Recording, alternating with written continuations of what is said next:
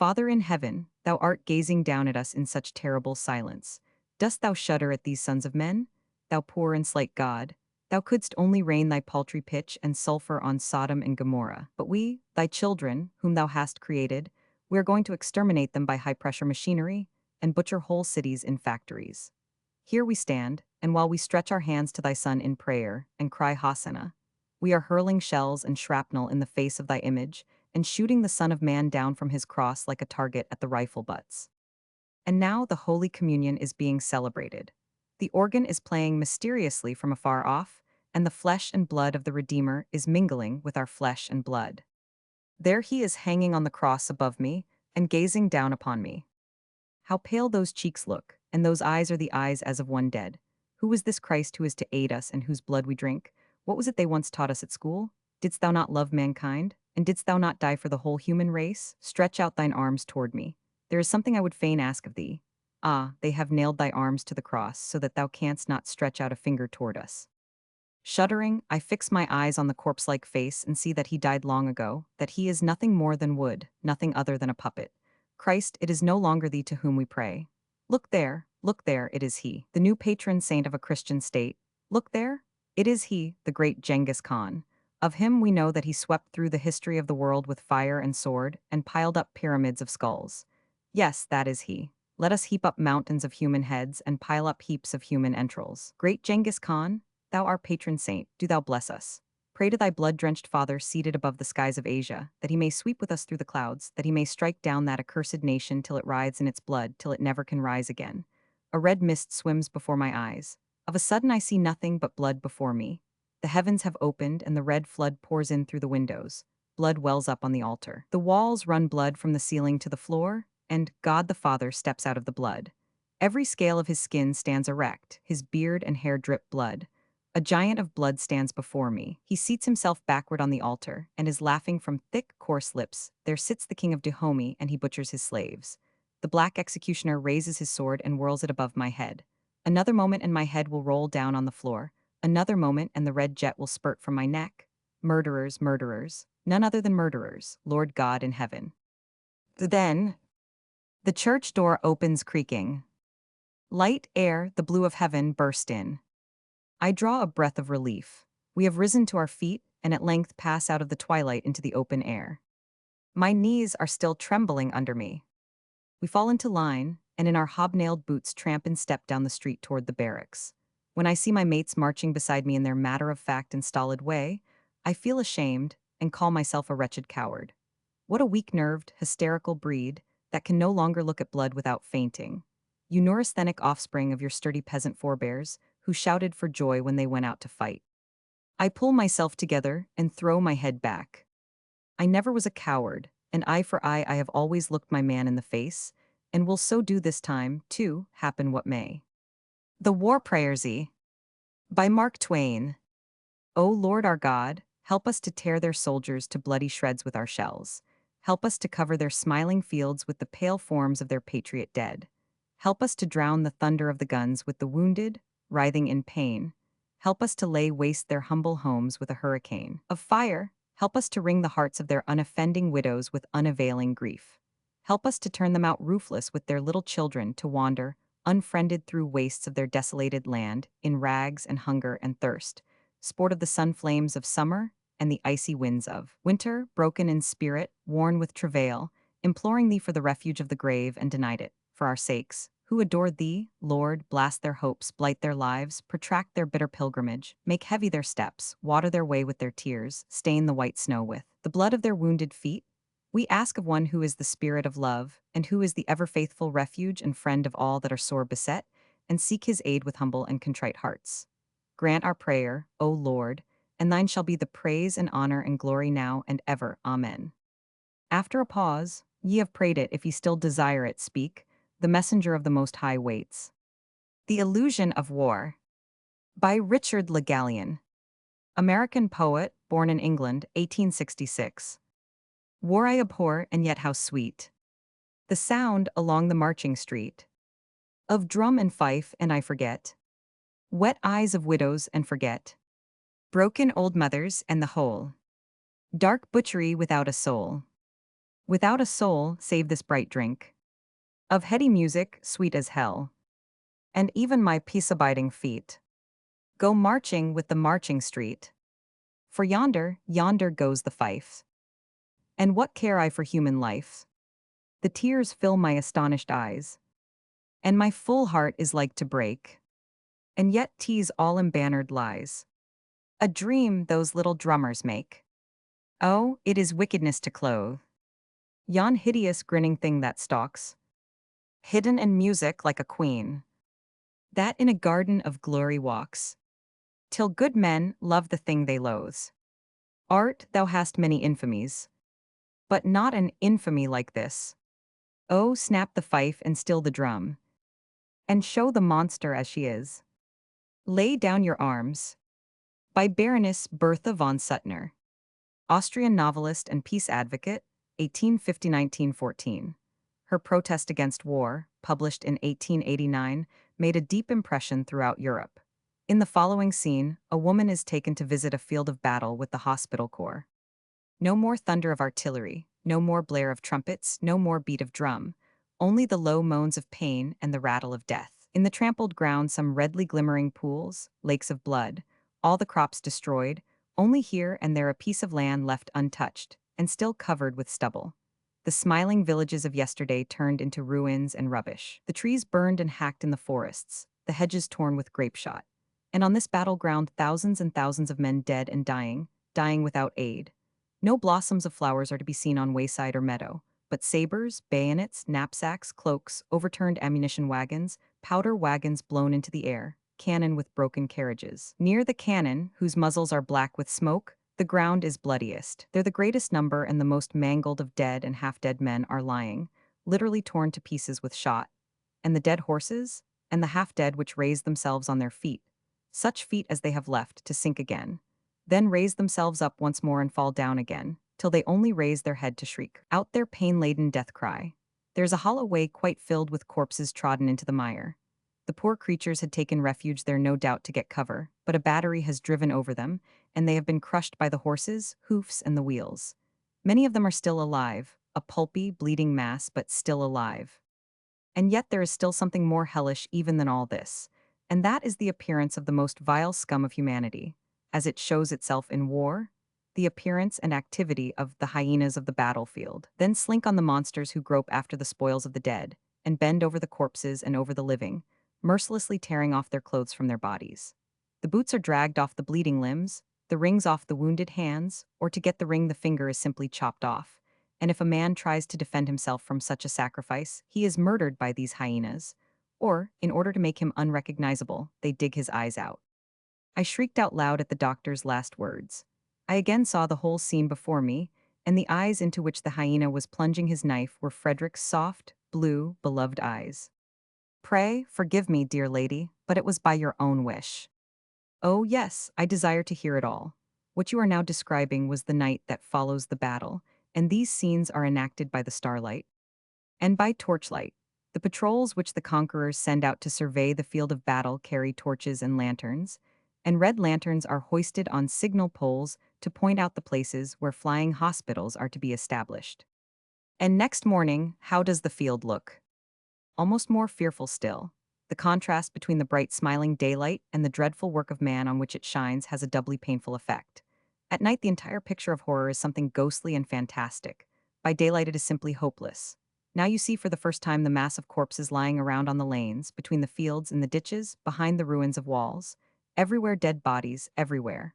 Plundered, some of them naked, and just the same with the wounded. Those who, in spite of the nightly labor of the sanitary corps, are still always lying around in numbers, look pale and collapsed, green or yellow, with fixed and stupefied gaze, or writhing in agonies of pain. They beg anyone who comes near to put them to death. Swarms of carrion crows settle on the tops of the trees, and with loud croaks announce the bill of fare of the tempting banquet. Hungry dogs from the villages around come running by and lick the blood from wounds.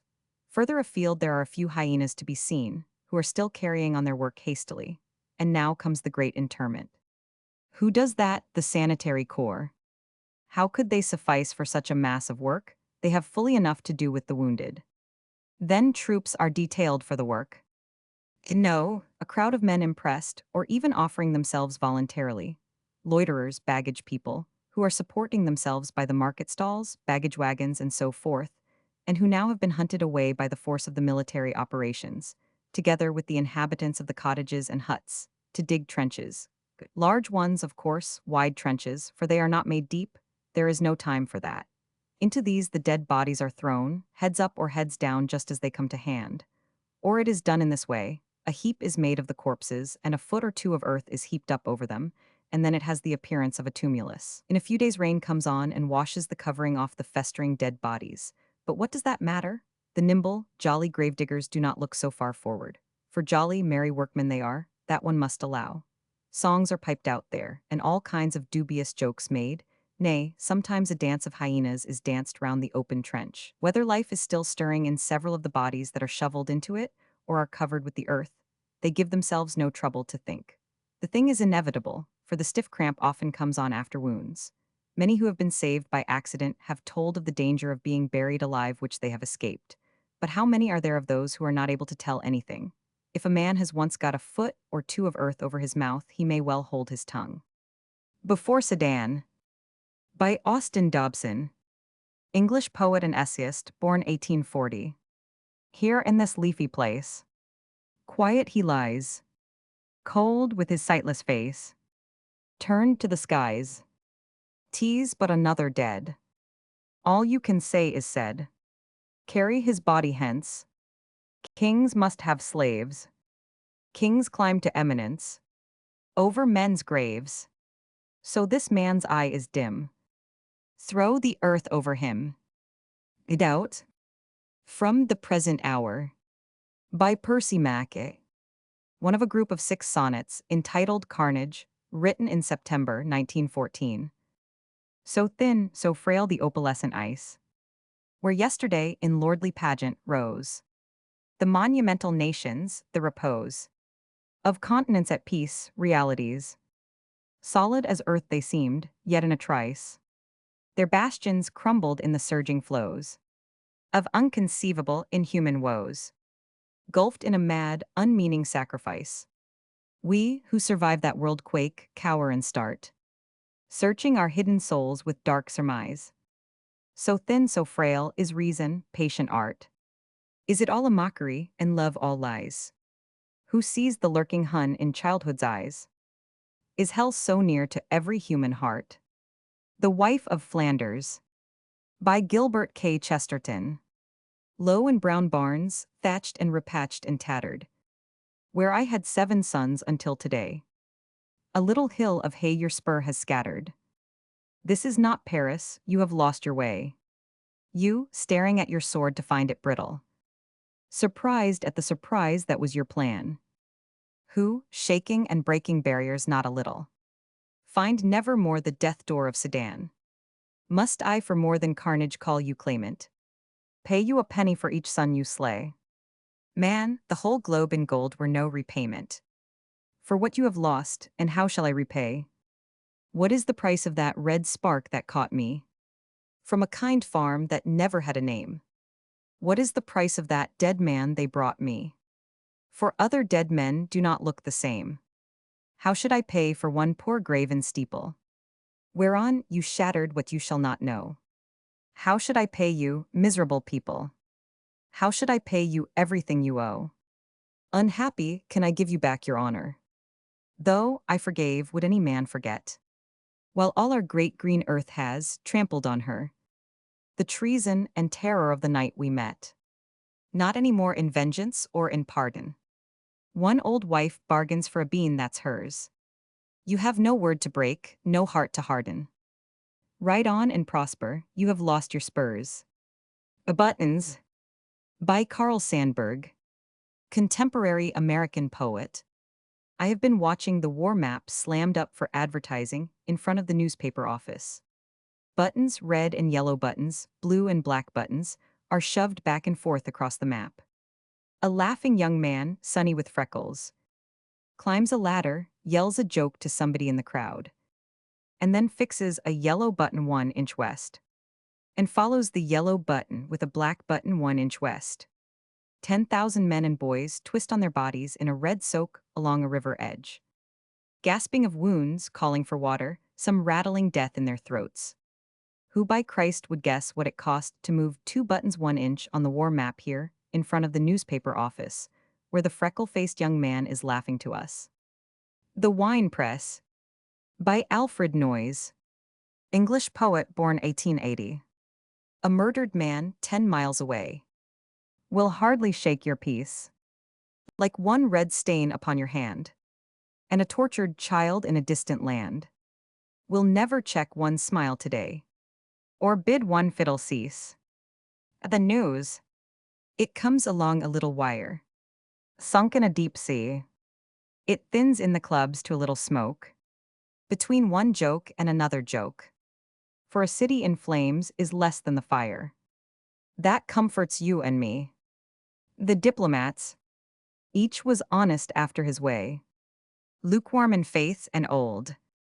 And blood to them was only a word, and the point of a phrase their only sword. And the cost of war, they reckoned it in little discs of gold. They were cleanly groomed, they were not to be bought. And their cigars were good. But they had pulled so many strings in the tinselled puppet show of kings, that when they talked of war, they thought of sawdust, not of blood, not of the crimson tempest, where the shattered city falls. They thought, behind their varnished doors, of diplomats, ambassadors, budgets and loans and boundary lines, coercions and recalls. The charge. Slaughter, slaughter, slaughter. The cold machines whirred on, and strange things crawled amongst the wheat, with entrails dragging round their feet. And over the foul red shambles, a fearful sunlight shone. The Maxims cracked like cattle whips. Above the struggling hordes, they rolled and plunged and writhed like snakes in the trampled wheat and the blackthorn brakes. And the lightnings leapt among them, like clashing crimson swords. The rifles flogged their wallowing herds, flogged them down to die. Down on their slain the slayers lay, and the shrapnel thrashed them into the clay, and tossed their limbs like tattered birds through a red volcanic sky. War. From Songs of Joy. By William H. Davies, an English poet whose Autobiography of a Supertramp was given to the world with an introduction by Bernard Shaw. Ye liberals and conservatives, have pity on our human lives. Waste not more blood on human strife, until we know some way to use this human blood we take or lose. 'Tis sin to sacrifice our life. When pigs are stuck, we save their blood, and make puddings for our food, the sweetest and the cheapest meat. And many a woman, man and boy have ate those puddings with great joy, and oft times in the open street. Let's not have war till we can make of this sweet life we lose or take some kind of pudding of man's gore, so that the clergy in each parish may save the lives of those that famish, because meat's dear and times are poor. In praise of the warrior. From Don Quixote. By Miguel de Cervantes.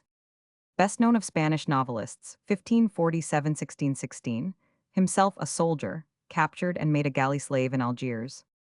I am not a barbarian, and I love letters, but let us beware of according them preeminence over arms, or even an equality with arms. The man of letters, it is very true, instructs and illuminates his fellows, softens manners, elevates minds, and teaches us justice, a beautiful and sublime science. But the warrior makes us observe justice. His object is to procure us the first and sweetest of blessings, peace, gentlest peace, so necessary to human happiness. This peace, adorable blessing, gift divine, source of happiness, this peace is the object of war. The warrior labors to procure it for us, and the warrior therefore performs the most useful labor in the world. Song of the Exposition. By Walt Whitman. See pages 184–268. Away with themes of war, away with war itself. Hence from my shuddering sight, to never more return, that show of blackened, mutilated corpses. That hell unpent and raid of blood, fit for wild tigers or for lop-tongued wolves, not reasoning men. And in its stead speed industries campaigns. With thy undaunted armies, engineering. Thy pennants, labor, loosen to the breeze. Thy bugles sounding loud and clear. Woman and War. From Woman and Labor. By Olive Schreiner. See pages 240, 246, 504. In supplying the men for the carnage of a battlefield, women have not merely lost actually more blood, and gone through a more acute anguish and weariness, in the months of bearing and in the final agony of childbirth, than has been experienced by the men who cover it. But in the months of rearing that follow, the women of the race go through a long, patiently endured strain which no knapsack soldier on his longest march has ever more than equaled. While, even in the matter of death, in all civilized societies, the probability that the average woman will die in childbirth is immeasurably greater than the probability that the average male will die in battle. There is perhaps no woman, whether she have borne children or be merely potentially a childbearer, who could look down upon a battlefield covered with slain, but the thought would rise in her. So many mothers' sons, so many young bodies brought into the world to lie there. So many months of weariness and pain while bones and muscles were shaped within. So many hours of anguish and struggle that breath might be. So many baby mouths drawing life at women's breasts. All this that men might lie with glazed eyeballs and swollen faces and fixed, blue, unclosed mouths and great limbs tossed. This that an acre of ground might be manured with human flesh, that next year's grass, or poppies or karoo bushes may spring up greener and redder, where they have lain, or that the sand of a plain may have the glint of white bones. And we cry, without an inexorable cause, this must not be. No woman who is a woman says of a human body, it is nothing. The Arsenal at Springfield. By Henry Wadsworth Longfellow. Probably the most popular of American poets, 1807-1882. This is the arsenal, from floor to ceiling. Like a huge organ, rise the burnished arms. But from their silent pipes, no anthem pealing. Startles the villages with strange alarms. Ah, what a sound will rise, how wild and dreary. When the death angel touches those swift keys. What loud lament and dismal miserere will mingle with their awful symphonies. I hear even now the infinite fierce chorus. The cries of agony, the endless groan. Which, through the ages that have gone before us, in long reverberations reach our own. Is it, O man, with such discordant noises, with such accursed instruments as these, thou drownest nature's sweet and kindly voices, and arrest the celestial harmonies? Were half the power that fills the world with terror, were half the wealth bestowed on camps and courts, given to redeem the human mind from error, there were no need of arsenals or forts. War and Peace. By Benjamin Franklin. American statesman, 1706-1790. I join with you most cordially in rejoicing at the return of peace. I hope it will be lasting, and that mankind will at length, as they call themselves reasonable creatures, have reason enough to settle their differences without cutting throats. For, in my opinion, there never was a good war or a bad peace. What vast additions to the conveniences and comforts of life might mankind have acquired, if the money spent in wars had been employed in works of utility? What an extension of agriculture, even to the tops of the mountains. What rivers rendered navigable or joined by canals? What bridges, aqueducts, new roads, and other public works, edifices and improvements, rendering England a complete paradise, might not have been obtained by spending those millions in doing good, which in the last war have been spent in doing mischief, in bringing misery into thousands of families, and destroying the lives of so many working people who might have performed the useful labors. A Prayer of the Peoples. From the Present Hour. By Percy Mackay. See pages 561, 572. God of us who kill our kind, master of this blood-tracked mind, which from wolf and Caliban staggers toward the star of man. Now, on thy cathedral stair, God, we cry to thee in prayer, where our stifled anguish bleeds, strangling through thine organ reeds, where our voiceless songs suspire, from the corpses in thy choir, through thy charred and shattered nave. God, we cry on thee to save. Save us from our tribal gods, From the racial powers whose rods, wreathed with stinging serpents, stir Odin and old Jupiter, from their ancient hells of hate, to invade thy dawning state. Lord our God, to whom from clay, blood and mire thy peoples pray, not from thy cathedrals stare. Thou hearest, thou creast through our prayer. For our prayer is but the gate. We who pray ourselves are fate. War. By the great Indian, Chief Joseph. Hear me, my warriors, my heart is sick and sad. Our chiefs are killed. The old men are all dead. It is cold and we have no blankets. The little children are freezing to death. Hear me, my warriors, my heart is sick and sad. From where the sun now stands, I will fight no more forever. A Project for a Perpetual Peace. By Jean-Jacques Rousseau. A document published 1756, in which the French philosopher outlined in detail a plan for a European federation, which seems in 1915 to have become the next step in civilization. As a more noble, useful, and delightful project never engaged the human mind than that of establishing a perpetual peace among the contending nations of Europe, never did a writer lay a better claim to the attention of the public than he who points out the means to carry such a design into execution. It is indeed very difficult for a man of probity and sensibility not to be fired with a kind of enthusiasm on such a subject. Nay, I am not clear that the very illusions of a heart truly humane, whose warmth makes everything easily surmountable, are not in this case more eligible than that rigid and forbidding prudence, which finds in its own indifference and want of public spirit the chief obstacle to everything that tends to promote the public good. I doubt not that many of my readers will be forearmed with incredulity, to withstand the pleasing temptation of being persuaded, and indeed I sincerely lament their dullness in mistaking obstinacy for wisdom. But I flatter myself that many an honest mind will sympathize with me in that delightful emotion, with which I take up the pen to treat of a subject so greatly interesting to the world. I am going to take a view, at least in imagination, of mankind united by love and friendship. I am going to take a contemplative prospect of an agreeable and peaceful society of brethren, living in constant harmony, directed by the same maxims, and joint sharers of one common felicity. While realizing to myself so affecting a picture, the representation of such imaginary happiness will give me the momentary enjoyment of a pleasure actually present. Let the People Vote on War. By Alan L. Benson, American socialist writer, born 1871. Each voter should sign his or her name to the ballot that is voted. In counting, the ballots for war should be kept apart from the ballots against war. In the event of more than half of the population voting for war, those who voted for war should be sent to the front in the order in which they appeared at their respective polling places. Nobody who voted against war should be called to serve until everybody who voted for war had been sent to the front. War. Arnold Böcklin, German painter, 1827–1901, painting in the Dresden Gallery. London. Paul Gustave Dore, French illustrator, 1833–1883. His pictures for Dante's Inferno are well known. Anti-militarism. From the Red Wave. By Joseph Henry Rosny, the Elder. French novelist, member of the Académie des Goncourts, born 1856.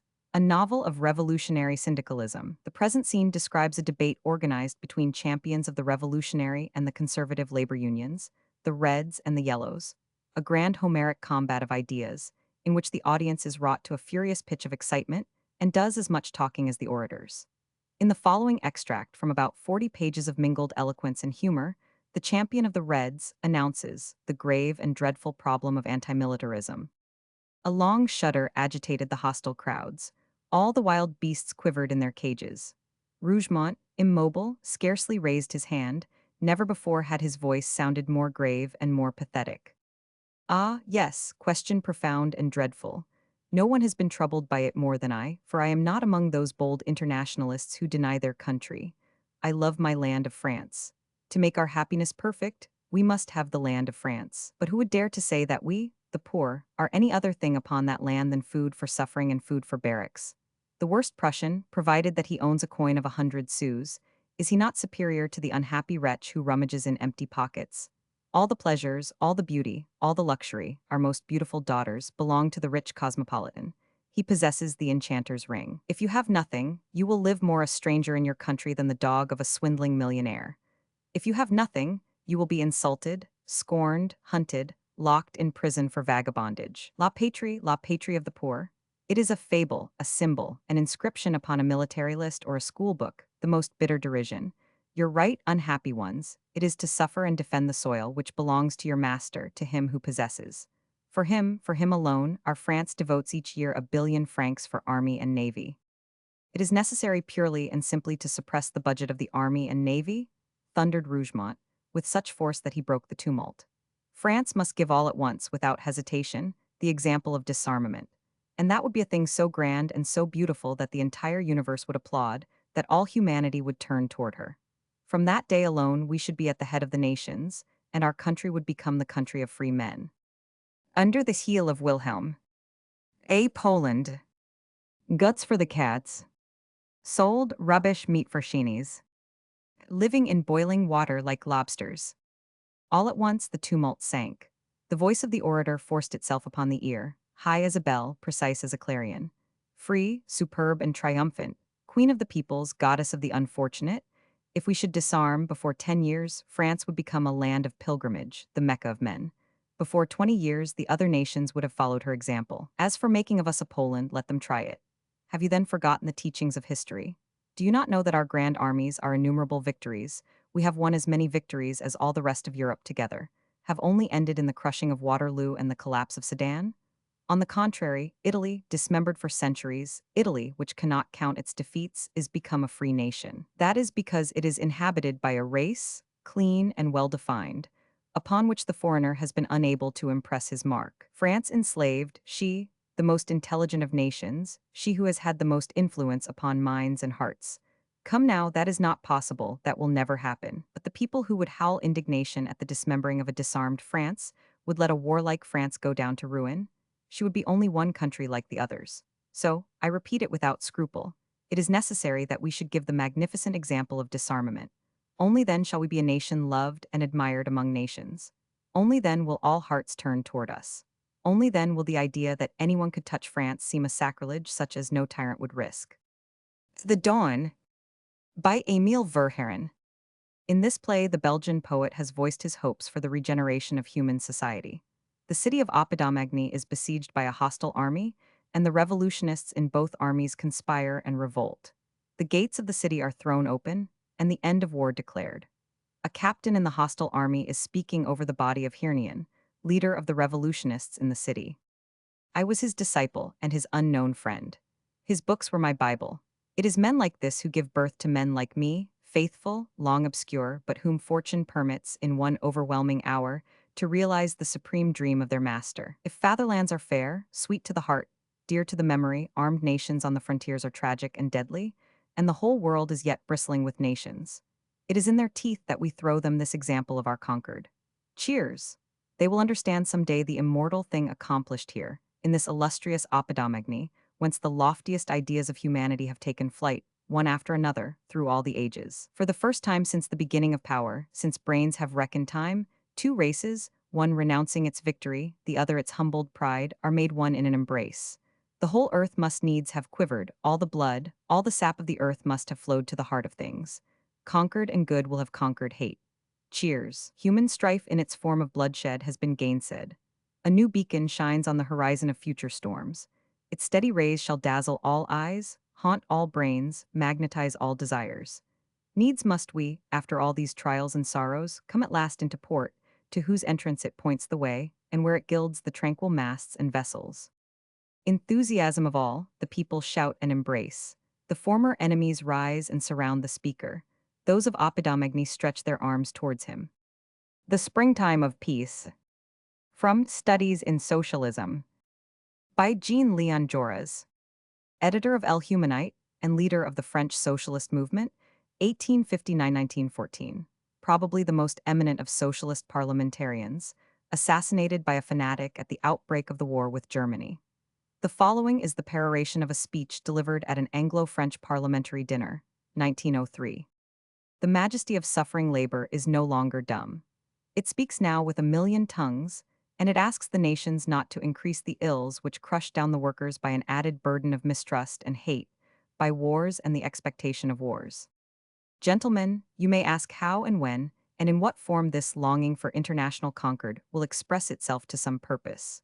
I can only answer you by a parable which I gleaned by fragments from the legends of Merlin, the magician, from the Arabian Nights, and from a book that is still unread.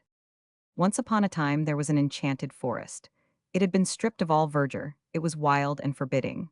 The trees, tossed by the bitter winter wind that never ceased, struck one another with a sound as of breaking swords. When at last, after a long series of freezing nights and sunless days that seemed like nights, all living things trembled with the first call of spring, the trees became afraid of the sap that began to move within them, and the solitary and bitter spirit that had its dwelling within the hard bark of each of them said very low, with a shudder that came up from the deepest roots, "Have a care. If thou art the first to risk yielding to the wooing of the new season, if thou art the first to turn thy lance-like buds into blossoms and leaves, their delicate raiment will be torn by the rough blows of the trees that have been slower to put forth leaves and flowers." And the proud and melancholy spirit that was shut up within the great druidical oak spoke to its tree with peculiar insistence. "And wilt thou, too, seek to join the universal love feast, thou whose noble branches have been broken by the storm?" Thus, in the enchanted forest, mutual distrust drove back the sap, and prolonged the death-like winter even after the call of spring. What happened at last? By what mysterious influence was the grim charm broken? Did some tree find the courage to act alone, like those April poplars that break into a shower of verdure, and give from afar the signal for a renewal of all life? Or did a warmer and more life-giving beam start the sap moving in all the trees at once? For lo, in a single day the whole forest burst forth into a magnificent flowering of joy and peace. By Micah, Hebrew prophet, BC 700. He shall judge among many people, and rebuke strong nations afar off. And they shall beat their swords into plowshares, and their spears into pruning hooks. Nation shall not lift up a sword against nation, neither shall they learn war any more. But they shall sit every man under his vine and under his fig tree, and none shall make them afraid, for the mouth of the Lord of hosts hath spoken it. Book 12. Country. The higher patriotism. The duty of man to his country, as seen from the point of view of those who would make the country the parent and friend of all who dwell in it. Our Country. Read July 4, 1883. By John Greenleaf Whittier. New England Quaker poet, 1807-1892, a prominent anti-slavery advocate. We give thy natal day to hope. O country of our love and prayer. Thy way is down no fatal slope, but up to freer sun and air. Tried as by furnace fires and yet, by God's grace only stronger made. In future task before thee set, thou shalt not lack the old-time aid. Great without seeking to be great, by fraud of conquest, rich in gold, but richer in the large estate of virtue which thy children hold, with peace that comes of purity, and strength to simple justice due. So runs our loyal dream of thee. God of our fathers, make it true. O land of lands, to thee we give our love, our trust, our service free. For thee thy sons shall nobly live, and at thy need shall die for thee. The New Freedom. By Woodrow Wilson, President of the United States, born 1856. The following is from his campaign speeches, 1912. Are we preserving freedom in this land of ours, the hope of all the earth? Have we, inheritors of this continent and of the ideals to which the fathers consecrated it, have we maintained them, realizing them, as each generation must anew? Are we, in the consciousness that the life of man is pledged to higher levels here than elsewhere, striving still to bear aloft the standards of liberty and hope? Or, disillusioned and defeated, are we feeling the disgrace of having had a free field in which to do new things, and of not having done them? The answer must be, I am sure, that we have been in a fair way of failure, tragic failure. And we stand in danger of utter failure yet, except we fulfill speedily the determination we have reached, to deal with the new and subtle tyrannies according to their deserts. Don't deceive yourselves for a moment as to the power of the great interests which now dominate our development. They are so great that it is almost an open question whether the government of the United States can dominate them or not. Go one step further, make their organized power permanent, and it may be too late to turn back. The roads diverge at the point where we stand. An Ode in Time of Hesitation by William Vaughan Moody. In these noble words, the poet voices his pain at the Philippine War and the wave of imperialism, which then swept over America. Was it for this our fathers kept the law? This crown shall crown their struggle and their ruth. Are we the eagle nation Milton saw, mewing its mighty youth, soon to possess the mountain winds of truth, and be a swift familiar of the sun, where I before God's face his trumpets run? Or have we but the talons and the maw? And for the abject likeness of our heart, shall some less lordly bird be set apart? Some gross-billed waiter where the swamps are fat, some gorger in the sun, some prowler with the bat? Ah, no, we have not fallen so. We are our Father's sons, let those who lead us know. We charge you, ye who lead us, breathe on their chivalry no hint of stain. Turn not their new world victories to gain. One least leaf plucked for chaffer from the bays of their dear praise, one jot of their pure conquest put to hire, the implacable republic will require, with clamor in the glare and gaze of noon, or subtly coming as a thief at night, but surely, very surely, slow or soon. That insult deep we deeply will requite. Tempt not our weakness, our cupidity. For save, we let the island men go free. Those baffled and dislaureled ghosts will curse us from the lamentable coasts, where walk the frustrate dead. The cup of trembling shall be drained quite, eaten the sour bread of astonishment, with ashes of the heart shall be made white. Our hair and wailing shall be in the tent. Then on your guiltier head shall our intolerable self-disdain wreak suddenly its anger and its pain. For manifest in that disastrous light, we shall discern the right, and do it tardily, O ye who led. Take heed. Blindness we may forgive, but baseness we will smite. The Price of Liberty by Thomas Jefferson. See pages 228, 332. Cherish the spirit of our people and keep alive their attention. Do not be too severe upon their errors, but reclaim them by enlightening them. If once they become inattentive to public affairs, you and I, and Congress and assemblies, judges and governors shall all become wolves. It seems to be the law of our general nature, in spite of individual exceptions, and experience declares that man is the only animal which devours his own kind. For I can apply no milder term to the governments of Europe, and to the general prey of the rich on the poor. To the Goddess of Liberty, New York Harbor, by George Sterling. See pages 504, 552. Oh, is it balefire in thy brazen hand? The traitor light set on betraying coasts. To lure to doom the mariner, art thou. Indeed that freedom, gracious and supreme, by France once sighted over seas of blood. A beacon to the ages and their hope. A star against the midnight of the race. A vision and announcement, art thou she, for whom our fathers fought at Lexington, and trod the ways of death at Gettysburg. Thy torch is lit, thy steadfast hand upheld. Before our ocean portals, for a sign, men set thee there to welcome, loving men. With faith in man, thou wast upraised to tell, to simple souls that seek from overseas, our rumored liberty, that here no chains are on the people, here no kings can stand, nor the old tyranny confound mankind, sapping with craft the ramparts of the law. For such, O high presentment of their dream, thy pathless sandals wait upon the stone, thy tranquil face looks evermore to see.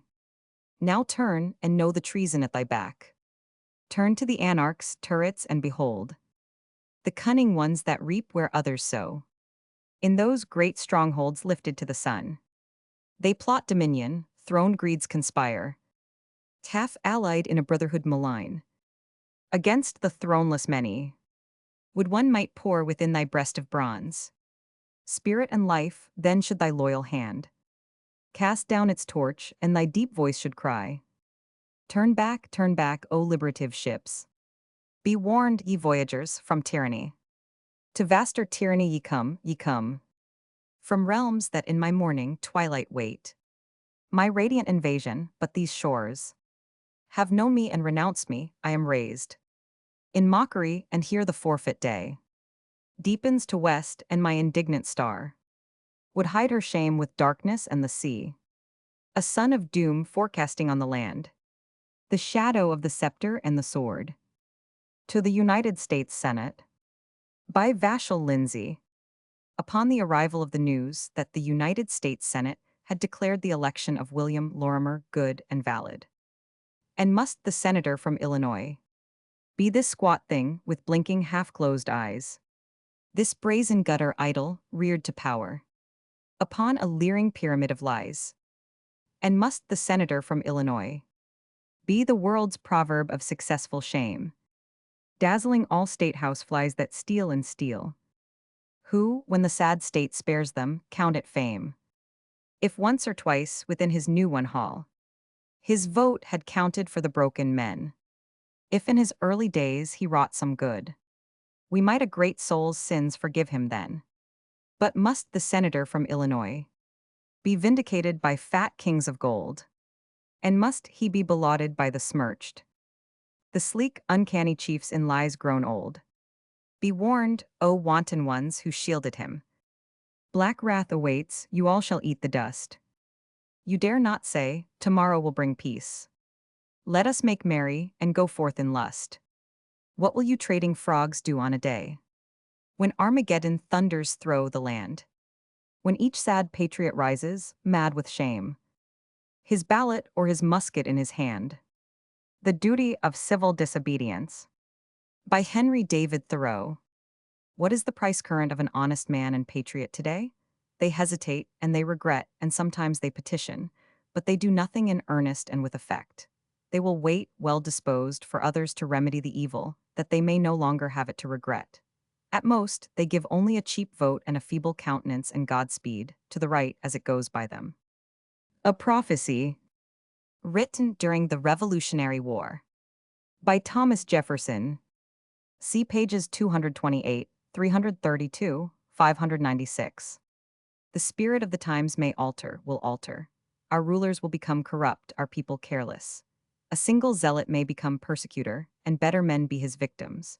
It can never be too often repeated that the time for fixing essential right, on a legal basis, is while our rulers are honest, ourselves united. From the conclusion of this war, we shall be going downhill. It will not then be necessary to resort every moment to the people for support. They will be forgotten, therefore, and their rights disregarded. They will forget themselves in the sole faculty of making money, and will never think of uniting to effect a due respect for their rights. The shackles, therefore, which shall not be knocked off at the conclusion of this war, will be heavier and heavier, till our rights shall revive or expire in a convulsion. An election campaign in New York. From the House of Bondage. By Reginald Wright Kaufman. See pages 53, 167. For many days previously, any outsider, reading the newspapers or attending the mass meetings in Cooper Union and Carnegie Hall, would have supposed that a prodigious battle was waging and that the result would be, until the last shot, in doubt.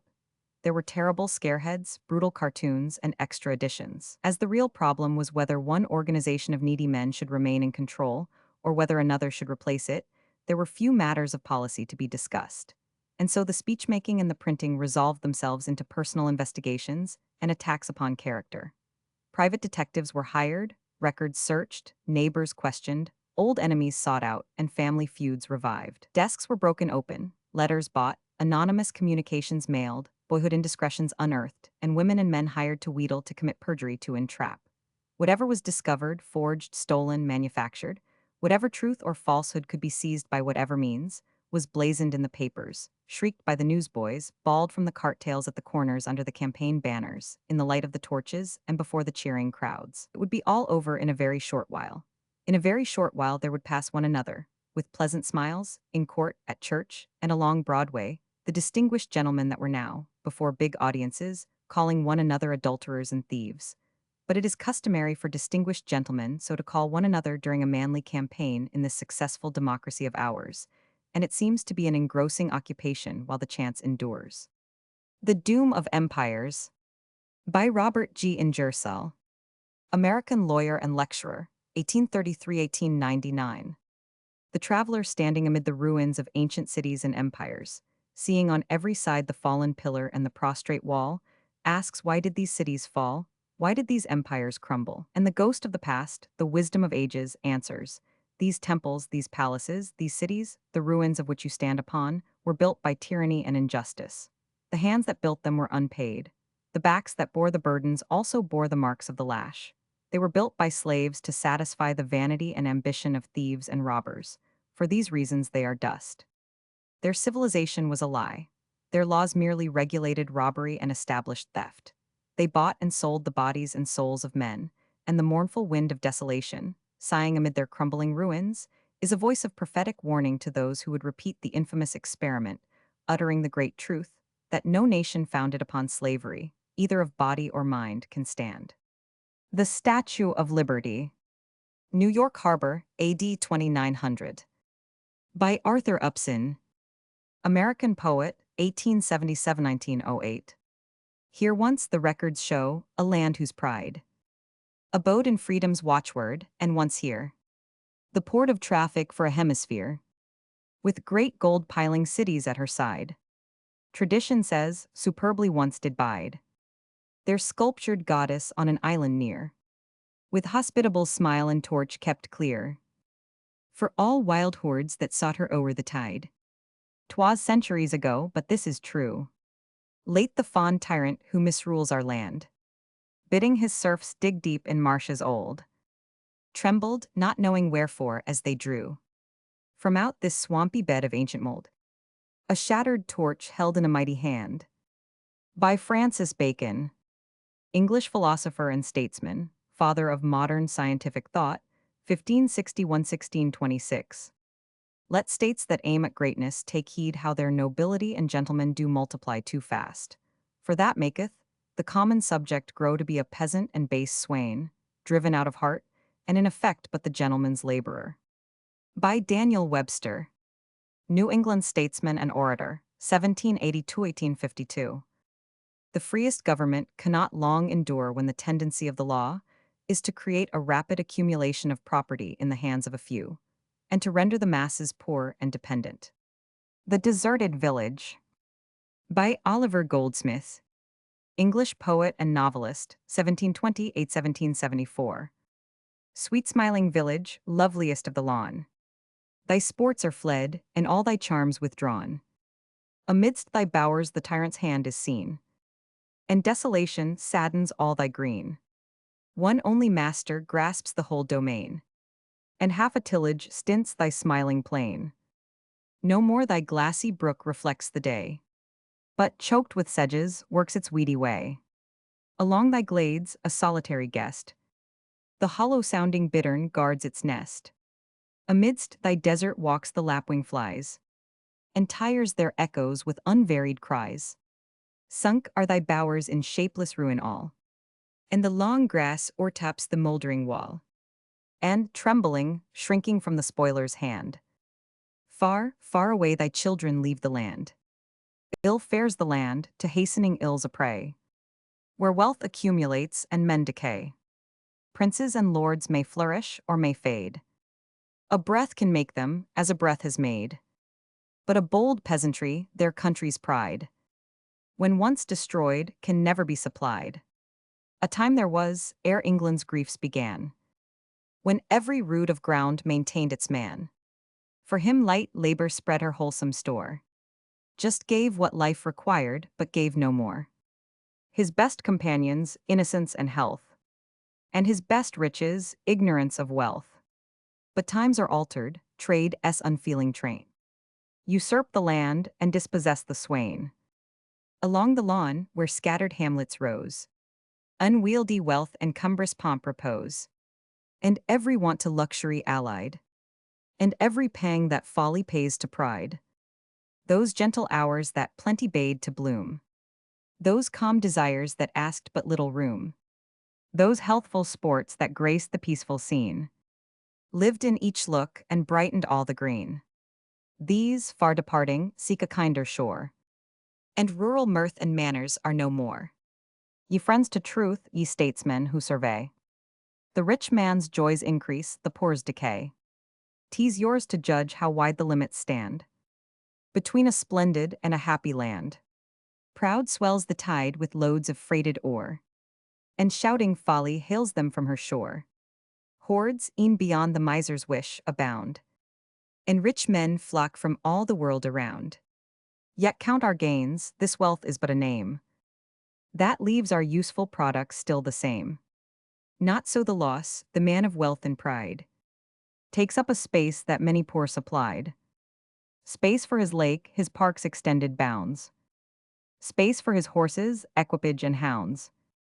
The robe that wraps his limbs in silken sloth has robbed the neighboring fields of half their growth. His seat, where solitary sports are seen, indignant spurns the cottage from the green. Around the world each needful product flies, for all the luxuries the world supplies. While thus the land, adorned for pleasure all, in barren splendor, feebly waits the fall. Where then, where shall poverty reside, to escape the pressure of contiguous pride? If, to some common's fenceless limits strayed, he drives his flock to pick the scanty blade. Those fenceless fields the sons of wealth divide, and even the bare-worn common is denied.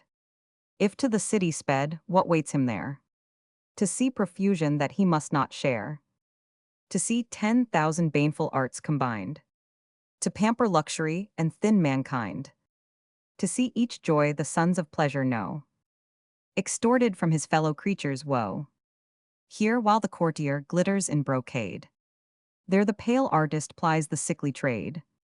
Here while the proud their long-drawn pomps display, there the black gibbet glooms beside the way. The dome, where pleasure holds her midnight reign, here, richly decked, admits the gorgeous train. Tumultuous grandeur crowds the blazing square. The rattling chariots clash, the torches glare. Sure scenes like these no troubles e'er annoy. Sure these denote one universal joy. Are these thy serious thoughts? Turn thine eyes where the poor, houseless, shivering female lies. She once, perhaps, in village plenty blessed, has wept at tales of innocence distressed.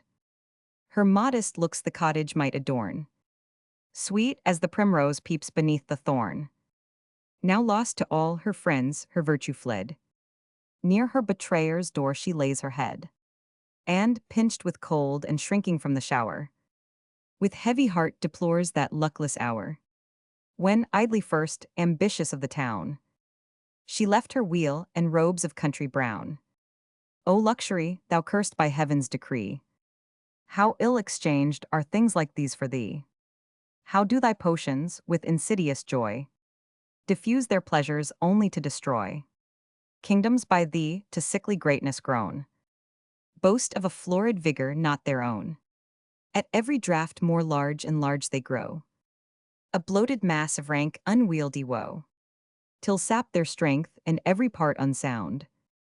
Down, down they sink and spread a ruin round. England in 1819. By Percy Bysshe Shelley. An old, mad, blind, despised and dying king. Princes, the dregs of their dull race who flow through public scorn, mud from a muddy spring. Rulers who neither see, nor feel, nor know, but leech-like to their fainting country cling, till they drop, blind in blood without a blow. A people starved and stabbed in the untilled field. An army which liberticide and prey makes as a two-edged sword to all who wield. Golden and sanguine laws which tempt and slay. Religion Christless, godless, a book sealed. A senate, time's worst statute unrepealed. Our graves from which a glorious phantom may burst to illumine our tempestuous day. The Victorian Age. By Edward Carpenter. See pages 186, 541. I found myself, and without knowing where I was, in the middle of that strange period of human evolution, the Victorian Age, which in some respects one now thinks marked the lowest ebb of modern civilized society. A period in which not only commercialism in public life, but cant in religion, pure materialism in science, futility in social conventions, the worship of stocks and shares, the starving of the human heart, the denial of the human body and its needs, the huddling concealment of the body in clothes, the impure hush on matters of sex, class division, contempt of manual labor, and the cruel barring of women from every natural and useful expression of their lives, were carried to an extremity of folly difficult for us now to realize. Coronation Day. From The People of the Abyss. By Jack London. See pages 62, 125, 139, 519. Vivat Rex Eduardus. They crowned a king this day, and there have been great rejoicing and elaborate tomfoolery, and I am perplexed and saddened. I never saw anything to compare with the pageant, except Yankee circuses and Alhambra ballets, nor did I ever see anything so hopeless and so tragic. To have enjoyed the coronation procession, I should have come straight from America to the Hotel Cecil, and straight from the Hotel Cecil to a 5-guinea seat among the washed. My mistake was in coming from the unwashed of the East End. There were not many who came from that quarter. The East End, as a whole, remained in the East End and got drunk. The Socialists, Democrats, and Republicans went off to the country for a breath of fresh air, quite unaffected by the fact that 400 millions of people were taking to themselves a crowned and anointed ruler. 6,500 prelates, priests, statesmen, princes, and warriors beheld the crowning, and the rest of us the pageant as it passed. I saw it at Trafalgar Square, the most splendid sight in Europe, in the very innermost heart of the empire. There were many thousands of us, all checked and held in order by a superb display of armed power. The line of march was double-walled with soldiers. The base of the Nelson column was triple-fringed with bluejackets. Eastward, at the entrance to the square, stood the Royal Marine Artillery. In the triangle of Pall Mall and Cockspur Street, the statue of George Roman III was buttressed on either side by the Lancers and Hussars. To the west were the redcoats of the Royal Marines, and from the Union Club to the embouchure of Whitehall swept the glittering, massive curve of the First Life Guards. Gigantic men mounted on gigantic chargers, steel breastplated, steel helmeted, steel caparisoned, a great war sword of steel ready to the hand of the powers that be. And further, throughout the crowd, were flung long lines of the Metropolitan Constabulary, while in the rear were the reserves, tall, well-fed men, with weapons to wield and muscles to wield them in case of need. And as it was thus at Trafalgar Square, so was it along the whole line of march, force overpowering force. Myriads of men, splendid men, the pick of the people, whose sole function in life is blindly to obey, and blindly to kill and destroy and stamp out life. And that they should be well fed, well clothed, and well armed, and have ships to hurl them to the ends of the earth, the East End of London, and the East End of all England, toils and rots and dies. There is a Chinese proverb that if one man lives in laziness, another will die of hunger. And Montesquieu has said, the fact that many men are occupied in making clothes for one individual is the cause of there being many people without clothes. We cannot understand the starved and runty toiler of the East End, living with his family in a one-room den, and letting out the floor space for lodgings to other starved and runty toilers, till we look at the strapping life guardsmen of the West End, and come to know that the one must feed and clothe and groom the other. In these latter days, 500 hereditary peers own 1/5 of England, and they, and the officers and servants under the king, and those who go to compose the powers that be, yearly spend in wasteful luxury $1,850,000,000, or £370 million, which is 32% of the total wealth produced by all the toilers of the country. At the Abbey, clad in wonderful golden raiment, amid fanfare of trumpets and throbbing of music, surrounded by a brilliant throng of masters, lords, and rulers, the king was being invested with the insignia of his sovereignty. The spurs were placed to his heels by the Lord Great Chamberlain, and a sword of state, in purple scabbard, was presented him by the Archbishop of Canterbury, with these words: "Receive this kingly sword brought now from the altar of God, and delivered to you by the hands of the bishops and servants of God, though unworthy." Whereupon, being girded, he gave heed to the Archbishop's exhortation. With this sword do justice, stop the growth of iniquity, protect the holy church of God, help and defend widows and orphans, restore the things that are gone to decay, maintain the things that are restored, punish and reform what is amiss, and confirm what is in good order. "And how did you like the procession, mate?" I asked an old man on a bench in Green Park. "How did I like it? A bloomin' good chance," says I to myself, "for a sleep. Why, all the coppers oi, so I turned into the corner there along why 50 others. But I couldn't sleep, a lyin' there ungry and thinkin', 'ow I worked all the years o' my life and now 'ad no place to rest my eed. And the music common to me, and the cheers and cannon, till I got almost a hanarchist and wanted to blow out the brains o' the Lord Chamberlain." Why the Lord Chamberlain I could not precisely see, nor could he, but that was the way he felt, he said conclusively, and there was no more discussion. At 3 in the morning I strolled up the embankment. It was a gala night for the homeless, for the police were elsewhere, and each bench was jammed with sleeping occupants. There were as many women as men, and the great majority of them, male and female, were old. Occasionally a boy was to be seen. On one bench I noticed a family. A man sitting upright with a sleeping babe in his arms, his wife asleep, her head on his shoulder, and in her lap the head of a sleeping youngster. The man's eyes were wide open. He was staring out over the water and thinking, which is not a good thing for a shelterless man with a family to do.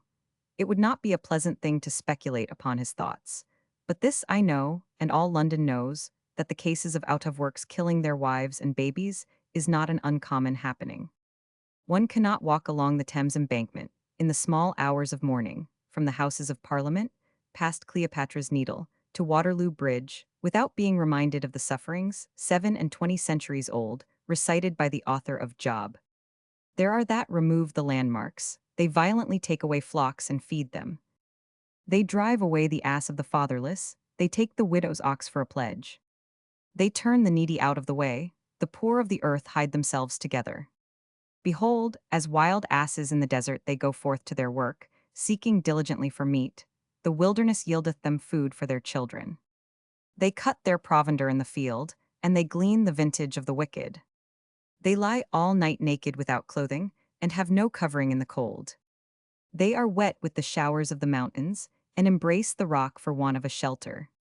There are that pluck the fatherless from the breast, and take a pledge of the poor.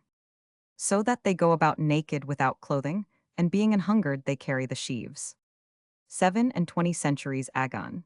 And it is all as true and apposite today in the innermost center of this Christian civilization, whereof Edward Roman 7 is king.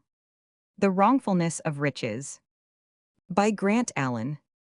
Have you ever reflected with what equipment of rights the average citizen is born endowed in England? With the right of moving up and down the public roads till he drops from exhaustion. That is all.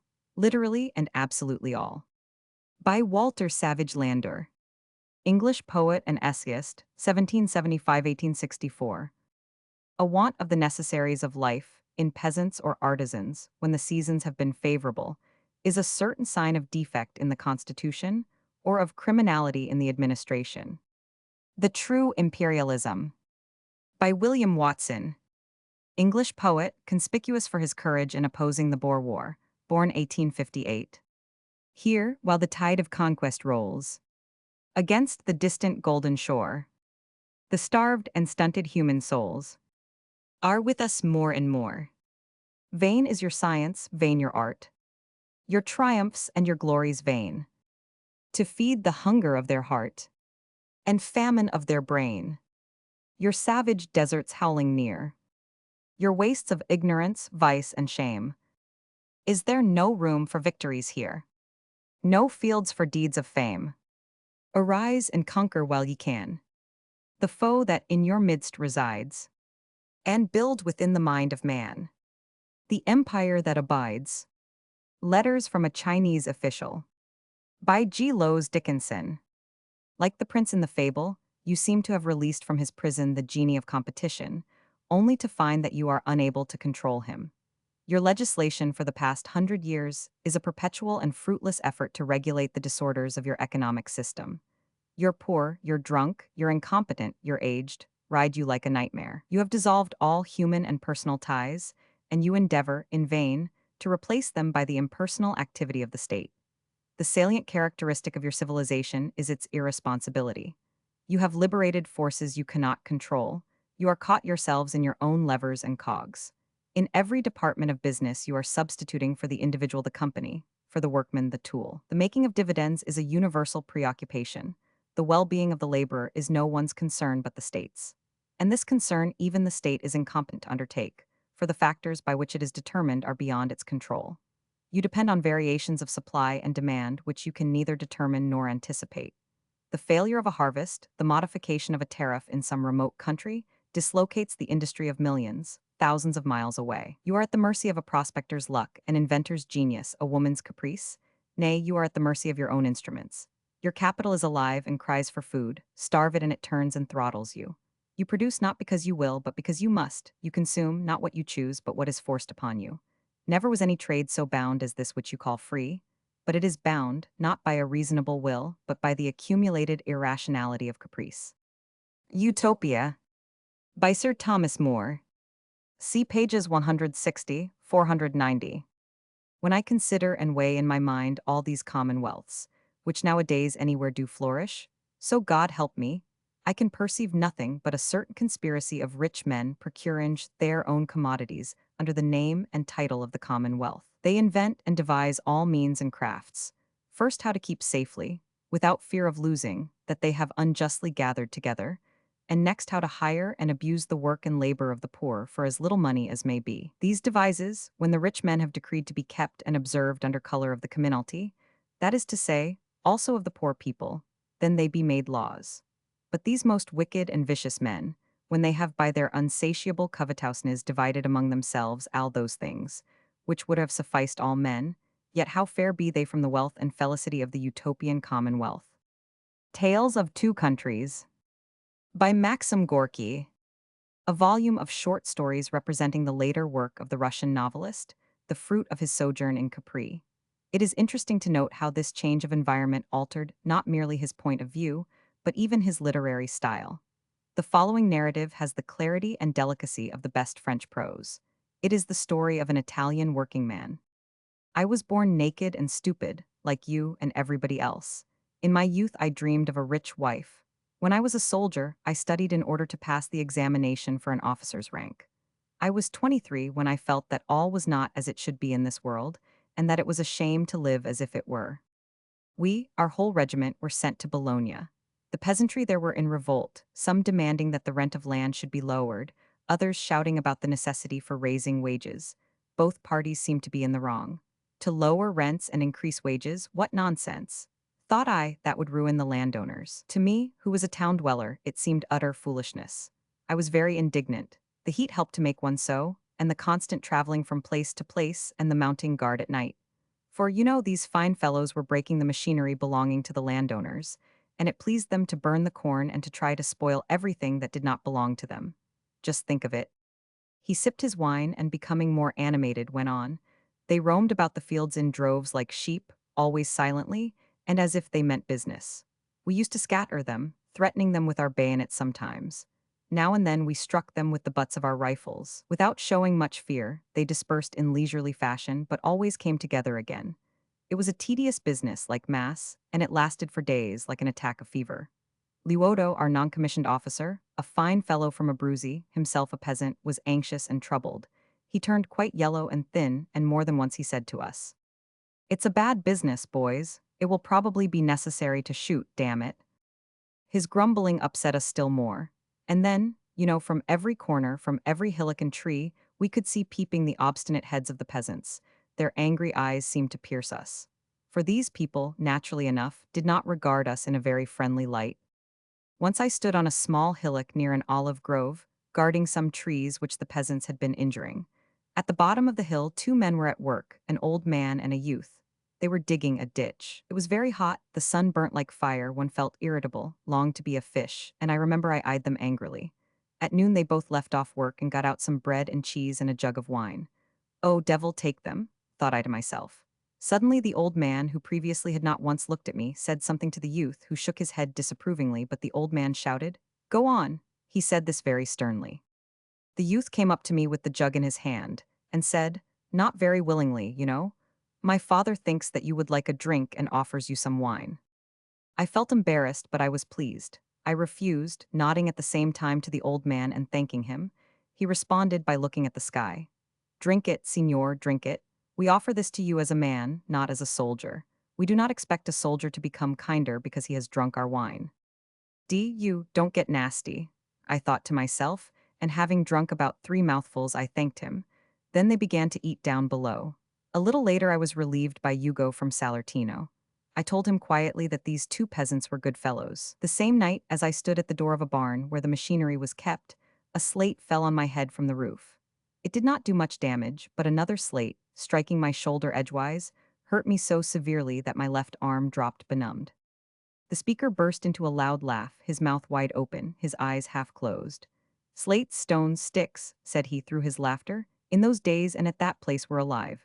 This independent action of lifeless things made some pretty big bumps on our heads. Wherever a soldier stood or walked, a stick would suddenly fly at him from the ground, or a stone fall upon him from the sky. It made us savage, as you can guess. The eyes of his companion became sad, his face turned pale, and he said quietly, "One always feels ashamed to hear of such things. What is one to do? People take time to get wise." Then I called for help. I was led into a house where another fellow lay, his face cut by a stone. When I asked him how it happened, he said, smiling but not with mirth, "An old woman, comrade, an old gray witch struck me, and then proposed that I should kill her." "Was she arrested?" I said that I had done it myself, that I had fallen and hurt myself. The commander did not believe it, I could see it by his eyes. But don't you see, it was awkward to confess that I had been wounded by an old woman. The devil, of course they are hard-pressed, and one can understand that they do not love us. Thought I. The doctor came and two ladies with him, one of them fair and very pretty, evidently a Venetian. I don't remember the other. They looked at my wound. It was slight, of course. They applied a poultice and went away. My comrade and I used to sit at the window. We sat in such a way that the light did not fall on us, and there once we heard the charming voice of this fair lady. She and her companion were walking with the doctor in the garden outside the window and talking in French, which I understand very well. "Did you notice the color of his eyes?" she asked. "He is a peasant, of course, and once he has taken off his uniform will no doubt become a socialist, like all of them here. People with eyes like that want to conquer the whole of life, to drive us out, to destroy us in order that some blind, tedious justice should triumph." "Foolish fellows," said the doctor, "half children, half brutes." "Brutes, that is quite true, but what is there childish about them? What about those dreams of universal equality? Yes, just imagine it. The fellow with the eyes of an ox and the other with the face of a bird are equals. You and I their equals, the equals of these people of inferior blood. People who can be bidden to come and kill their fellows, brutes like them." She spoke much and vehemently. I listened and thought, quite right, signora. I had seen her more than once, and you know, of course, that no one dreams more ardently of a woman than a soldier. I imagined her to be kind and clever and warm-hearted, and at that time I had an idea that the landed nobility were especially clever, or gifted, or something of the kind. I don't know why. I asked my comrade, "Do you understand this language?" No, he did not understand. Then I translated for him the fair lady's speech. The fellow got as angry as the devil and started to jump about the room, his one eye glistening, the other was bandaged. "Is that so?" he murmured. "Is that possible? She makes use of me and does not look upon me as a man. For her sake I allow my dignity to be offended and she denies it. For the sake of guarding her property I risk losing my soul." He was not a fool and felt that he had been very much insulted. And so did I. The following day we talked about this lady in a loud voice, not heeding Luoto, who only muttered, "Be careful, boys. Don't forget that you are soldiers and that there is such a thing as discipline." No, we did not forget it, but many of us, almost all, to tell you the truth, became deaf and blind, and these young peasants made use of our deafness and blindness to very good purpose. They won. They treated us very well indeed. The fair lady could have learnt from them. For instance, they could have taught her very convincingly how honest people should be valued. When we left the place whither we had come with the idea of shedding blood, many of us were given flowers. As we marched along the streets of the village, not stones and slates but flowers were thrown at us, my friend. I think we had deserved it. One may forget a cool reception when one has received such a good send-off. The Rights of Man, by Thomas Paine, English radical writer, who took a prominent part in the American and French revolutions, 1737–1809. The superstitious awe, the enslaving reverence that formerly surrounded affluence, is passing away in all countries, and leaving the possessor of property to the convulsion of accidents. When wealth and splendor, instead of fascinating the multitude, excite emotions of disgust. When, instead of drawing forth admiration, it is beheld as an insult upon wretchedness. When the ostentatious appearance it makes serves to call the right of it in question, the case of property becomes critical, and it is only in a system of justice that the possessor can contemplate security. By Otto von Bismarck, German statesman, 1815–1898. I believe that those who profess horror at the intervention of the state for the protection of the weak lay, themselves, open to the suspicion that they are desirous of using their strength for the benefit of a portion, for the oppression of the rest. The Demand of Labor by Abraham Lincoln, President of the United States, 1809–1865, a frequently quoted passage attributed to Lincoln, prophesying the developments of modern capitalist industry, has been proven to be spurious. It therefore seems worth stating that the passages quoted in this volume have been duly verified.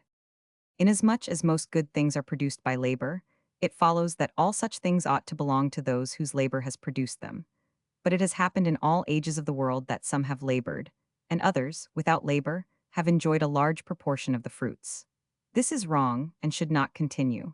To secure to each laborer the whole product of his labor as nearly as possible is a worthy object of any good government. Brainism. From the New York Tribune.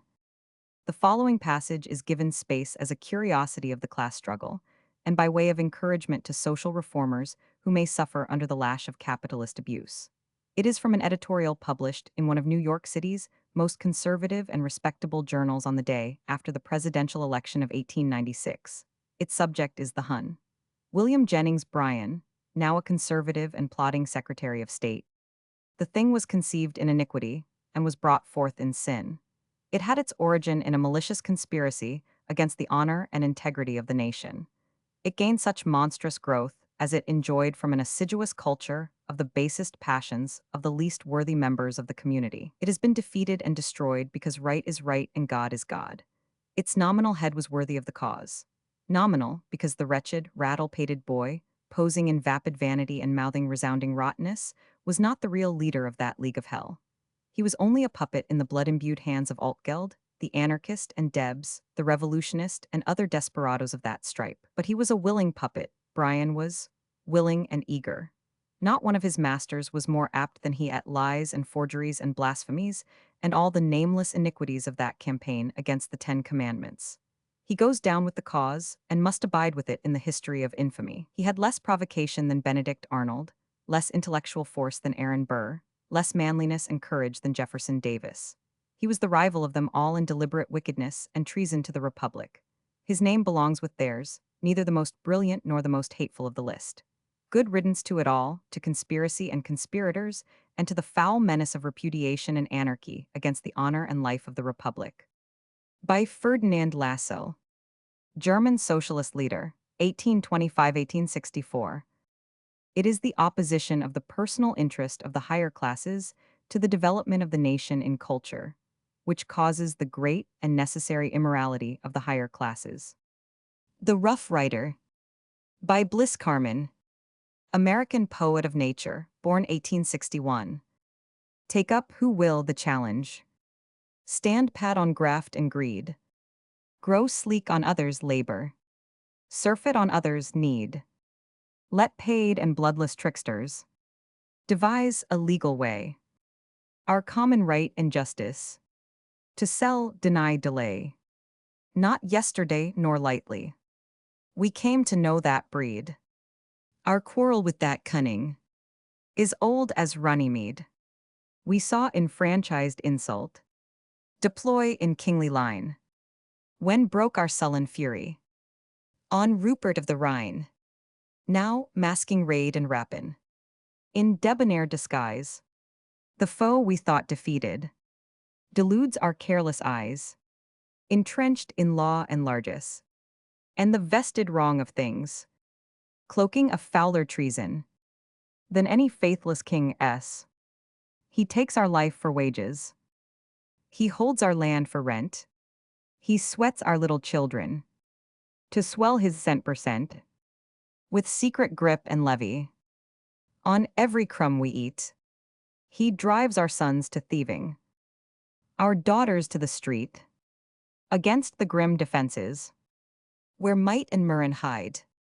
Unswerving to the issue, loose-reined and rough we ride, full tardily to rescue our heritage from wrong, and stablish it on manhood, 1,000 times more strong. By William Ewart Gladstone, English liberal statesman, 1809–1898. In almost everyone, if not in every one, of the greatest political controversies of the last 50 years, whether they affected the franchise, whether they affected commerce, whether they affected religion, whether they affected the bad and abominable institution of slavery, or what subject they touched, these leisured classes, these educated classes, these titled classes have been in the wrong. The Bad Shepherds, by Octave Mirbeau, celebrated French man of letters, born 1850. A play, first produced in 1897, with Sarah Bernhardt in the leading role, presenting the class struggle from the point of view of the anti-parliamentarian. At the height of a desperate strike of steelworkers, the leader of the strikers is addressing a secret gathering in a forest, near a religious shrine. Jean, you reproach me, and this is the worst charge you bring against me, that I refused the meeting with the radical and socialist deputies who wanted to mix up in our affair and take the direction of the strike. Voices, yes, yes, silence, hear him. Jean, your deputies, ah, if you had seen them at work. And you, yourselves, have you forgotten the infamous role, the pitiful, sinister comedy they played in the last strike? How, having pushed the workers to a desperate resistance, they gave them up weakened, despoiled, bound hands and feet to the master, the very day where a last effort, a last surge would have compelled him, perhaps, to surrender? Ah, no, indeed. I have not wished that intriguers, under the pretext of defending you, should come to impose upon you combinations, wherein you are nothing but a means to maintain and increase their political power, a prey to satisfy their political appetites. You have nothing in common with those people. Their interests are not any more yours than those of the usurer and the creditor, of the assassin and his victim. Voice, bravo, it's true, down with politics, down with the deputies. Jean, understand then that they exist only by your credulity. Your brutalization, they exploit it as a farm. Your servitude, they treat it as an income. They grow fat upon your poverty and your ignorance while you are living, and when you are dead, they make a pedestal of your corpses. Is that what you want? Voice, no, no, he is right. Jean, the master is at least a man like yourselves. You have him before you, you speak to him, you make him angry, you threaten him, you kill him. At least he has a face, a breast into which you can thrust a knife. But go now and move that being without a face that is called a politician. Go kill that thing that is known as politics. That slippery and fugitive thing that you think you have and that always escapes you, that you believe is dead and it begins once again. That abominable thing by which all has been made vile, all corrupted, all bought, all sold. Justice, love, beauty, which has made of the venality of conscience a national institution of France, which has done worse yet, since with its foul slime it has soiled the august face of the poor, worse yet, since it has destroyed in you the last ideal, the faith in the revolution. Do you understand what I have desired of you? That which I still demand of your energy, your dignity, your intelligence. I have desired, and I desire that you shall show for once, to the world of political parasites, that new example, fecund and terrible, of a strike made at last by yourselves for yourselves. And if once more you have to die in this struggle which you have undertaken, know how to die. One time, for yourselves, for your sons, for those who will be born of your sons, and no more for those who trade upon your suffering, as always. Madeline, a girl striker, springs up. March, march with him, and no longer with those whose hands are red with the blood of the poor. March, the road will be long and hard. You will fall many times upon your broken knees. What matters it? Stand up and march again. Justice is at the end. A voice, we will follow you. Madeline, and do not fear death. Love death. Death is splendid, necessary and divine. It makes life young again. Ah, do not give your tears. Through all the centuries that you have wept, who has seen them, who has heard them flow? Give your blood. If blood is as a hideous spot upon the face of the hangman, it shines upon the face of martyrs as an eternal sun. Each drop of blood that flows from your veins, every stream of blood that pours from your bosoms, will mean the birth of a hero, a saint pointing to the crucifix. A God, ah, would that I had 1,000 lives that I might give them all for you. Would that I had 1,000 breasts so that all that blood of deliverance and love might pour out upon the ground where you suffer. The Cultured Classes, by Johann Gottlieb Fichte, German philosopher, 1762–1814. It is particularly to the cultured classes that I wish to direct my remarks in the present address. I implore these classes to take the initiative in the work of reconstruction, to atone for their past deeds, and to earn the right to continue life in the future. It will appear in the course of this address that hitherto all the advance in the German nation has originated with the common people. That hitherto all the great national interests have, in the first instance, been the affair of the people, have been taken in hand and pushed forward by the body of the people. The duty of civil disobedience, By Henry David Thoreau. See pages 295-600. The mass of men serve the state thus, not as men mainly, but as machines with their bodies. They are the standing army and the militia, jailers, constables, posse comitatus, etc. In most cases, there is no free exercise whatever of the judgment or of the moral sense, but they put themselves on a level with wood and earth and stones, and wooden men can perhaps be manufactured that will serve the purpose as well. Such command no more respect than men of straw or a lump of dirt. They have the same sort of worth only as horses and dogs, yet such as these even are commonly esteemed good citizens.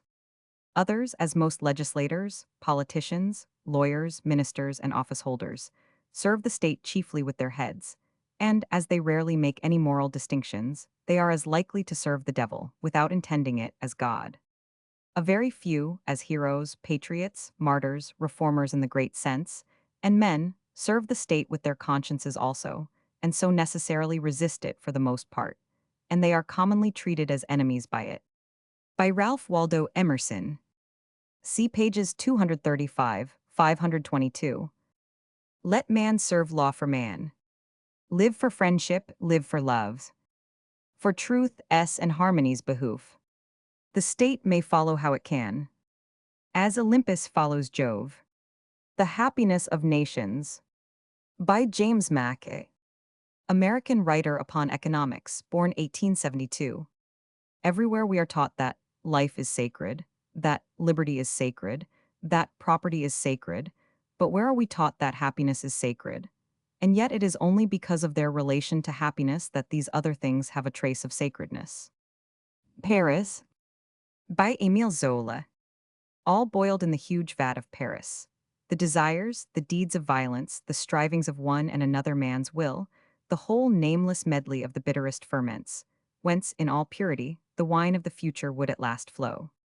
Then Pierre became conscious of the prodigious work which went on in the depths of the vat, beneath all the impurity and waste. What mattered the stains, the egotism and greed of politicians, if humanity were still on the march, ever slowly and stubbornly stepping forward? What mattered, too, that corrupt and emasculate bourgeoisie, nowadays as moribund as the aristocracy, whose place it took, if behind it there ever came the inexhaustible reserve of men who surged up from the masses of the countryside and the towns? If in the depths of pestilential workshops and factories the slavery of ancient times subsisted in the wage-earning system, if men still died of want on their pallets like broken-down beasts of burden, it was nevertheless a fact that once already, on a memorable day of tempest, liberty sprang forth from the vat to wing her flight throughout the world. And why in her turn should not justice spring from it, proceeding from those troubled elements, freeing herself from all dross, ascending with dazzling splendor, and regenerating the nations? Farewell Address. By George Washington. Observe good faith and justice toward all nations. Cultivate peace and harmony with all. Religion and morality enjoin this conduct. And can it be that good policy does not equally enjoin it? It will be worthy of a free, enlightened, and at no distant period a great nation to give to mankind the magnanimous and too novel example of a people, always guided by an exalted justice and benevolence. Who can doubt but, in the course of time and things, the fruits of such a plan would richly repay any temporary advantages which might be lost by a steady adherence to it? Can it be that Providence has not connected the permanent felicity of a nation with its virtue? The experiment, at least, is recommended by every sentiment which ennobles human nature. Alas, is it rendered impossible by its vices? America the Beautiful. By Catherine Lee Bates. Professor at Wellesley College, born 1859. This poem has been adopted as the official hymn of the American Federation of Women's Clubs. Oh, beautiful for spacious skies, for amber waves of grain, for purple mountain majesties, above the fruited plain. America, America, God shed his grace on thee, and crown thy good with brotherhood, from sea to shining sea. Oh, beautiful for pilgrim feet, whose stern, impassioned stress a thoroughfare for freedom beat across the wilderness. America, America, God mend thine every flaw, confirm thy soul in self-control, thy liberty in law. Oh, beautiful for heroes proved in liberating strife, who more than self their country loved. and mercy more than life. America, America, may God thy gold refine, till all success be nobleness, and every gain divine. O beautiful for patriot dream, that sees beyond the years, thine alabaster cities gleam, undimmed by human tears. America, America, God shed his grace on thee, and crown thy good with brotherhood, from sea to shining sea. Book 13. Children. Social injustice as it bears upon literature and the producers of literature, pictures of the life of the outcast poet, and of art in conflict with mammon. The Children of the Poor. By Victor Hugo. See pages 182, 267. Translated by Algernon Charles Swinburne. Take heed of this small child of earth. He is great, he hath in him God most high. Children before their fleshly birth are lights alive in the blue sky. In our light bitter world of wrong, they come, God gives us them a while. His speech is in their stammering tongue, and his forgiveness in their smile. Their sweet light rests upon our eyes. Alas, their right to joy is plain. If they are hungry, paradise weeps, and if cold, heaven thrills with pain. The want that saps their sinless flower speaks judgment on sin's ministers. Man holds an angel in his power. Ah, deep in heaven what thunder stirs, when God seeks out these tender things, whom in the shadow where we sleep, he sends us clothed about with wings, and finds them ragged babes that weep. In a southern cotton mill. By Elbert Hubbard. American author and lecturer, born 1859, died May 7, 1915. I thought to lift one of the little toilers to ascertain his weight. Through his 35 pounds of skin and bone, there ran a tremor of fear, and he struggled forward to tie a broken thread. I attracted his attention by a touch and offered him a silver dime. He looked at me dumbly through a face that might have belonged to a man of 60, so furrowed, tightly drawn, and full of pain it was. He did not reach for the money, he did not know what it was. There were dozens of such children in this particular mill. A physician who was with me said that they would all be dead probably in 2 years, and their places filled by others. There were plenty more. Pneumonia carries off most of them. Their systems are ripe for disease, and when it comes there is no rebound, no response. Medicine simply does not act, nature is whipped, beaten, discouraged, and the child sinks into a stupor and dies. The Flower Factory. By Florence Wilkinson Evans. Contemporary American poetess. Lisabetta Marianina Fiammetta Teresina. They are winding stems of roses, one by one, one by one. Little children who have never learned to play. Teresina softly crying that her fingers ache today. Tiny Fiammetta nodding when the twilight slips in gray. High above the clattering street, ambulance and fire gong beat. They sit curling crimson petals, one by one, one by one. Lisabetta Marianina Fiammetta Teresina. They have never seen a rose bush nor a dewdrop in the sun. They will dream of the vendetta, Teresina Fiammetta. Of a black hand and a face behind a grating. They will dream of cotton petals, endless, crimson, suffocating. Never of a wild rose thicket or the singing of a cricket. But the ambulance will bellow through the wanness of their dreams, and their tired lids will flutter with the street's hysteric screams. Lisabetta Marianina Fiammetta Teresina. They are winding stems of roses, one by one, one by one. Let them have a long, long playtime, lord of toil when toil is done. Fill their baby hands with roses, joyous roses of the sun. The Beast. By Ben B. Lindsay and Harvey J. O'Higgins. The children's judge, who founded the first children's court in America, tells the story of his long fight with the powers of privilege in Colorado. In the following extract, he narrates what came of a newspaper interview on the subject of the revolting conditions under which children were kept in prison. The result was an article that took even my breath away when I read it next day on the front page of the newspaper. It was the talk of the town. It was certainly the talk of the police board, and Mr. Frank Adams talked to the reporters in a high voice, indiscreetly. He declared that the boys were liars, that I was crazy, and that conditions in the jails were as good as they could be. This reply was exactly what we wished. I demanded an investigation. The board professed to be willing but set no date. We promptly set one for them, the following Thursday at 2 o'clock in my chambers at the courthouse, and I invited to the hearing Governor Peabody, Mayor Wright, 15 prominent ministers in the city, and the police board and some members of the city council. On Thursday morning, to my horror, I learned from a friendly deputy sheriff that the subpoenas I had ordered sent to a number of boys whom I knew as jail victims had not been served. I had no witnesses, and in 3 hours the hearing was to begin.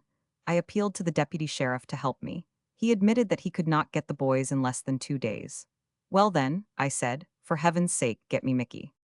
And Mickey? Well, Mickey was known to fame as the worst kid in town. As such, his portrait had been printed in the newspapers, posed with his shine box over his shoulder, a cigarette in the corner of his grin, his thumbs under his suspenders at the shoulders, his feet crossed in an attitude of nonchalant, youthful deviltry. He had been brought before me more than once on charges of truancy, and I had been using him in an attempt to organize a newsboys' association under the supervision of the court. Moreover, he had been one of the boys who had been beaten by the jailer, and I knew he would be grateful to me for defending him. It was midday before the sheriff brought him to me. Mickey, I said, I'm in trouble and you've got to help me out of it. You know I helped you. Betcher life ya did, Judge, he said. I'm wit ya, w at d ya want. I told him what I wanted, every boy that he could get who had been in jail, and they've got to be in this room by 2 o'clock. Can you do it? Mickey threw out his dirty little hand. Sure I kin, don't ya worry, Judge. Get me a wheel, d hats all. I hurried out with him and got him a bicycle, and he flew off down 16th Street on it, his legs so short that his feet could only follow the pedals halfway round. I went back to my chambers to wait. As 2 o'clock approached, the ministers began to come into my room, one by one, and take seats in readiness. Mr. Wilson of the police board arrived to represent his fellow commissioners. The deputy district attorney came, the president of the upper branch of the city council came, Mayor Wright came, and even Governor Peabody came. But no boys. I felt like a man who had ordered a big dinner in a strange restaurant for a party of friends, and then found that he had not brought his purse. I was just about to begin my apologies when I heard an excited patter of small feet on the stairs and the shuffle and crowding of Mickey's cohorts outside in the hall. I threw open the door. I got 'em, Judge, Mickey cried. He had them to the number of about 20. I shook him by the shoulder, speechless with relief. I tall, ya we'd stand by ya, Judge, he grinned. He had the worst lot of little jailbirds that ever saw the inside of a county court, and he pointed out the gem of his collection proudly. Skinny, a lad in his teens, who had been in jail 22 times. All right, boys, I told them. I don't know you all, but I'll take Mickey's word for you. You've all been in jail and you know what you do there. All the dirty things you hear and see and do yourselves. I want you to tell some gentlemen in here about it. Don't be scared. They're your friends the same as I am. The cops say you've been lying to me about the way things are down in the jails there, and I want you to tell the truth. Nothing but the truth now. Mickey, you pick them out and send them in one by one, your best witnesses first. I went back to my chambers. Gentlemen, I said, we're ready. I sat down at the big table with the governor at my right, the mayor at my left, and the president of the board of supervisors and police commissioner Wilson at either end of the table. The ministers seated themselves in the chairs about my room. We allowed no newspaper reporters in, because I knew what sort of vile and unprintable testimony was coming. Mickey sent in his first witness. One by one, as the boys came, I impressed upon them the necessity of telling the truth, encouraged them to talk, and tried to put them at their ease. I started each by asking him how often he had been in jail, what he had seen there, and so forth. Then I sat back and let him tell his story. And the things they told would raise your hair. I saw the blushes rise to the foreheads of some of the ministers at the first details. As we went on, the perspiration stood on their faces. Some sat pale, staring appalled at these freckled youngsters from whose little lips, in a sort of infantile eagerness to tell all they knew, there came stories of bestiality that were the more horrible because they were so innocently, so boldly given. It was enough to make a man weep. And indeed tears of compassionate shame came to the eyes of more than one father there as he listened. One boy broke down and cried when he told of the vile indecencies that had been committed upon him by the older criminals, and I saw the muscles working in the clenched jaws of some of our investigating committee. Saw them swallowing the lump in the throat, saw them looking down at the floor blinkingly, afraid of losing their self-control. The police commissioner made the mistake of cross-examining the first boy, but the frank answers he got only exposed worse matters. The boys came and came, till at last a Catholic priest, Father Orion, cried out, "My God, I have had enough." Governor Peabody said hoarsely, I never knew there was such immorality in the world. Someone else put in, it's awful, awful, in a half-groan. Gentlemen, I said, there have been over 2,000 Denver boys put through those jails and those conditions in the last 5 years. Do you think it should go on any longer? Governor Peabody arose. No, he said. No, never in my life have I heard of so much rot, corruption, vileness, as I've heard today from the mouths of these babies. I want to tell you that nothing I can do in my administration can be of more importance. Nothing I can do will I do more gladly than sign those bills that Judge Lindsay is trying to get through the legislature to do away with these terrible conditions. And if, he said, turning to the police commissioner, Judge Lindsay is crazy, I want my name written under his among the crazy people. And if anyone says these boys are liars, that man is a liar himself. Phew, the committee of investigation dissolved, the boys trooped away noisily, and the ministers went back to their pulpits to voice the horror that had kept them silent in my small chamber of horrors for 2 hours. Their sermons went into the newspapers under large black headlines, and by the end of the next week, our juvenile court bills were passed by the legislature and made law in Colorado. The Cry of the Children, by Elizabeth Barrett Browning. Do ye hear the children weeping, O my brothers? Ere the sorrow comes with years. They are leaning their young heads against their mothers. And that cannot stop their tears. The young lambs are bleating in the meadows. The young birds are chirping in the nest. The young fawns are playing with the shadows. The young flowers are blowing toward the west. But the young, young children, O my brothers, they are weeping bitterly. They are weeping in the playtime of the others. In the country of the free. Do you question the young children in the sorrow? Why their tears are falling so? The old man may weep for his tomorrow, which is lost in long ago. The old tree is leafless in the forest. The old year is ending in the frost. The old wound, if stricken, is the sorest. The old hope is hardest to be lost. But the young, young children, O my brothers, do you ask them why they stand, weeping sore before the bosoms of their mothers? In our happy fatherland, they look up with their pale and sunken faces, and their looks are sad to see, for the man's hoary anguish draws and presses down the cheeks of infancy. Your old earth, they say, is very dreary. Our young feet, they say, are very weak. Few paces have we taken, yet are weary. Our grave rest is very far to seek. Ask the old why they weep, and not the children. For the outside earth is cold, and we young ones stand without in our bewildering. And the graves are for the old. For oh, say the children, we are weary.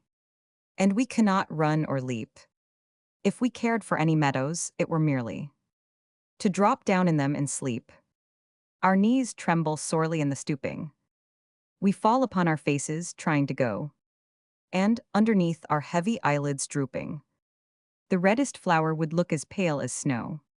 For all day, we drag our burden tiring through the cold dark underground. Or all day, we drive the wheels of iron in the factories, round and round. For all day, the wheels are droning, turning.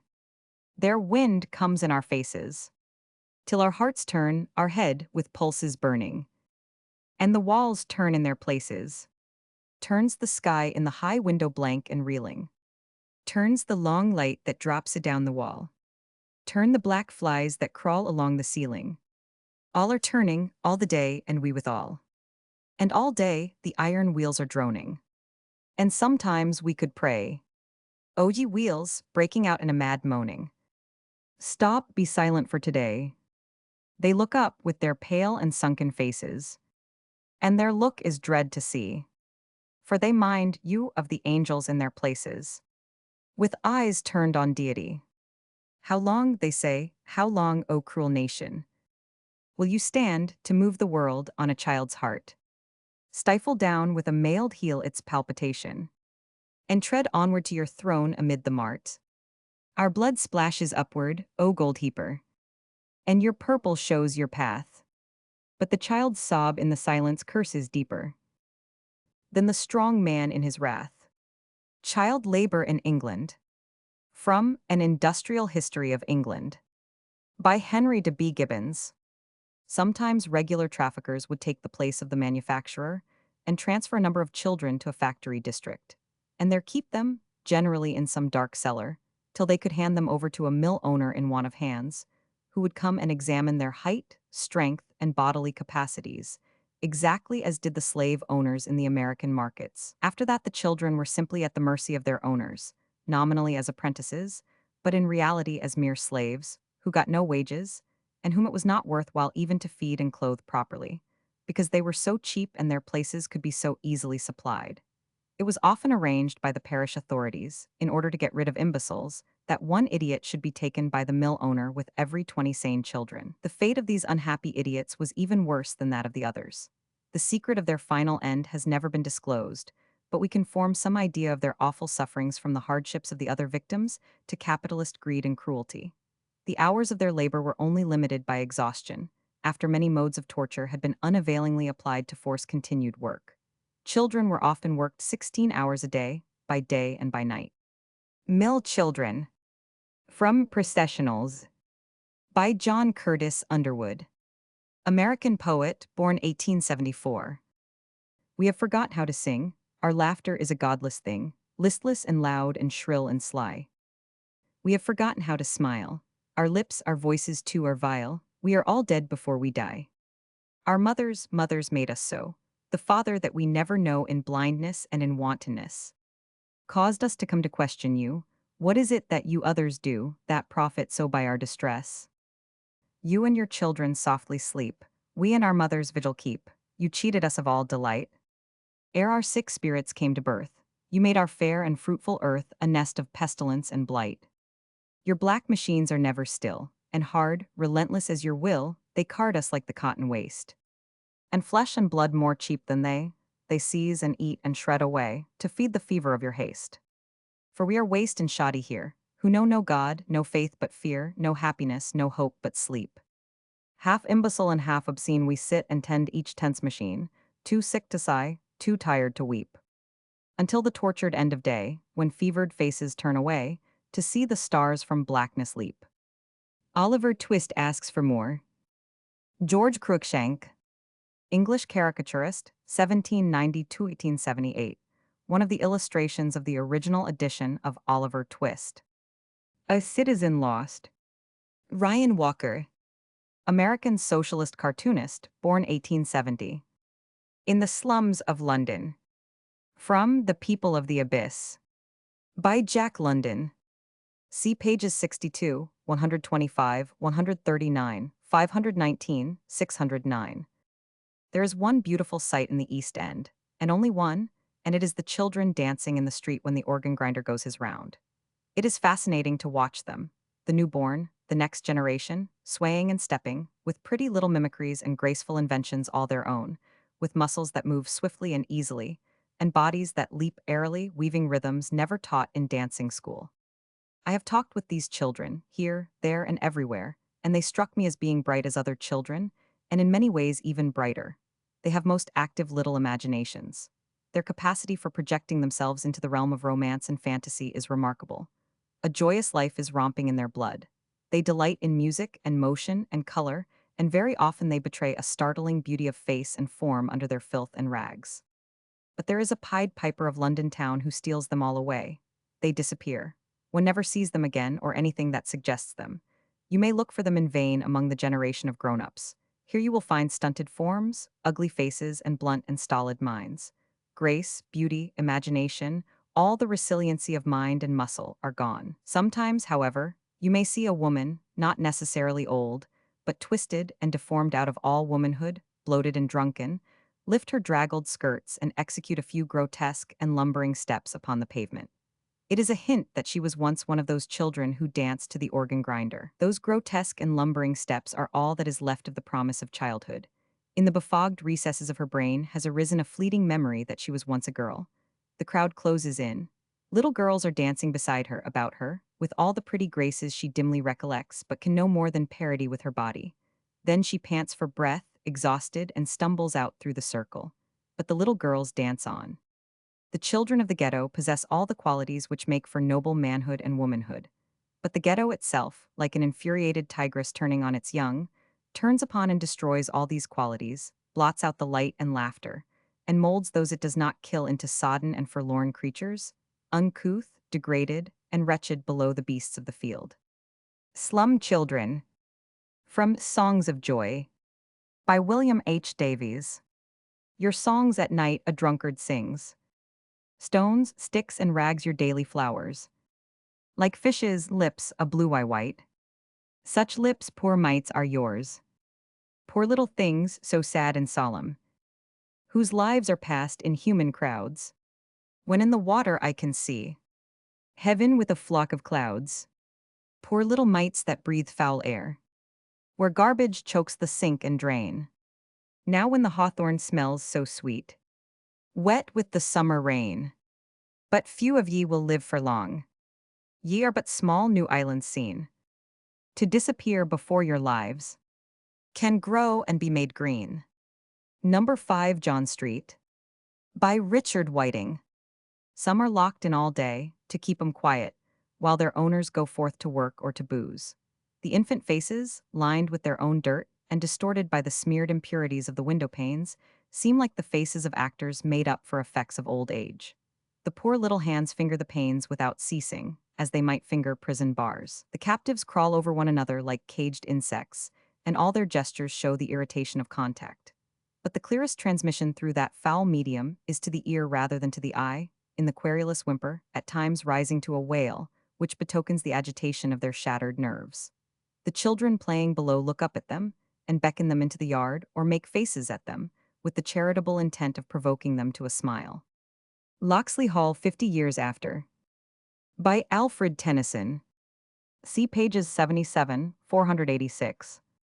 Is it well that while we range with science, glorying in the time, city children soak and blacken soul and sense in city slime? There among the gloomy alleys progress halts on palsied feet.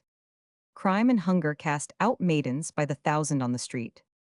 There the master scrimps his haggard seamstress of her daily bread. There the single sordid attic holds the living and the dead. There the smoldering fire of fever creeps across the rotted floor, and the crowded couch of incest in the warrens of the poor. Past and Present.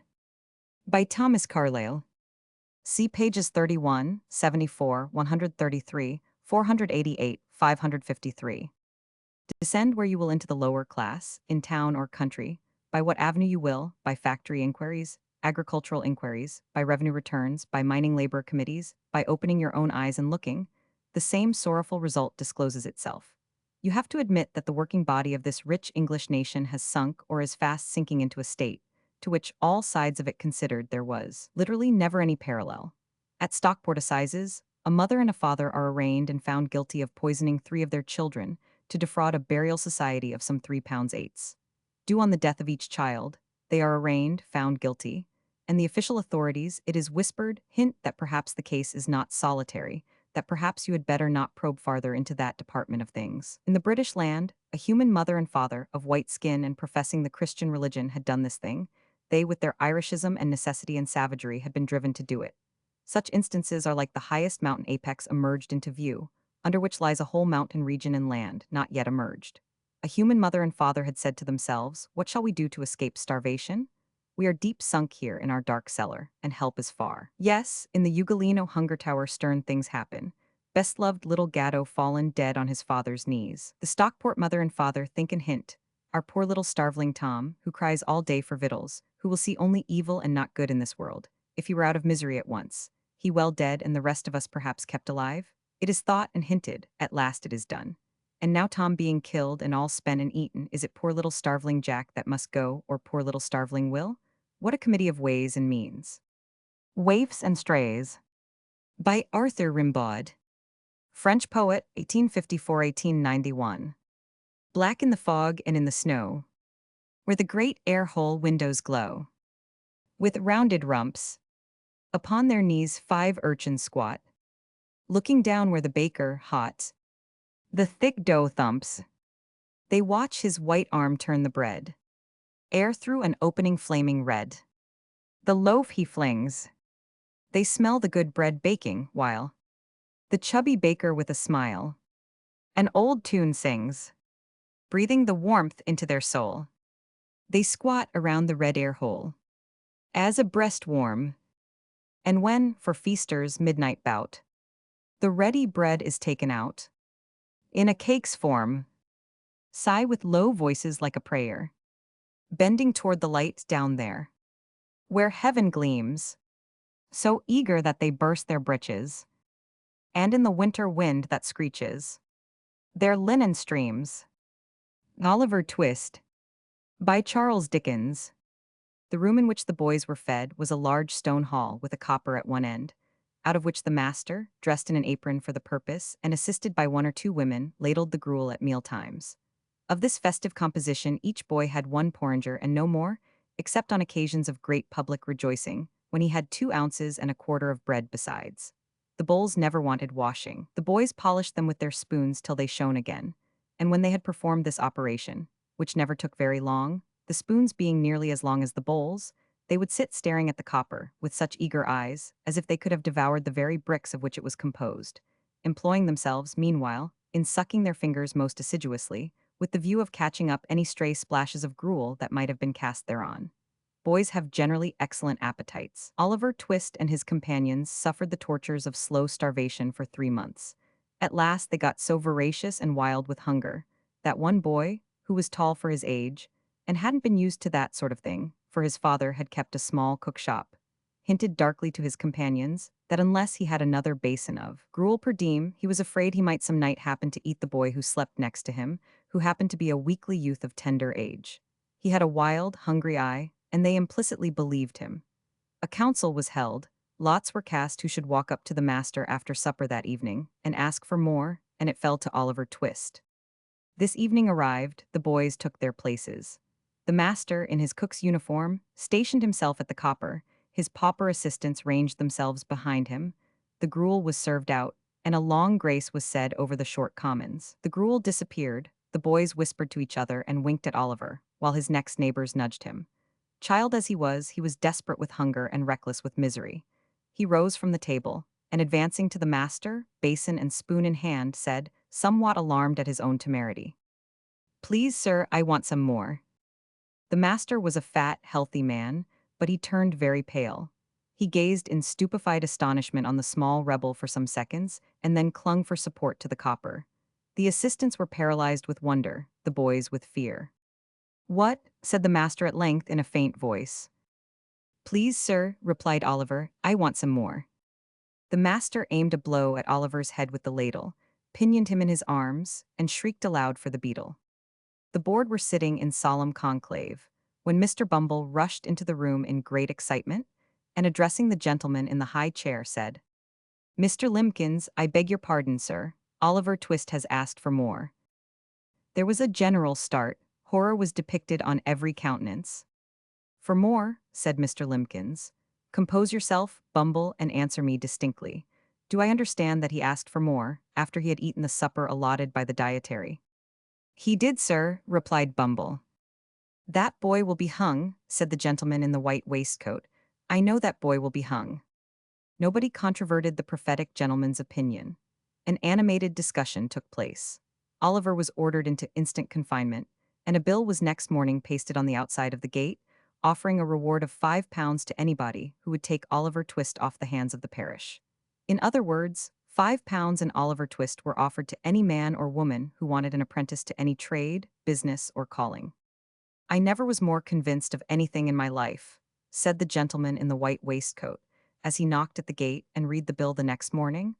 "I never was more convinced of anything in my life than I am that that boy will come to be hung."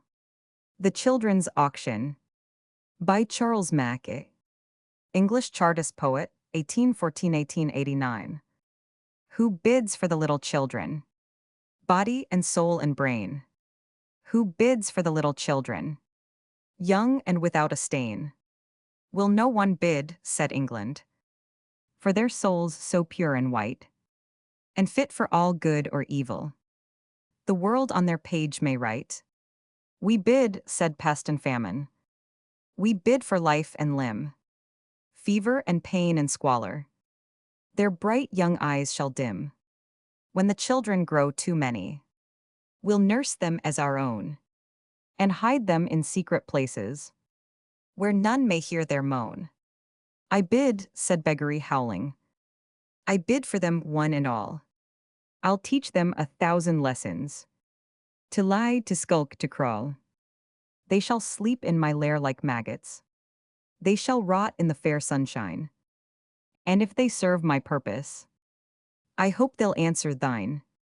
I'll bid you higher and higher, said Crime with a wolfish grin. For I love to lead the children through the pleasant paths of sin. They shall swarm in the streets to pilfer. They shall plague the broad highway. They shall grow too old for pity, and ripe for the law to slay. Give me the little children, ye good, ye rich, ye wise, and let the busy world spin round, while ye shut your idle eyes. And your judges shall have work, and your lawyers wag the tongue, and the jailers and policemen shall be fathers to the young. A Modest Proposal by Jonathan Swift, English man of letters, 1667–1745, Dean of St. Patrick's Cathedral, Dublin, master of the bitterest satiric pen in English. From A Modest Proposal for preventing the children of poor people from being a burthen to their parents or country, and for making them beneficial to the public. It is a melancholy object to those who walk through this great town or travel in the country when they see the streets, the roads, and cabin doors crowded with beggars of the female sex, followed by 3, 4, or 6 children, all in rags, and importuning every passenger for an alms. These mothers, instead of being able to work for their honest livelihood, are forced to employ all their time in strolling, to beg sustenance for their helpless infants, who, as they grow up, either turn thieves for want of work, or leave their dear native country to fight for the pretender in Spain, or sell themselves to the Barbados. I think it is agreed by all parties that this prodigious number of children, in the arms or on the backs, or at the heels of their mothers, and frequently of their fathers, is in the present deplorable state of the kingdom a very great additional grievance, and therefore whoever could find out a fair, cheap, and easy method of making these children sound, useful members of the Commonwealth would deserve so well of the public, as to have his statue set up for a preserver of the nation. But my intention is very far from being confined to provide only for the children of professed beggars. It is of much greater extent, and shall take in the whole numbers of infants at a certain age, who are born of parents in effect as little able to support them, as those who demand our charity in the streets. There is another great advantage in my scheme, that it will prevent those voluntary abortions, and that horrid practice of women murdering their bastard children, alas, too frequent among us, sacrificing the poor innocent babes, I doubt, more to avoid the expense than the shame, which would move tears and pity in the most savage and inhuman breast.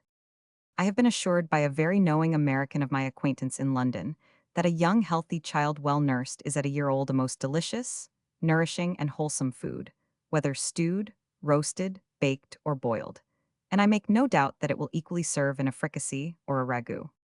I do therefore humbly offer it to public consideration, that of the 120,000 children, already computed, 20,000 may be reserved for breed, whereof only 1/4 part to be males, which is more than we allow to sheep, black cattle, or swine. And my reason is that these children are seldom the fruits of marriage, a circumstance not much regarded by our savages. Therefore only 1 male will be sufficient to serve 4 females. That the remaining 100,000 may at a year old be offered in sale to the persons of quality, and fortune, through the kingdom, always advising the mother to let them suck plentifully in the last month, so as to render them plump and fat for a good table.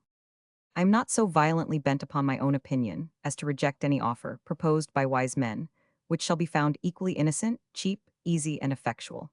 But before something of that kind shall be advanced in contradiction to my scheme, and offering a better, I desire the author, or authors will be pleased maturely to consider 2 points. First, as things now stand, how they will be able to find food and raiment for 100,000 useless mouths and backs. And secondly, there being a round million of creatures in human figure, throughout this kingdom, whose whole subsistence put into a common stock would leave them in debt 2 millions of pounds sterling, adding those who are beggars by profession, to the bulk of farmers, cottagers, and laborers with their wives and children, who are beggars in effect. I desire those politicians, who dislike my overture, and may perhaps be so bold to attempt an answer, that they will first ask the parents of these mortals, whether they would not at this day think it a great happiness to have been sold for food at a year old, in the manner I prescribe, and thereby have avoided such a perpetual scene of misfortunes as they have since gone through, by the oppression of landlords, the impossibility of paying rent without money or trade, the want of common sustenance, with neither house nor clothes to cover them from the inclemencies of the weather, and the most inevitable prospect of entailing the like or greater miseries upon their breed forever. I profess in the sincerity of my heart that I have not the least personal interest in endeavoring to promote this necessary work, having no other motive than the public good of my country, by advancing our trade, providing for infants, relieving the poor, and giving some pleasure to the rich. I have no children, by which I can propose to get a single penny, the youngest being 9 years old and my wife past childbearing. Child Labor by Charlotte Perkins Gilman. See pages 200, 209, 421. No fledgling feeds the father bird. No chicken feeds the hen. No kitten mouses for the cat. This glory is for men. We are the wisest, strongest race. Loud may our praise be sung. The only animal alive that lives upon its young. Mother wept. By Joseph Skipsey, contemporary English poet whose work possesses a quaint simplicity, often suggesting Blake. Mother wept and father sighed. With delight aglow, cried the lad, tomorrow cried. To the pit I go. Up and down the place he sped, greeted old and young. Far and wide the tidings spread, clapped his hands and sung. Came his cronies, some to gaze, wrapped in wonder some, free with counsel, some with praise, some with envy dumb. May he, many a gossip cried, be from peril kept. Father hid his face and sighed. Mother turned and wept. A working man's home life. From The Ragged Trousered Philanthropists. By Robert Tressel. The life story of an English house painter who died of consumption, leaving behind him a manuscript portraying the pitiful lives of the half-starved English artisans. Published in book form, it proved to be one of the literary events of the year 1914. Hark, said the mother, holding up her finger. Dad, cried Frankie, rushing to the door and flinging it open. He ran along the passage and opened the staircase door before Owen reached the top of the last flight of stairs. Why ever do you come up at such a rate? Exclaimed Owen's wife reproachfully, as he came into the room exhausted from the climb upstairs and sank panting into the nearest chair. I always forget, he replied, when he had in some degree recovered.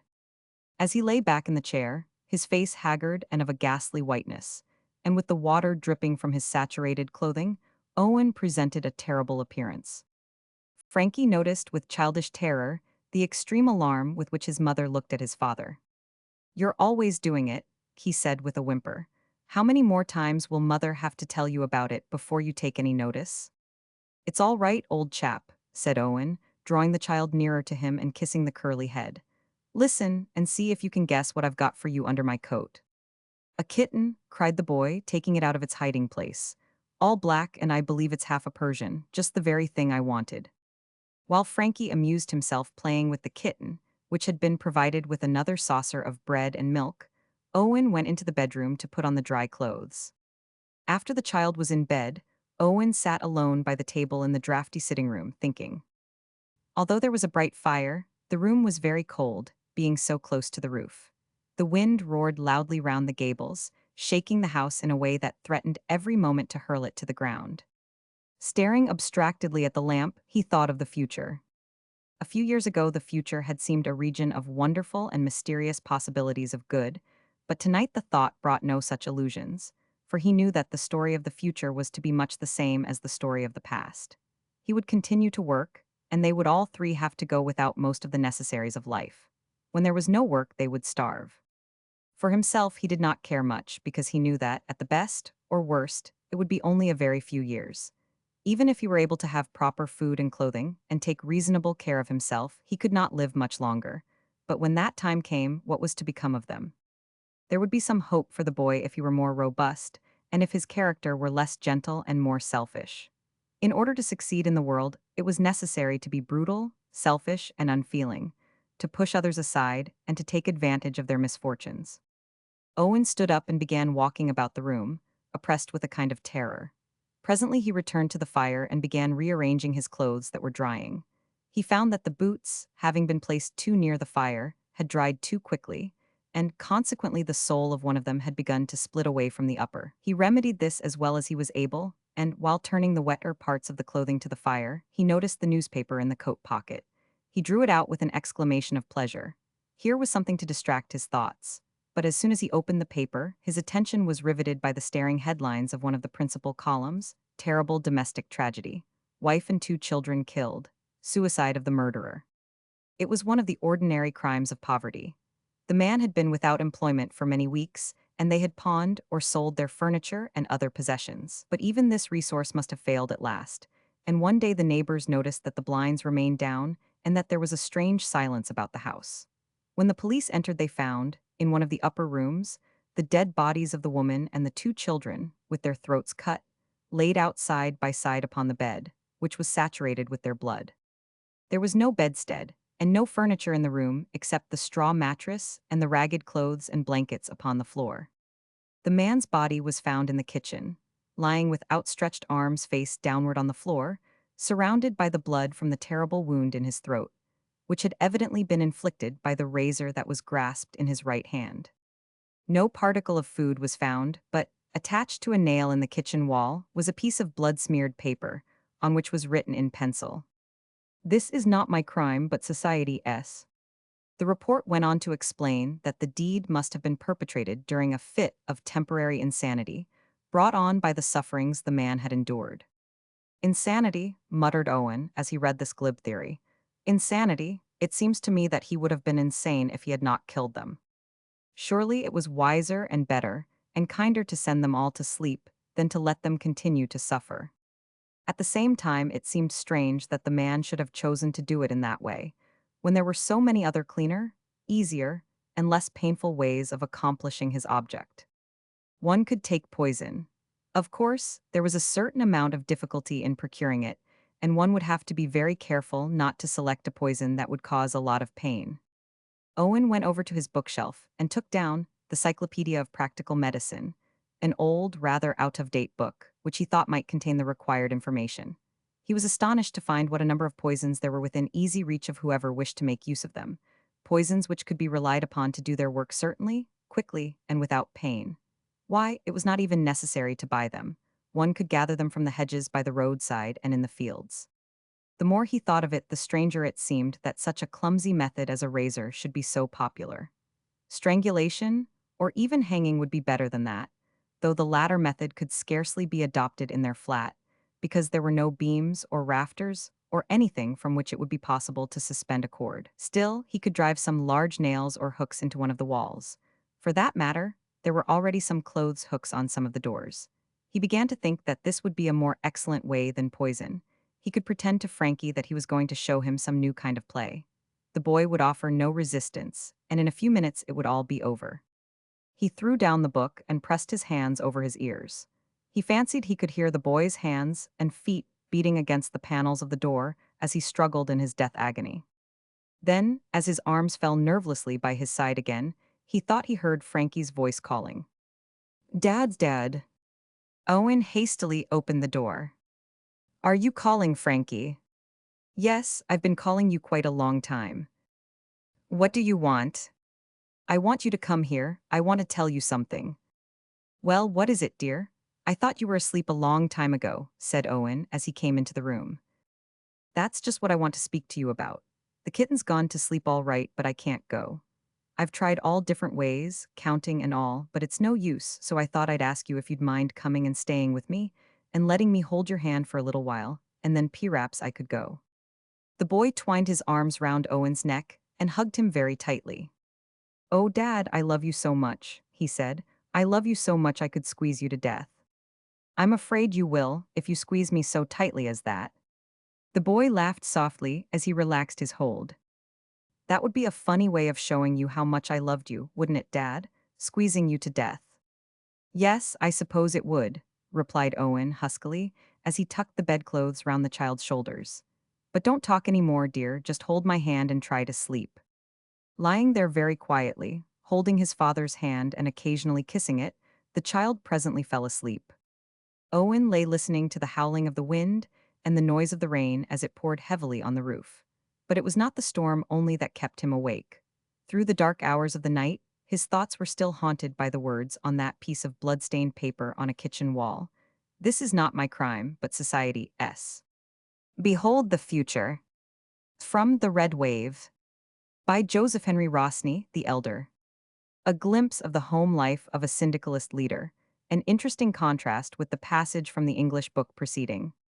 Francois raised the little chap in his arms. Well, my young rebel, are you happy to be alive? Tomorrow I will teach you a new game, the dance of the bourgeois. He seated himself in an armchair and gazed at the child with the grave and persuasive eyes of a leader of men. You will be a good socialist, eh, little Anton? You will love men. You will not separate your life from that of others, like a Robinson Crusoe of egoism. Vive la Revolution. Vive la Revolution, cried the child. Behold the future, said Francois Rougemont, rocking the little one upon his knees. It will see the shining of the great dawn, the dawn of a humanity as different from our own as ours is different from the humanity of the pyramids. Ah, my little man, you will know things beside which steam, electricity, and radium are as nothing. You will see man in his beauty because he will no longer be hungry, and for 100,000 years he has been hungry. He will no longer be hungry, he will have all his force. He will no longer be hungry, he will be able to unfold all his genius. He will no longer be hungry, he will construct beneath the sea tunnels that will go from one continent to another, and his aeroplanes will fill the firmament.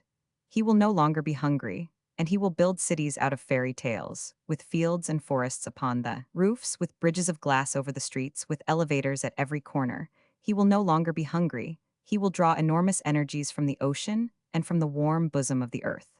Ah, my little boy, in what gardens of enchantment you are going to live. The little one listened hypnotized, the grandmother was quivering with happiness. A shining glory passed over their souls. The Factories. By Margaret Widimmer. See pages 256, 307. I have shut my little sister in from life and light. For a rose, for a ribbon, for a wreath across my hair. I have made her restless feet still until the night. Locked from sweets of summer and from wild spring air. I who ranged the meadowlands, free from sun to sun. Free to sing and pull the buds and watch the far wings fly. I have bound my sister till her playing time is done. Oh, my little sister, was it I? Was it I? I have robbed my sister of her day of maidenhood. For a robe, for a feather, for a trinket's restless spark. Shut from love till dusk shall fall, how shall she know good? How shall she pass scatheless through the sinlet dark? I who could be innocent, I who could be gay. I who could have love and mirth before the light went by. I have put my sister in her mating time away. Sister, my young sister, was it I? Was it I? I have robbed my sister of the lips against her breast.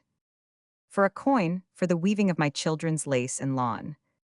Feet that pace beside the loom, hands that cannot rest. How can she know motherhood, whose strength is gone? I who took no heed of her, starved and labor-worn. I against whose placid heart my sleepy gold heads lie. Round my path they cry to me, little souls unborn. God of life creator, it was I, it was I. God and the Flowers. From My Lady of the Chimney Corner. By Alexander Irving. That night there was an unusual atmosphere in her corner. She had a newly tallied cap on her head and her little Sunday shawl over her shoulders. Her candle was burning, and the hearthstones had an extra coat of whitewash. She drew me up close beside her and told me a story. Once, a long, long time ago, God, feelin' tired, went to sleep and had a nice wee nap on his throne. His head was in his hand, and a wee white cloud came down and covered him up. Purty soon he wakes up and says he, "Where, Michael?" "Here I am, father," said Michael. "Michael, me boy," says God, "I want a chariot and a charioteer." "Right ye are," says he. Up comes the purtiest chariot in the city of heaven and the finest charioteer. "Me boy," says God, "take 1,000,000 tons of choicest seeds of flowers of heaven, and take a trip around worldwide them. Scatter them," says he, "be roadsides and wild places of earth where my poor live." "Aye," says the charioteer, "that's just like ye, father. It's prettiest job of afterlife and I'll do it finely. It's just come me in a dream, says father. That rich have all the flowers down there and poor have known it all. At this point, I got in some questions about God's language and the kind of flowers. Well, dear, she said, he speaks Irish people, and the charioteer was an Irishman. Maybe it was a woman, I ventured. Aye, but there's no difference up there. Flowers, she said, were primroses, buttercups, and daisies, and flowers that be handy poor. And from that day to this there's been flowers aplenty for all of us everywhere. The Leonide, from the Congo, by Vachel Lindsay. See pages 335, 599. Let not young souls be smothered out before they do quaint deeds and fully flaunt their pride. It is the world's one crime its babes grow dull. Its poor are ox-like, limp and leaden-eyed. Not that they starve, but starve so dreamlessly. Not that they sow, but that they seldom reap. Not that they serve, but have no gods to serve. Not that they die, but that they die like sheep. Children and Economics. From What Is It to Be Educated? By C. Hanford Henderson. American educator, born 1861. One will not talk economics in any formal way to children. It is not necessary. But one cannot avoid the economic implications upon which our current daily life and all history and literature quite obviously rest. Children are very explicit in their interest. They want to know what the hero feeds upon, how he is dressed, where he sleeps. If great deeds are in prospect, wars to be waged, palaces to be built, pleasure parks to be laid out, princesses to be won, tourneys to be run off, the little reader has a keen eye for the sinews of war. In every tale worth the telling, the hero sets out with the express purpose of seeking his fortune. Parents and teachers do not have to drag in economics by the heels. They may, of course, ignore the question and allow the children to grow up with confused and medieval ideas. But if they do so, they fail quite miserably to educate the children in the fundamentals of a moral, individual, and social life. The bread and butter question must be met by each parent and teacher in his own personal life. And in dealing with the children, it must be met constantly and in the most unexpected quarters. What to Do? By Leo Tolstoy. See pages 88, 110, 148, 276, 374, 416, 555. It is very easy to take a child away from a prostitute or from a beggar. It is very easy, when one has money, to have him washed, cleaned and dressed in good clothes, fed up, and even taught various sciences. But for us who do not earn our own bread, it is not only difficult to teach him to earn his bread, it is impossible. Because by our example, and even by those material improvements of his life which cost us nothing, we teach the opposite. True Education. From Zadig. By Voltaire. French philosopher and poet, 1694–1778, a skeptic and bitter satirist, imprisoned and exiled to England. One of the great intellectual forces which prepared the French Revolution. A widow, having a young son, and being possessed of a handsome fortune, had given a promise of marriage to two magi, who were both desirous of marrying her. "I will take for my husband," said she, "the man who can give the best education to my beloved son." The two magi contended who should bring him up, and the cause was carried before Zadig. Zadig summoned the two magi to attend him. "What will you teach your pupil?" he said to the first. "I will teach him," said the doctor, "the 8 parts of speech, logic, astrology, pneumatics, what is meant by substance and accident, abstract and concrete, the doctrine of the monads, and the pre-established harmony." "For my part," said the second, "I will endeavor to give him a sense of justice, and to make him worthy the friendship of good men." Zadig then cried, "Whether thou art the child's favorite or not, thou shalt have his mother." New Worlds for Old. By H.G. Wells. The socialist holds that the community as a whole should be responsible, and every individual in the community, married or single, parent or childless, should be responsible for the welfare and upbringing of every child born into that community. This responsibility may be delegated in whole or in part to parent, teacher, or other guardian. But it is not simply the right but the duty of the state, that is to say, of the organized power and intelligence of the community, to direct, to inquire, and to intervene in any default for the child's welfare. The Way to Freedom. By Francisco Ferrer. We must destroy all which in the present school answers to the organization of constraint, the artificial surroundings by which children are separated from nature and life, the intellectual and moral discipline made use of to impose ready-made ideas upon them, beliefs which deprave and annihilate natural bent. Without fear of deceiving ourselves, we can restore the child to the environment which entices it, the environment of nature in which he will be in contact with all that he loves, and in which impressions of life will replace fastidious book learning. If we did no more than that, we should already have prepared in great part the deliverance of the child. Book 14. Humor. Comedy of the social struggle. Masterpieces from those who have had the courage to fight the battle for social progress with the weapon of laughter. The Reserved Section. By Wilbur D. Nesbitt. At the time of the great anthracite coal strike of 1902, George F. Baer, head of the Coal Trust, was quoted as declaring, "The rights and interests of the laboring man will be protected and cared for, not by labor and agitation, but by the Christian men to whom God in his infinite wisdom has given control of the property interests of this country." In the prehistoric ages, when the world was a ball of mist, a seething swirl of something unknown in the planet list, when the earth was vague with vapor, and formless and dark and void, the sport of the wayward comet, the jibe of the asteroid, then the singing stars of morning chanted soft, "Keep out of there. Keep off that spot which is sizzling hot, it is making coal for bear." When the pterodactyl ambled, or fluttered, or swam, or jumped, and the plesiosaurus rambled, all careless of what he bumped, and the other old-time monsters that thrived on the land and sea, and did not know what their names were, any more than today do we. Wherever they went they heard it, "You fellows keep out of there. That place which shakes and quivers and quakes, it is making coal for bear." The Carboniferous era consumed but 1,000,000 years. It started when Earth was shedding the last of her baby tears, when still she was swaddled softly, in clumsily tied on clouds, when stars from the shop of nature were being turned out in crowds. But high o'er the favored section this sign said to all, "Beware. Stay back of the ropes that surround these slopes, they are making coal for bear." The coal famine. "Please, good Mr. Devil, fetch my mama too. It's so nice and warm in your house." Thomas Theodor Heine. An example of German socialist cartooning, from Simplicissimus. "My solicitor shall hear of this." Will Dyson. Cartoonist of the London Daily Herald, born 1883, Dyson is accustomed to describe the plutocracy as fat. In the present instance, the great man is discovered seeing himself as others see him.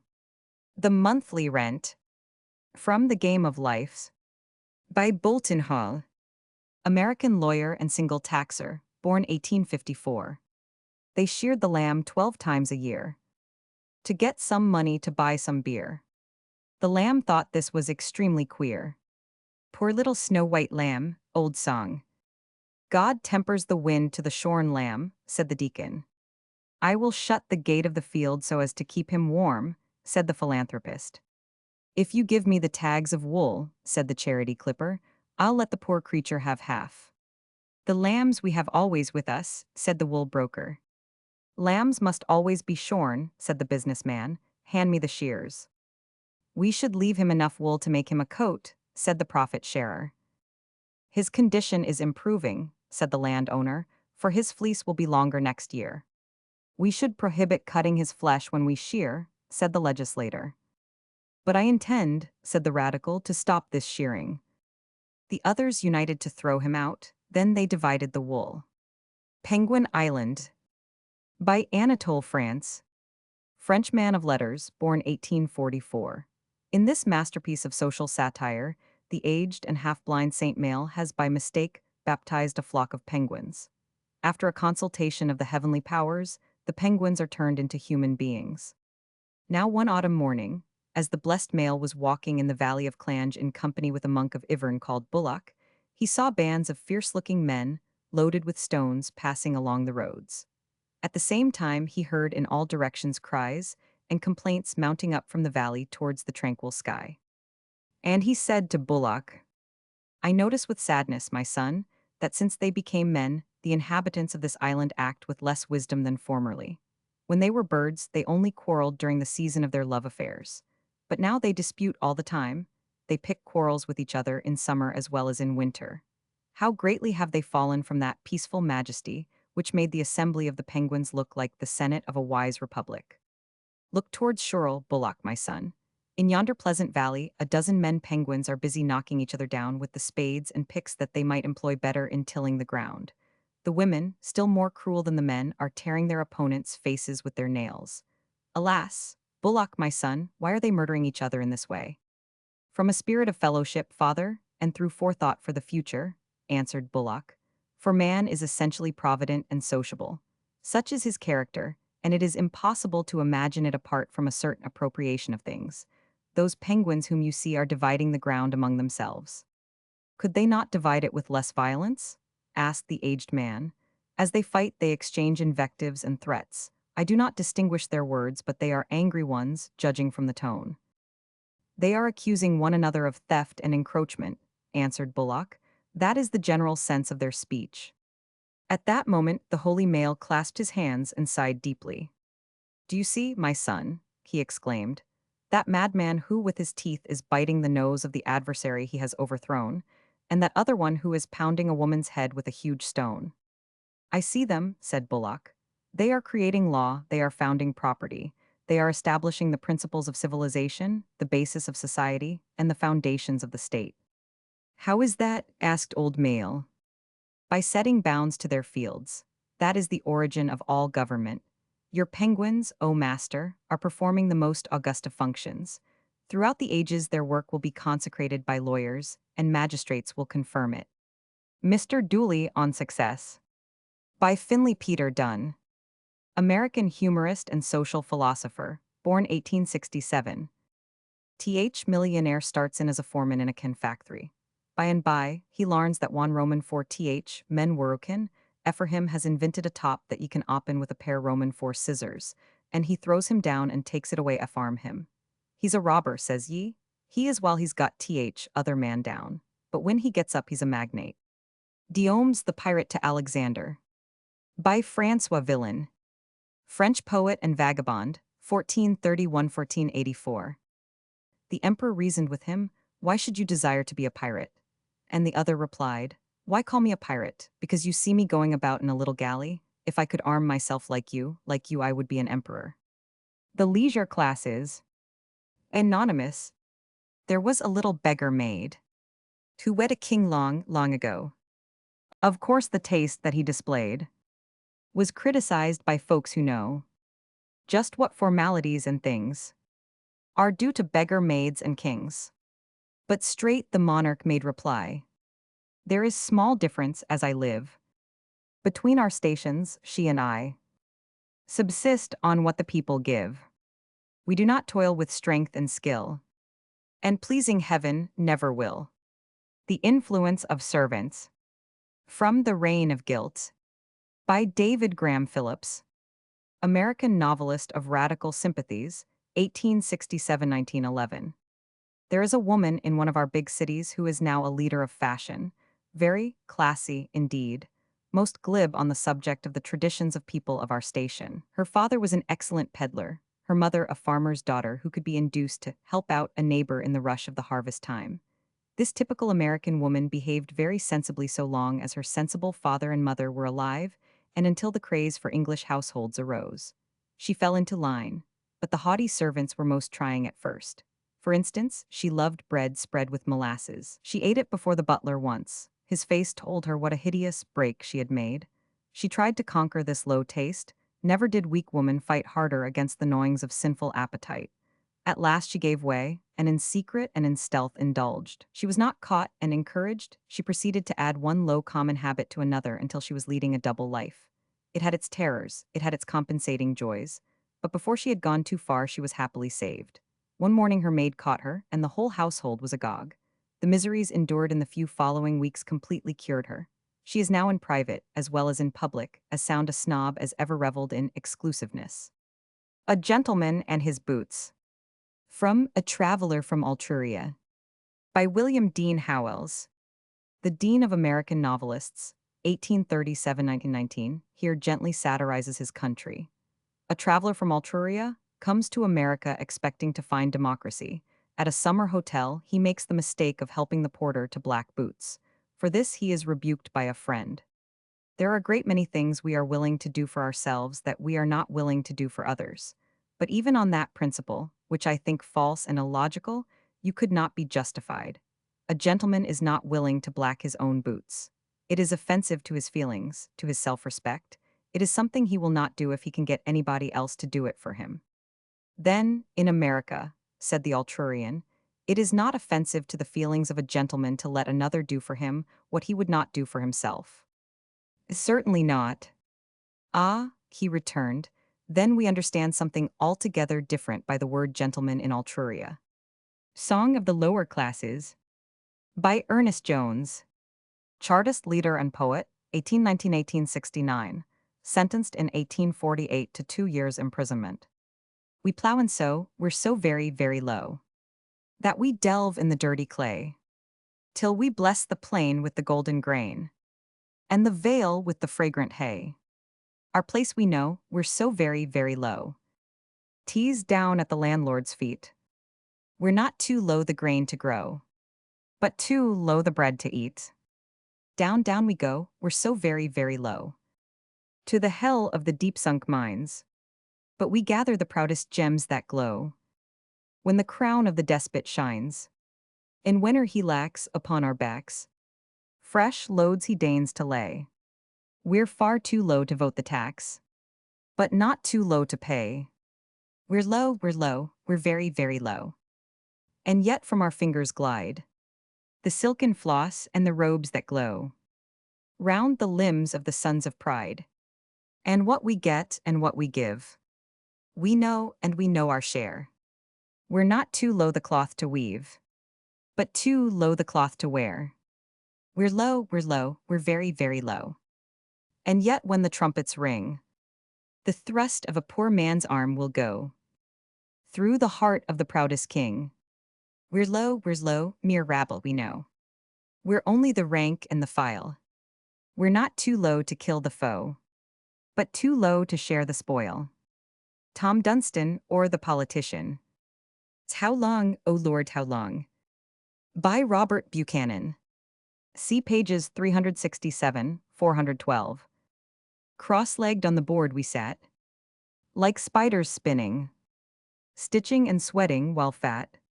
Old Moses, with eyes like a cat, sat greasily grinning. And here Tom said his say, and prophesied tyranny's death. And the tallow burned all day, and we stitched and stitched away. In the thick smoke of our breath, poor worn-out slops were we, with hearts as heavy as lead. But patience, she's coming, said he.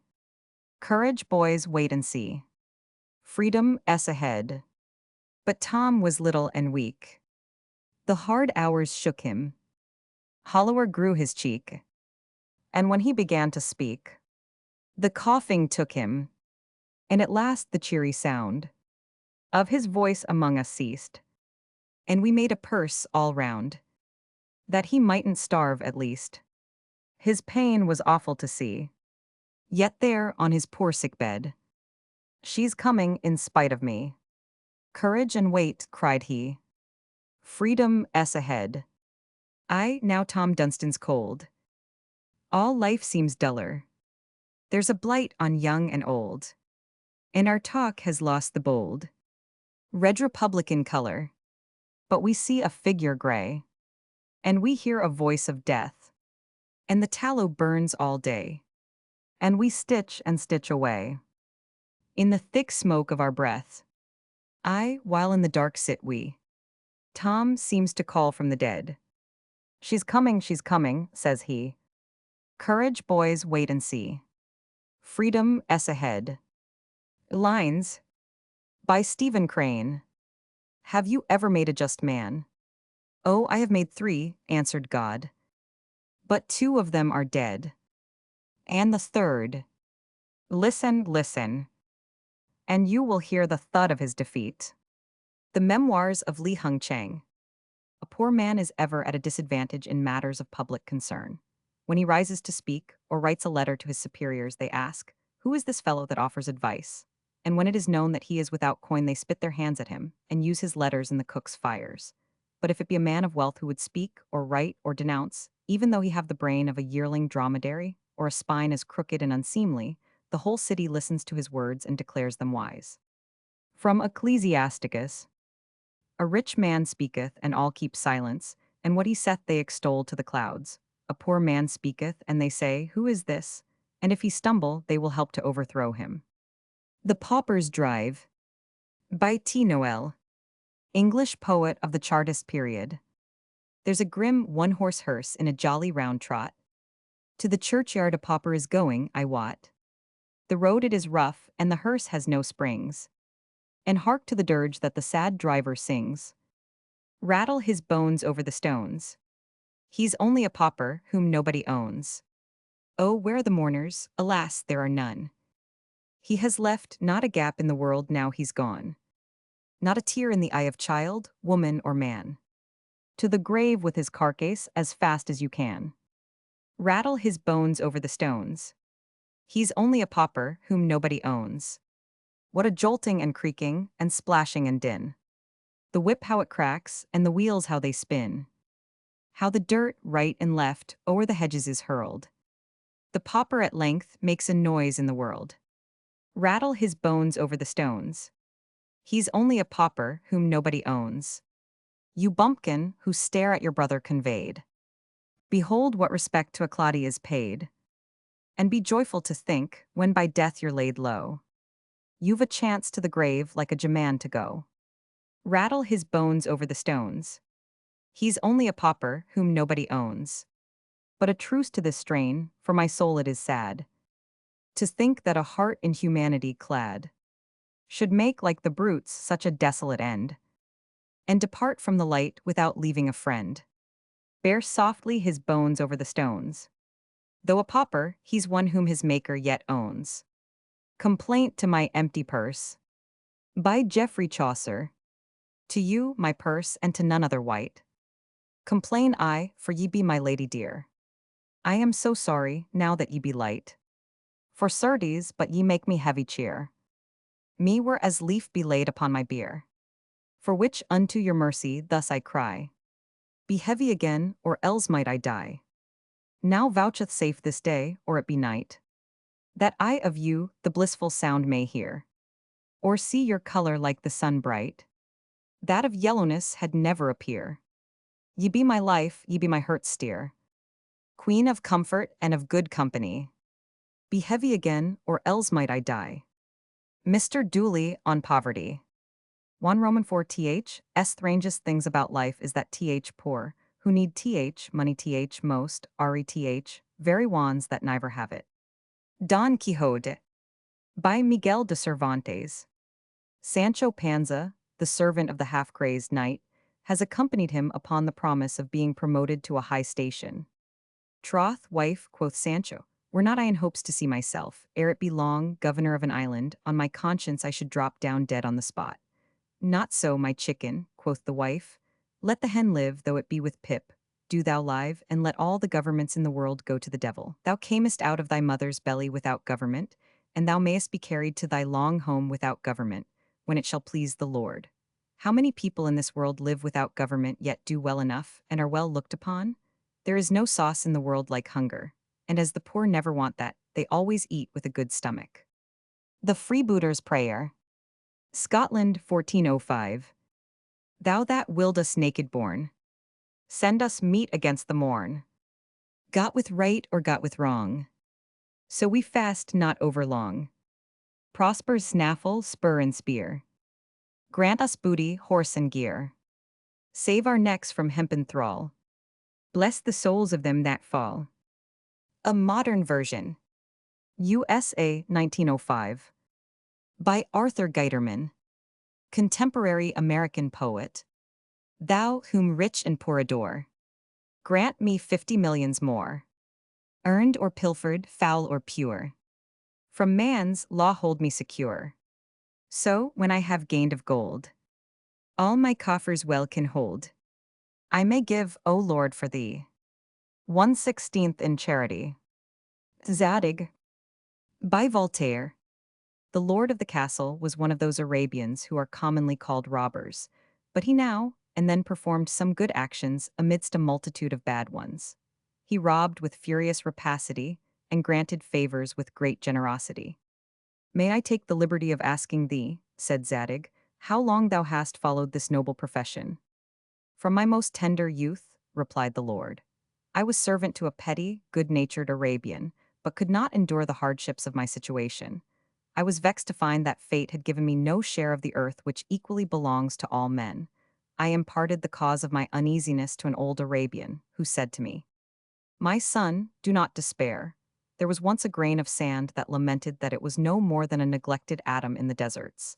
At the end of a few years, it became a diamond, and it is now the brightest ornament in the crown of the King of the Indies. This discourse made a deep impression on my mind. I was the grain of sand, and I resolved to become the diamond. I began by stealing 2 horses. I soon got a party of companions. I put myself in a condition to rob small caravans, and thus, by degrees, I destroyed the difference which had formerly subsisted between me and other men. I had my share of the good things of this world, and was even recompensed with usury for the hardships I had suffered. I was greatly respected, and became the captain of a band of robbers. I seized this castle by force. The satrap of Syria had a mind to dispossess me of it, but I was too rich to have anything to fear. I gave the satrap a handsome present, by which I preserved my castle and increased my possessions. He even appointed me treasurer of the tributes which Arabia Petrea pays to the King of Kings. I perform my office of receiver with great punctuality, but I take the freedom to dispense with that of paymaster. For the other 365 days. By Franklin P. Adams. Contemporary American humorist. Christmas is over, uncork your ambition. Back to the battle, come on competition. Down with all sentiment, can scrupulosity. Commerce has nothing to gain by jocosity. Money is all that is worth all your labors. Crowd your competitors, nix on your neighbors. Push 'em aside in a passionate hurry. Argue and bustle and bargain and worry. Frenzy yourself into sickness and dizziness. Christmas is over and business is business. The road to success. From Random Reminiscences of Men and Events. By John D. Rockefeller. If I were to give advice to a young man starting out in life, I should say to him, if you aim for a large, broad-gauge success, do not begin your business career, whether you sell your labor or are an independent producer, with the idea of getting from the world by hook or crook all you can. In the choice of your profession or your business employment, let your first thought be, where can I fit in so that I may be most effective in the work of the world? Where can I lend a hand in a way most effective to advance the general interests? Enter life in such a spirit, choose your vocation in that way, and you have taken the first step on the highest road to a large success. Investigation will show that the great fortunes which have been made in this country, and the same is probably true of other lands, have come to men who have performed great and far-reaching economic services. Men who, with great faith in the future of their country, have done most for the development of its resources. The man will be most successful who confers the greatest service on the world. The latest Decalogue. By Arthur Hugh Clough. Thou shalt have one God only who would be at the expense of 2. No graven images may be worshipped except the currency. Swear not at all for thy curse. Thine enemy is none the worse. At church on Sunday to attend will serve to keep the world thy friend. Honor thy parents, that is all. From whom advancement may befall. Thou shalt not kill, but needst not strive officiously to keep alive. Do not adultery commit. Advantage rarely comes of it. Thou shalt not steal an empty feet, when it's so lucrative to cheat. Bear not false witness, let the lie have time on its own wings to fly. Thou shalt not covet, but tradition approves all forms of competition. Mr. Dooley on the trusts. See pages 683, 692. Mind ye, John, I've no word to say again them that sets back in their own house and lot and makes food Roman for people dear. They're good men, good men. When they tilt the price Roman for beef to where £1 Roman for it costs as much as many man in this RRJ road D work from risen to set in Roman 4th son to get. They have no thought Roman 4th likes Roman 4 you and me. T's azy come, azy go with them, and every cent a pound monays a new art museum or a new church, to take edge off hunger. They're all right, them lads with their own pork chops delivered free at door. T's, will ye have a new spring dress, me dear? Willem, ring them up and tell them to hiss the price Roman 4 beef. If we had a few more pictures and status in museum, twad elevate people a story or two. Willem, after the steak, LLB 20 cents a pound. Oh, they're all right. Ani, I was thinkin' Roman 4th, Canuck man's family back Roman 4th dumps. For a man that was gay a little while ago, it looks to me as if you, de-grown mighty solemn like, said Mr. McKenna. Mebso, said Mr. Dooley. Mebso, what anyhow? Meb tea's as bad to take champagne out Roman for one man's mouth as round steak out Roman for another's. Lent is near over. I seen Doherty out shinin' up his pipe that's been behind clock since Ash Winsta. Girls, LL be layin' lilies on altar in a day or two. The spring's come on. Grass is growin' good, and if Canuck man's children back Roman for dumps can't get meat, they can eat hay. What the Moon Saw by Vachel Lindsay. See pages 335, 599, 672. Two statesmen met by moonlight. Their ease was partly feigned. They glanced about the prairie. Their faces were constrained. In various ways aforetime. They had misled the state. Yet did it so politely. Their henchmen thought them great. They sat beneath a hedge and spake. No word but had a smoke. A satchel passed from hand to hand. Next day the deadlock broke. Portrait of a Supreme Court Judge. By Louis Untermeyer. See pages 42, 418, 515. How well this figure represents the law. This pose of neuter justice, sterile cant. This Roman emperor with the iron jaw. Wrapped in the black silk of a maiden aunt. The furred lawcats. From Pantagruel. Francois Rabelais. French satirist of the Middle Ages, 1483–1553. The furred lawcats are most terrible and dreadful monsters. They devour little children and trample over marble stones. Pray tell me, noble topers, do they not deserve to have their snouts slit? The hair of their hides doesn't lie outward, but inwards, and every mother's son of them for his device wears a gaping pouch, but not all in the same manner. For some wear it tied to their neck scarfwise, others upon the breech, some on the side, and all for a cause with reason and mystery. They have claws so very strong, long, and sharp that nothing can get from 'em what is once fast between their clutches. Sometimes they cover their heads with mortar-like caps, at other times with mortified caparisons. Examine well the countenance of these stout props and pillars of this catchcoin law and iniquity, and pray observe that if you live but 6 Olympiads and the age of 2 dogs more, you'll see these furred lawcats lords of all Europe, and in peaceful possession of all the estates and domains belonging to it. Unless, by divine providence, what's got over the devil's back is spent under his belly, or the goods which they unjustly get perish with their prodigal heirs. Take this from an honest beggar. Among 'em reigns the 6th essence, by the means of which they gripe all, devour all, concite all, burn all, draw all, hang all, quarter all, behead all, murder all, imprison all, waste all, and ruin all, without the least notice of right and wrong. For among them vice is called virtue. Wickedness, piety, treason, loyalty, robbery, justice. Plunder is their motto, and when acted by them is approved by all men, except the heretics, and all this they do because they dare. Their authority is sovereign and irrefragable. Should all their villainy be once displayed in its true colors and exposed to the people, there never was, is, nor will be any spokesman could save 'em, nor any magistrate so powerful as to hinder their being burnt alive in their coney burrows without mercy. Even their own furred kittlings, friends and relations would abominate 'em. The Gentleman Inside. By Damon Runyon.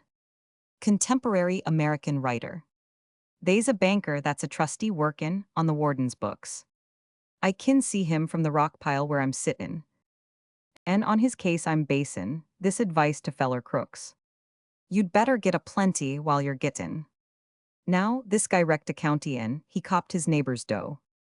He got 600,000, which is some change, as you know. They give him 1 or 2 years, and the softest job here, oh. It pays to get a plenty while you're gettin'.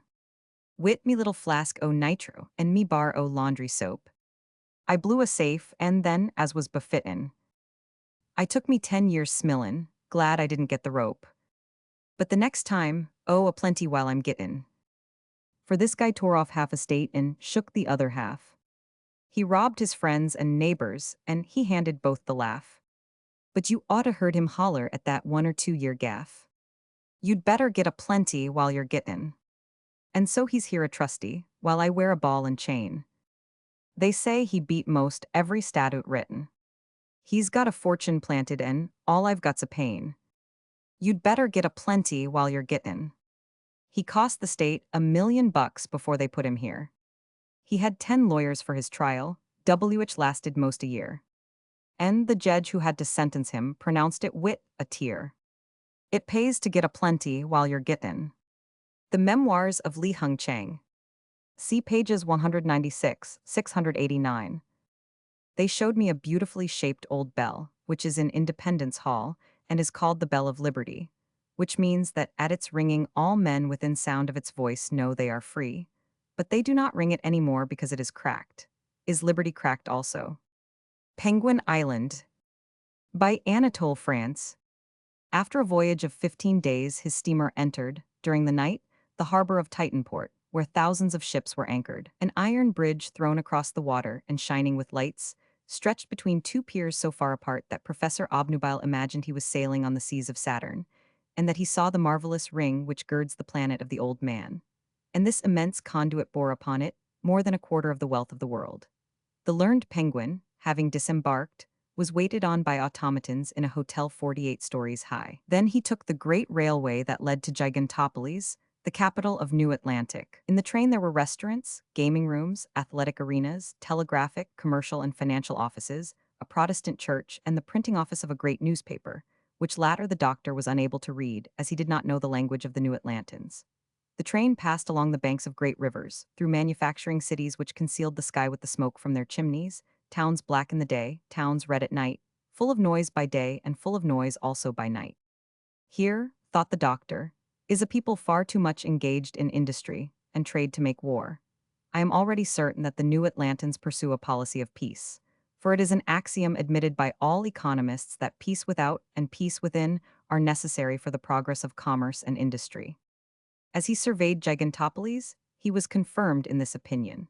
People went through the streets so swiftly propelled by hurry that they knocked down all who were in their way. Obnubile was thrown down several times, but soon succeeded in learning how to demean himself better. After an hour's walking, he himself knocked down an Atlantan. Having reached a great square, he saw the portico of a palace in the classic style, whose Corinthian columns reared their capitals of arborescent acanthus 70 meters above the stylobate. As he stood with his head thrown back admiring the building, a man of modest appearance approached him and said in Penguin, "I see by your dress that you are from Penguinia. I know your language. I am a sworn interpreter. This is the Parliament Palace. At the present moment the representatives of the states are in deliberation. Would you like to be present at the sitting?" The doctor was brought into the hall and cast his looks upon the crowd of legislators, who were sitting on cane chairs with their feet upon their desks. The president arose, and, in the midst of general inattention, muttered rather than spoke the following formulas which the interpreter immediately translated to the doctor. The war for the opening of the Mongol markets being ended to the satisfaction of the states, I propose that the accounts be laid before the Finance Committee. Is there any opposition? The proposal is carried. The war for the opening of the markets of Third Zealand being ended to the satisfaction of the states, I propose that the accounts be laid before the Finance Committee. Is there any opposition? The proposal is carried. Have I heard aright? Asked Professor Obnubile. What, you an industrial people and engaged in all these wars? Certainly, answered the interpreter. These are industrial wars. Peoples who have neither commerce nor industry are not obliged to make war, but a business people is forced to adopt a policy of conquest. The number of wars necessarily increases with our productive capacity. As soon as one of our industries fails to find a market for its products, a war is necessary to open new outlets. It is in this way we have had a coal war, a copper war, and a cotton war. In Third Zealand, we have killed 2/3 of the inhabitants in order to compel the remainder to buy our umbrellas and braces. At that moment, a fat man who was sitting in the middle of the assembly, ascended the tribune. "I claim," said he, "a war against the Emerald Republic, which insolently contends with our pigs for the hegemony of hams and sauces in all the markets of the universe." "Who is that legislator?" asked Dr. Obnubile. "He is a pig merchant." "Is there any opposition?" said the president. "I put the proposition to the vote." The war against the Emerald Republic was voted with uplifted hands by a very large majority. "What?" said Obnubile to the interpreter.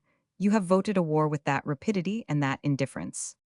"Oh, it is an unimportant war which will hardly cost $8 million. "And men?" "The men are included in the $8 million. Then Dr. Obnubile bent his head in bitter reflection.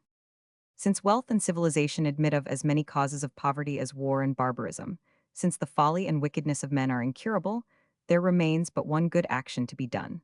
The wise man will collect enough dynamite to blow up this planet.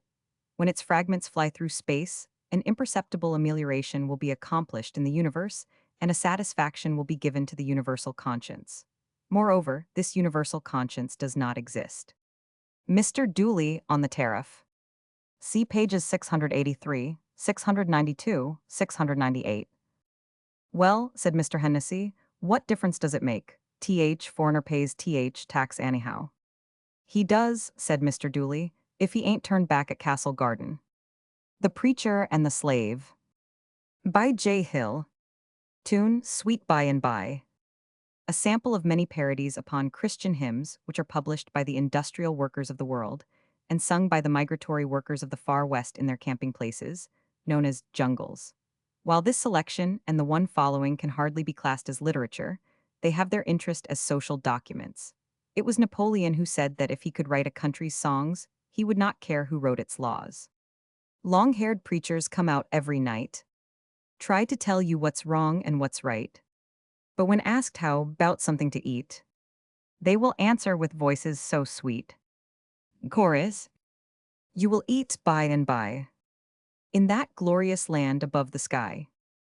Work and pray, live on hay. You'll get pie in the sky when you die." And the Starvation Army they play. And they sing and they clap and they pray, till they get all your coin on the drum. Then they'll tell you when you're on the bum. Chorus. "If you fight hard for children and wife, try to get something good in this life. You're a sinner and bad man, they tell. When you die you will sure go to hell." Chorus. "Working men of all countries unite. Side by side we for freedom will fight. When the world and its wealth we shall gain, to the grafters we'll sing this refrain." Chorus. "You will eat by and by, when you've learned how to cook and to fry. Chop some wood, 'twill do you good, and you'll eat in the sweet by and by. Work for all but father." By Henry M. Titchener. The Poet of the Ripsaw, a revolutionary paper of the Middle West which has an immense circulation. Everybody works but father. God, what a ghastly lay. Everybody works but father. He wants too much pay. Mother and Ann and Maggie and Tiny Tim and Bill work like hell for a paltry wage in the sweatshop and the mill. Everybody works but father. He talks like a fool. He asks enough in wages to send the kids to school. He wants more for his daily toil than we pay the wife and brood. He says he ought to have enough to keep them all in food. Everybody works but father. For him we have no need. All we want of father is just to keep up the breed. The mother and the babies, that's all we require. The mother and the babies, those are the ones we hire. Just keep on breeding babies, that's the bull moose hunch. Just keep on breeding babies, we can work the whole damn bunch. Mr. Dooley on Industry. See pages 683, 692, 698, 706. "'Tis a strange thing when we come to think Roman for it that less money a man gets for his work, more necessary it is to world that he should go on worrokin. Yer boss can go to Paris on a combination wedding and divorce thrip and no one bothers his head about him.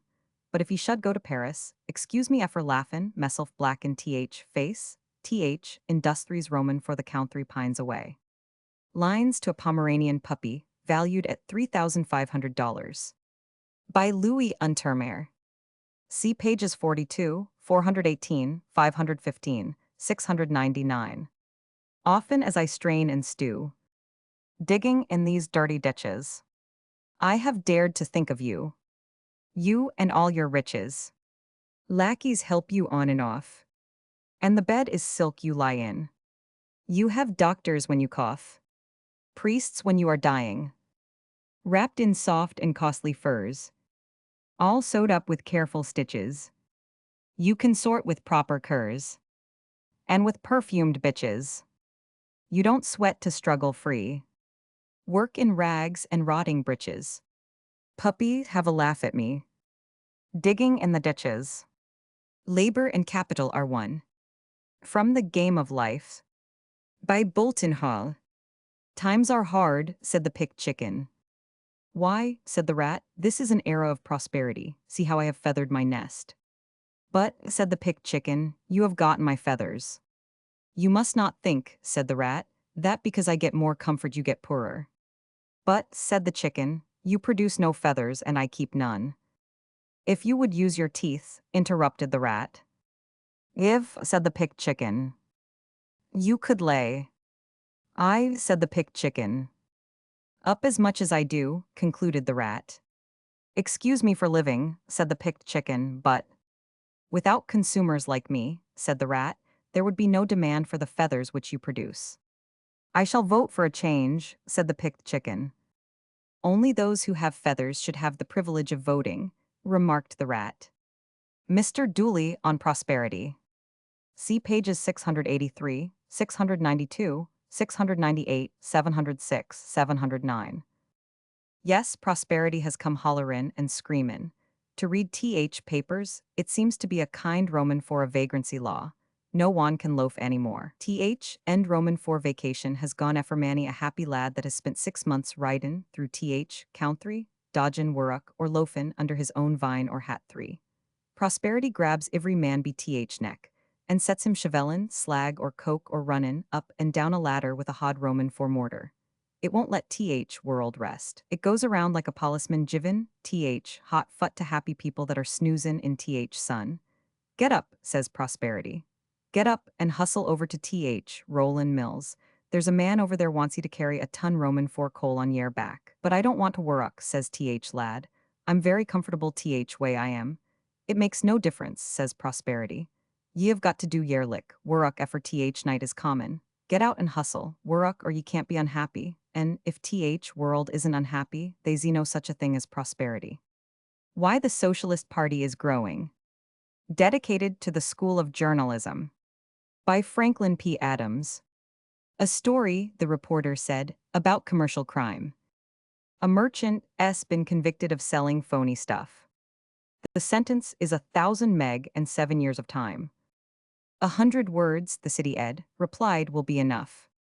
A story, the reporter said, about a crimson dame. Just landed from the steamer, wearing slippers that are red. She used to be the dearest friend of Emperor What's-his name. 3 columns and a layout, cried the eager city ed. The Babel Machines. From When the Sleeper Wakes. By H.G. Wells. One of the writer's earlier romances, telling of a man who sleeps for 200 years and wakens to find himself hailed as master of the world, through the operation of a bequest of money, which has been accumulating through that time. The power of this wealth is being wielded in his name by a cynical and unscrupulous oligarchy, which has reduced the populace to a uniformed slave caste, seething with feudal revolt. The following portrays the newspapers of that new world of capitalism triumphant. Beyond this place they came into a closed hall, and Graham discovered the cause of the noise that had perplexed him. His attention was arrested by a violent, loud hoot, followed by a vast leathery voice. He stopped and looking up beheld a foolish trumpet face. This was the General Intelligence Machine. For a space it seemed to be gathering breath, and a regular throbbing from its cylindrical body was audible. Then it trumpeted gallop, gallop, and broke out again. Paris is now pacified. All resistance is over. Gallop, the black police hold every position of importance in the city. They fought with great bravery, singing songs written in praise of their ancestors by the poet Kipling. Once or twice they got out of hand and tortured and mutilated wounded and captured insurgents, men and women.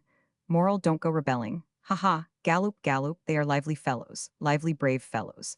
Let this be a lesson to the disorderly banderlog of the city. Ya, banderlog, filth of the earth, gallop, gallop.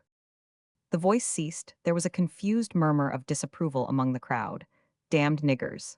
A man began to harangue near them. Is this the master's doing, brothers? Is this the master's doing? Black police, said Graham. What is that you don't mean?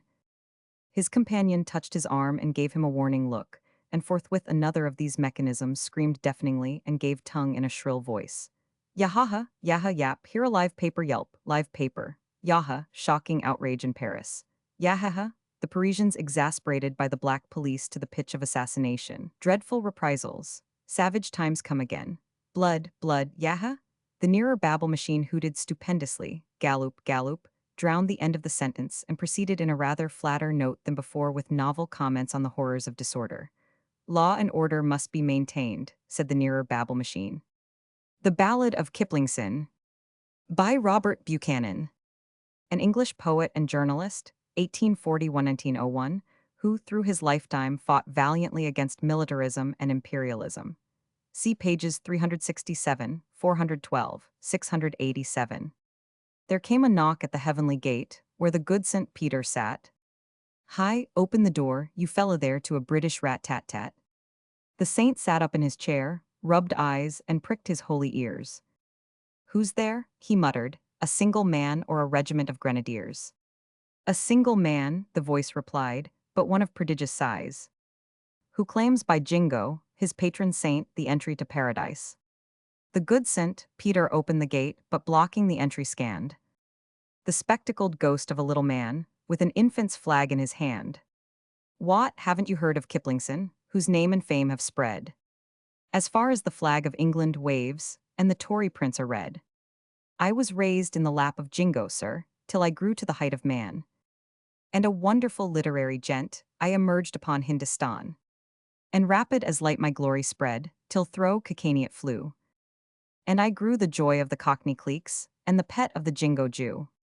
For the Lord my God was a Cockney god, whose voice was a savage yell. A fustrate god who dropped, d'ye see, the H in heaven and hell. Oh, I was a real phenomenon, continued Kiplingson. The only genius ever born who was Tory at 21. Alas and alas, the good saint said, a tear in his eye serene. A Tory at 21, good God, at 50 what would you have been? There's not a spirit now here in heaven who wouldn't at 21 have tried to upset the very throne, and reform both sire and son. The saddest sight my eyes have seen, down yonder on earth or here, is a brat that talks like a weary man, or a youth with a cynic's leer. Try lower down, young man, he cried, and began to close the gate. Hi here, old fella, said Kiplingson, by Jingo, just you wait. I've heaps of criticisms here, to show my claims are true. That I'm cute in almost everything, and have probed creation through. And what have you found? The saint inquired, a frown on his face benign. The flag of England, cried Kiplingson, and the thin black penny A-line. Wherever the flag of England waves, down go all other flags. Wherever the thin black line is spread, the bulldog bites and brags. O God, beware of the Jingo's wrath, the journals of earth are mine.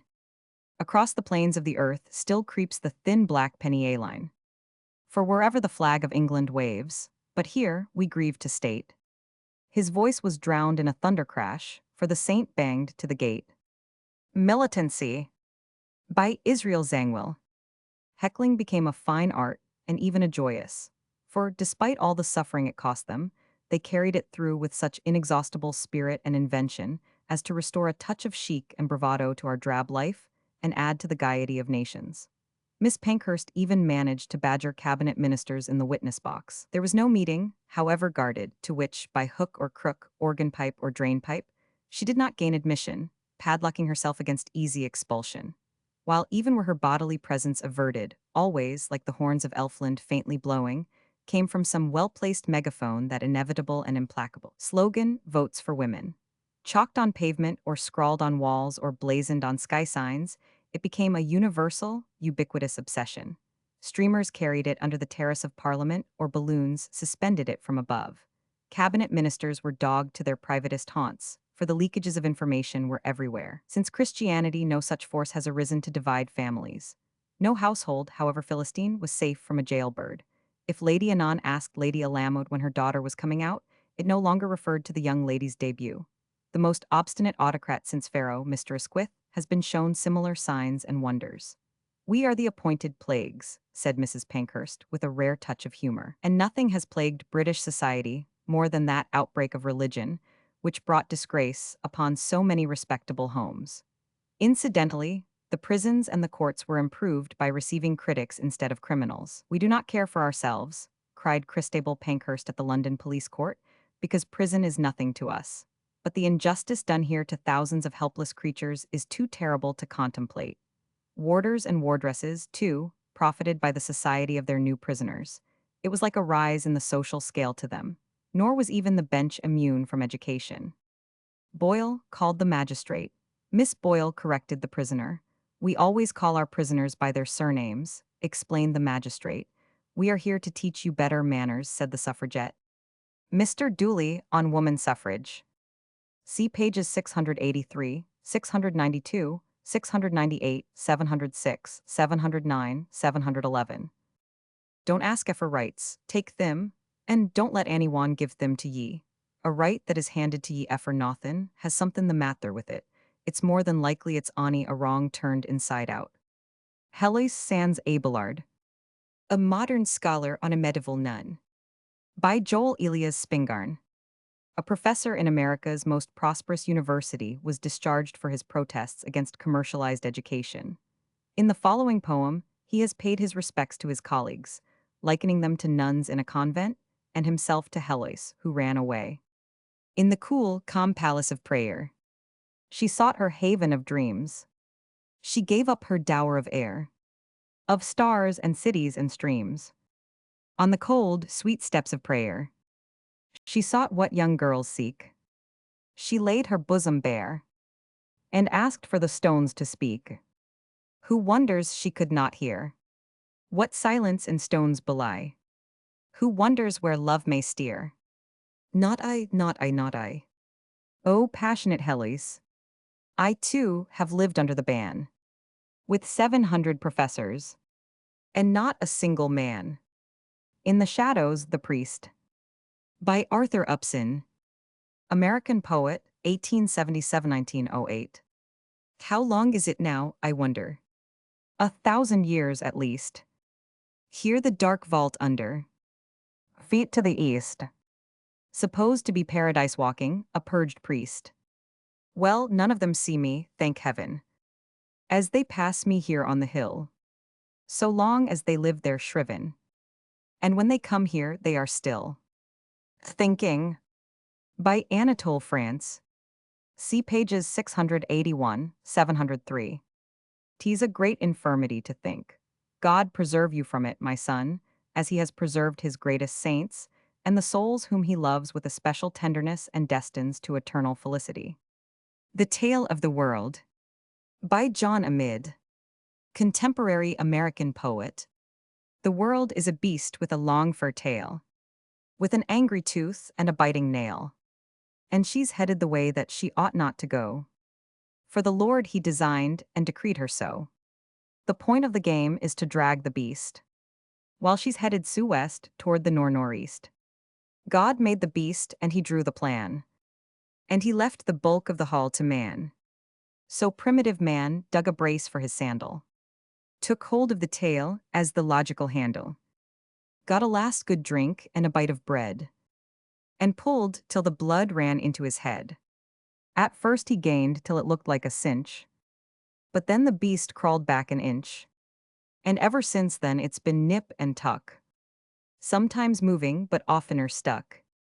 Most of the gains have been made by the crowd, sweating nobly and swearing aloud. Yet sometimes a single man could land a good rough jerk or a hand over hand. They say Confucius made her come.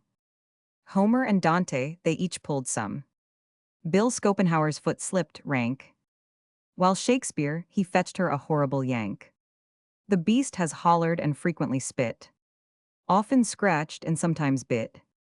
And the men who were mauled or laid out cold were the very ones with the strangle hold. Why he did it, I don't know, but the Lord he designed and decreed it so. Of course he knew that the game was no cinch, so he gave man some trifles to help in a pinch. One was an instinct that might be read Lay hold of something and pull till you're dead. Another, that can't be translated as well, was let go my tail and go to hell. But the strongest card in the whole blame pack was the fine sensation that paid man back. For the finest feeling that's been unfurled is the feel of the fur on the tail of the world. Book 15. The Poet. Social injustice as it bears upon the future generation. Pictures of child labor and of the degradation of children in slums. Also hopes for the future deliverance of the child. By the way, from Songs of the Dead End by Patrick McGill. See pages 32, 47, 122, 406. These be the little verses, rough and uncultured, which I've written in hut and model, deep in the dirty ditch. On the upturned hod, by the palace made for the idle rich. Out on the happy highway, or lines where the engines go. Which fact you may hardly credit, still for your doubts tease so. For I am the person who wrote them, and surely to God I know. Wrote them beside the hot plate, or under the chilling skies. Some of them true as death is, some of them merely lies. Some of them very foolish, some of them otherwise. Little sorrows and hopings, little and rugged rhymes. Some of them may be distasteful to the moral men of our times. Some of them marked against me in the book of the many crimes. These, the songs of a navvy, bearing the taint of the brute. Unasked, uncouth, unworthy, out to the world I put. Stamped with the brand of labor, the heel of a navvy's boot. Democratic Vistas. By Walt Whitman. See pages 184, 268, 578. Literature, strictly considered, has never recognized the people, and whatever may be said does not today. Speaking generally, the tendencies of literature, as hitherto pursued, have been to make mostly critical and querulous men. It seems as if, so far, there were some natural repugnance between a literary and professional life and the rude rank spirit of the democracies. There is, in later literature, a treatment of benevolence, a charity business, rife enough it is true, but I know nothing more rare, even in this country, than a fit scientific estimate and reverent appreciation of the people, of their measureless wealth of latent worth and capacity, their vast artistic contrasts of lights and shades, with, in America, their entire reliability in emergencies and a certain breadth of historic grandeur, of peace or war, far surpassing all the vaunted samples of book heroes or any haut-ton coteries in all the records of the world. Dominion strong is the body, dominion stronger is the minds. What is filled and fills today our intellect, our fancy, furnishing the standards therein, is yet foreign.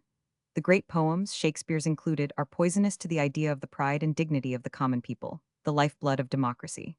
The models of our literature, as we get it from other lands, ultramarine, have had their birth in courts and basked and grown in castle sunshine. All smells of princes' favors. Of workers of a certain sort, we have, indeed, plenty, contributing after their kind, many elegant, many learned, all complacent. But touched by the national test, or tried by the standards of democratic personality, they wither to ashes. I say I have not seen a single writer, artist, lecturer, or what not, that has confronted the voiceless but ever erect and active, pervading, underlying will and typic inspiration of the land, in a spirit kindred to itself. Do you call these genteel little creatures American poets? Do you term that perpetual, pistorine, pastipot work, American art, American drama, taste, verse? I think I hear, echoed as from some mountaintop afar in the west, the scornful laugh of the genius of these states. Did you too, O friend, suppose democracy was only for elections, for politics, and for a party name? I say democracy is only of use there that it may pass on and come to its flower and fruit in manners, in the highest forms of interaction between men and their beliefs, in religion, literature, colleges and schools, democracy in all public and private life, and in the army and navy. Today, by Helen Gray Cone, contemporary American poet. Voice, with what emulous fire thou singest free hearts of old fashion. English scorners of Spain, sweeping the blue sea way. Sing me the daring of life for life, the magnanimous passion of man for man in the mean populous streets of today.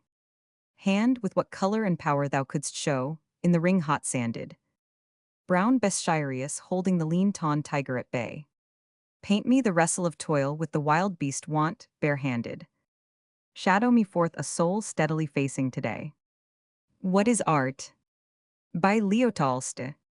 See pages 88, 110, 148, 276, 374, 416, 555, 674. Art of the future, that is to say, such part of art as will be chosen from among all the art diffused among mankind, will consist, not in transmitting feelings accessible only to members of the rich classes, as is the case today, but in transmitting such feelings as embody the highest religious perceptions of our times. Only those productions will be considered art which transmit feelings drawing men together in brotherly union, or such universal feelings as can unite all men. Art transmitting feelings flowing from antiquated, worn-out religious teachings. Church art, patriotic art, voluptuous art, transmitting feelings of superstitious fear, of pride, of vanity, of ecstatic admiration for national heroes. Art exciting exclusive love of one's own people, or sensuality, will be considered bad, harmful art, and will be censured and despised by public opinion. All the rest of art, transmitting feelings accessible only to a section of the people, will be considered unimportant, and will be neither blamed nor praised. And the appraisement of art in general will devolve, not, as is now the case, on a separate class of rich people, but on the whole people, so that for a work to be esteemed good, and to be approved of and diffused, it will have to satisfy the demands, not of a few people living in identical and often unnatural conditions, but it will have to satisfy the demands of all those great masses of people who are situated in the natural conditions of laborious life. And the artists producing art will not be, as now, merely a few people selected from a small section of the nation, members of the upper classes or their hangers-on, but will consist of all those gifted members of the whole people who prove capable of, and are inclined towards, artistic activity. A Catechism for Workers. By August Strindberg. Swedish poet, dramatist, and novelist, 1849-1912. Author of over 100 volumes, and probably the greatest genius that Sweden has produced. It is not generally known that he was a socialist, although the labor unions and social democrats of his country marched in a body at his funeral. The following are a few paragraphs from a catechism, covering every aspect of life from the worker's point of view. What is philosophy? A seeking of the truth. Then how can philosophy be the friend of the upper classes? The upper classes pay the philosopher, in order that he may discover only such truths as are expedient in their eyes. But suppose uncomfortable truths should be discovered. They are called lies, and the philosopher gets no pay. What is history? The story of the past, presented in a light favorable to the interests of the upper classes. Suppose the light is unfavorable. That is scandalous. What is a scandal? Anything offending the upper classes.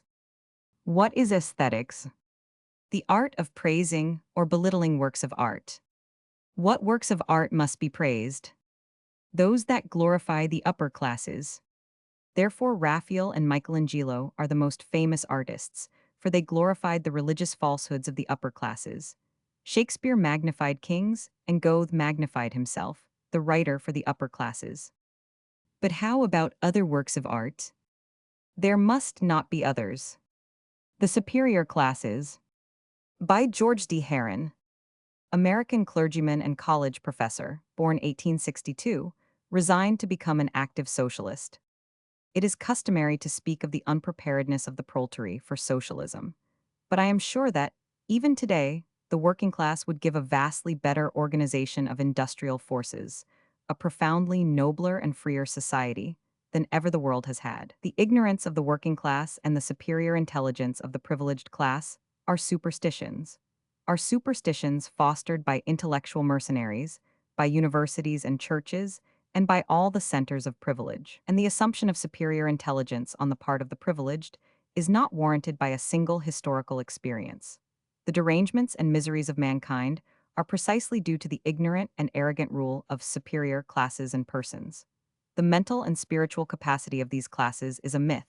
Their so-called culture but thinly veneers their essential savagery, their social rapacity and impudence. The system that divides society into classes can bring forth no true knowledge, no living truth, no industrial competence, no fundamental social decency. It can only continue the desolation of labor and increase the blindness and depravity of the privileged. So long as some people own the tools upon which others depend for bread, so long as the few possess themselves of the fruits of the labor of the many, so long as the arts and the institutions and the sciences are built upon exploited workers. Just so long will our so-called progress be through the perennial exhaustion of generations and races.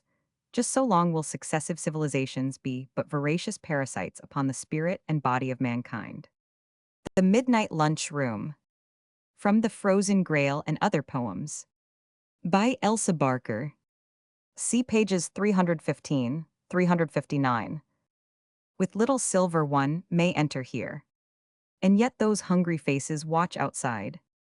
The frosty window, and the door is wide. The clatter to my unaccustomed ear of dishes and harsh tongues is like a spear, shaken within the sensitive, wounded side. Of silence, soiled, indifferent hands provide pitiful fare and cups of pallid cheer. In my warm, fragrant home an hour ago, I wrote a sonnet on the peace they win. Who worship beauty, let me breathe it low. What would it mean if chanted in this din? What would it say to those out in the snow, who hunger and who may not enter in? What life means to me. From Revolution. By Jack London. See pages 62, 125, 139, 519, 609, 649. I was born into the working class. I early discovered enthusiasm, ambition, and ideals, and to satisfy these became the problem of my child life. My environment was crude and rough and raw. I had no outlook but an uplook rather. My place in society was at the bottom. Here life offered nothing but sordidness and wretchedness, both of the flesh and the spirit, for here flesh and spirit were alike starved and tormented. Above me towered the colossal edifice of society, and to my mind the only way out was up. Into this edifice I early resolved to climb. Up above, men wore black clothes and boiled shirts, and women dressed in beautiful gowns. Also, there were good things to eat, and there was plenty to eat, this much for the flesh. Then there were the things of the spirit. Up above me, I knew, were unselfishness of the spirit, clean and noble thinking, keen intellectual living. I knew all this because I read seaside library novels, in which, with the exception of the villains and adventuresses, all men and women thought beautiful thoughts, spoke a beautiful tongue, and performed glorious deeds. In short, as I accepted the rising of the sun, I accepted that up above me was all that was fine and noble and gracious, all that gave decency and dignity to life, all that made life worth living, and that remunerated one for his travail and misery. But it is not particularly easy for one to climb up out of the working class, especially if he is handicapped by the possession of ideals and illusions. I lived on a ranch in California, and I was hard put to find the ladder whereby to climb. I early inquired the rate of interest on invested money, and worried my child's brain into an understanding of the virtues and excellences of that remarkable invention of man, compound interest. Further, I ascertained the current rates of wages for workers of all ages, and the cost of living. From all these data, I concluded that if I began immediately and worked and saved until I was 50 years of age, I could then stop working and enter into participation in a fair portion of the delights and goodnesses that would then be open to me higher up in society. Of course, I resolutely determined not to marry, while I quite forgot to consider at all that great rock of disaster in the working class world, sickness. But the life that was in me demanded more than a meager existence of scraping and scrimping. Also, at 10 years of age, I became a newsboy on the streets of a city and found myself with a changed uplook. All about me were still the same sordidness and wretchedness, and up above me was still the same paradise waiting to be gained, but the ladder whereby to climb was a different one.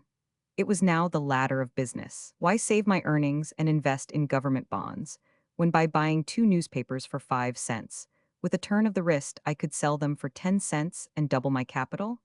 The business ladder was the ladder for me, and I had a vision of myself becoming a bald-headed and successful merchant prince.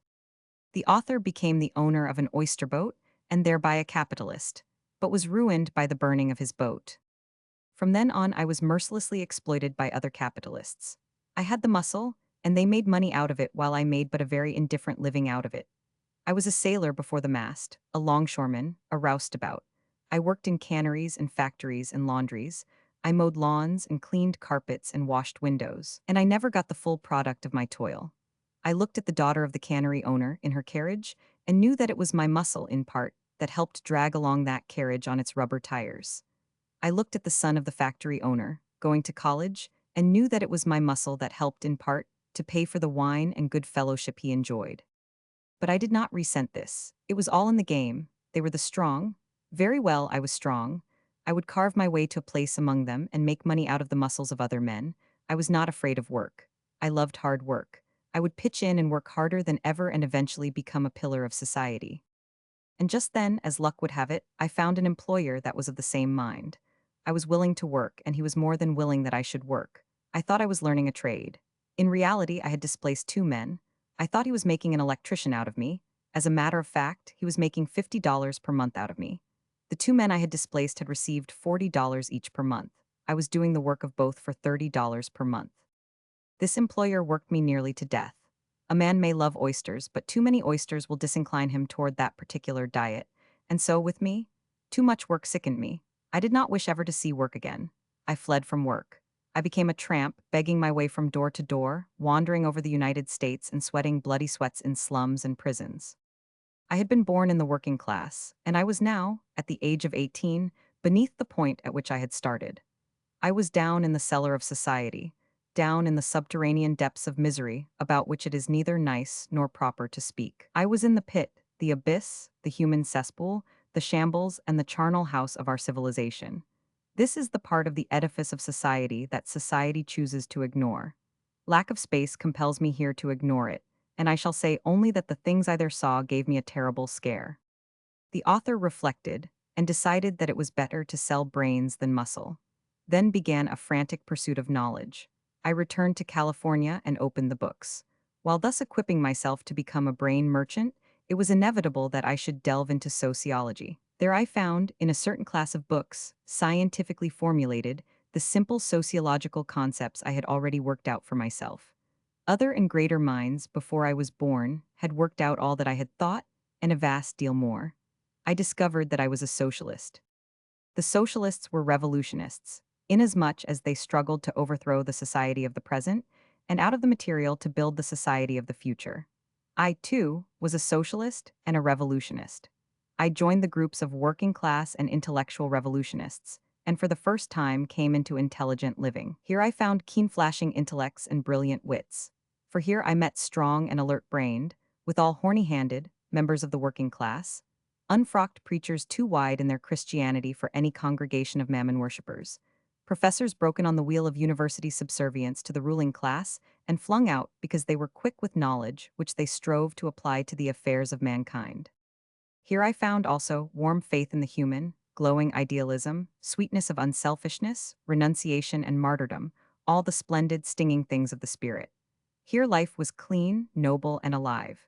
Here life rehabilitated itself, became wonderful and glorious, and I was glad to be alive. I was in touch with great souls who exalted flesh and spirit over dollars and cents, and to whom the thin wail of the starved slum child meant more than all the pomp and circumstance of commercial expansion and world empire. All about me were nobleness of purpose and heroism of effort, and my days and nights were sunshine and starshine, all fire and dew, with before my eyes, ever burning and blazing, the Holy Grail, Christ's own Grail, the warm human, long-suffering and maltreated, but to be rescued and saved at the last. As a brain merchant, I was a success. Society opened its portals to me. I entered right in on the parlor floor, and my disillusionment proceeded rapidly. I sat down to dinner with the masters of society and with the wives and daughters of the masters of society. The women were gowned beautifully, I admit, but to my naive surprise, I discovered that they were of the same clay as all the rest of the women I had known down below in the cellar. The Colonel's Lady and Judy O'Grady were sisters under their skins and gowns. It was not this, however, so much as their materialism, that shocked me. It is true these beautifully gowned, beautiful women prattled sweet little ideals and dear little moralities, but in spite of their prattle, the dominant key of the life they lived was materialistic, and they were so sentimentally selfish.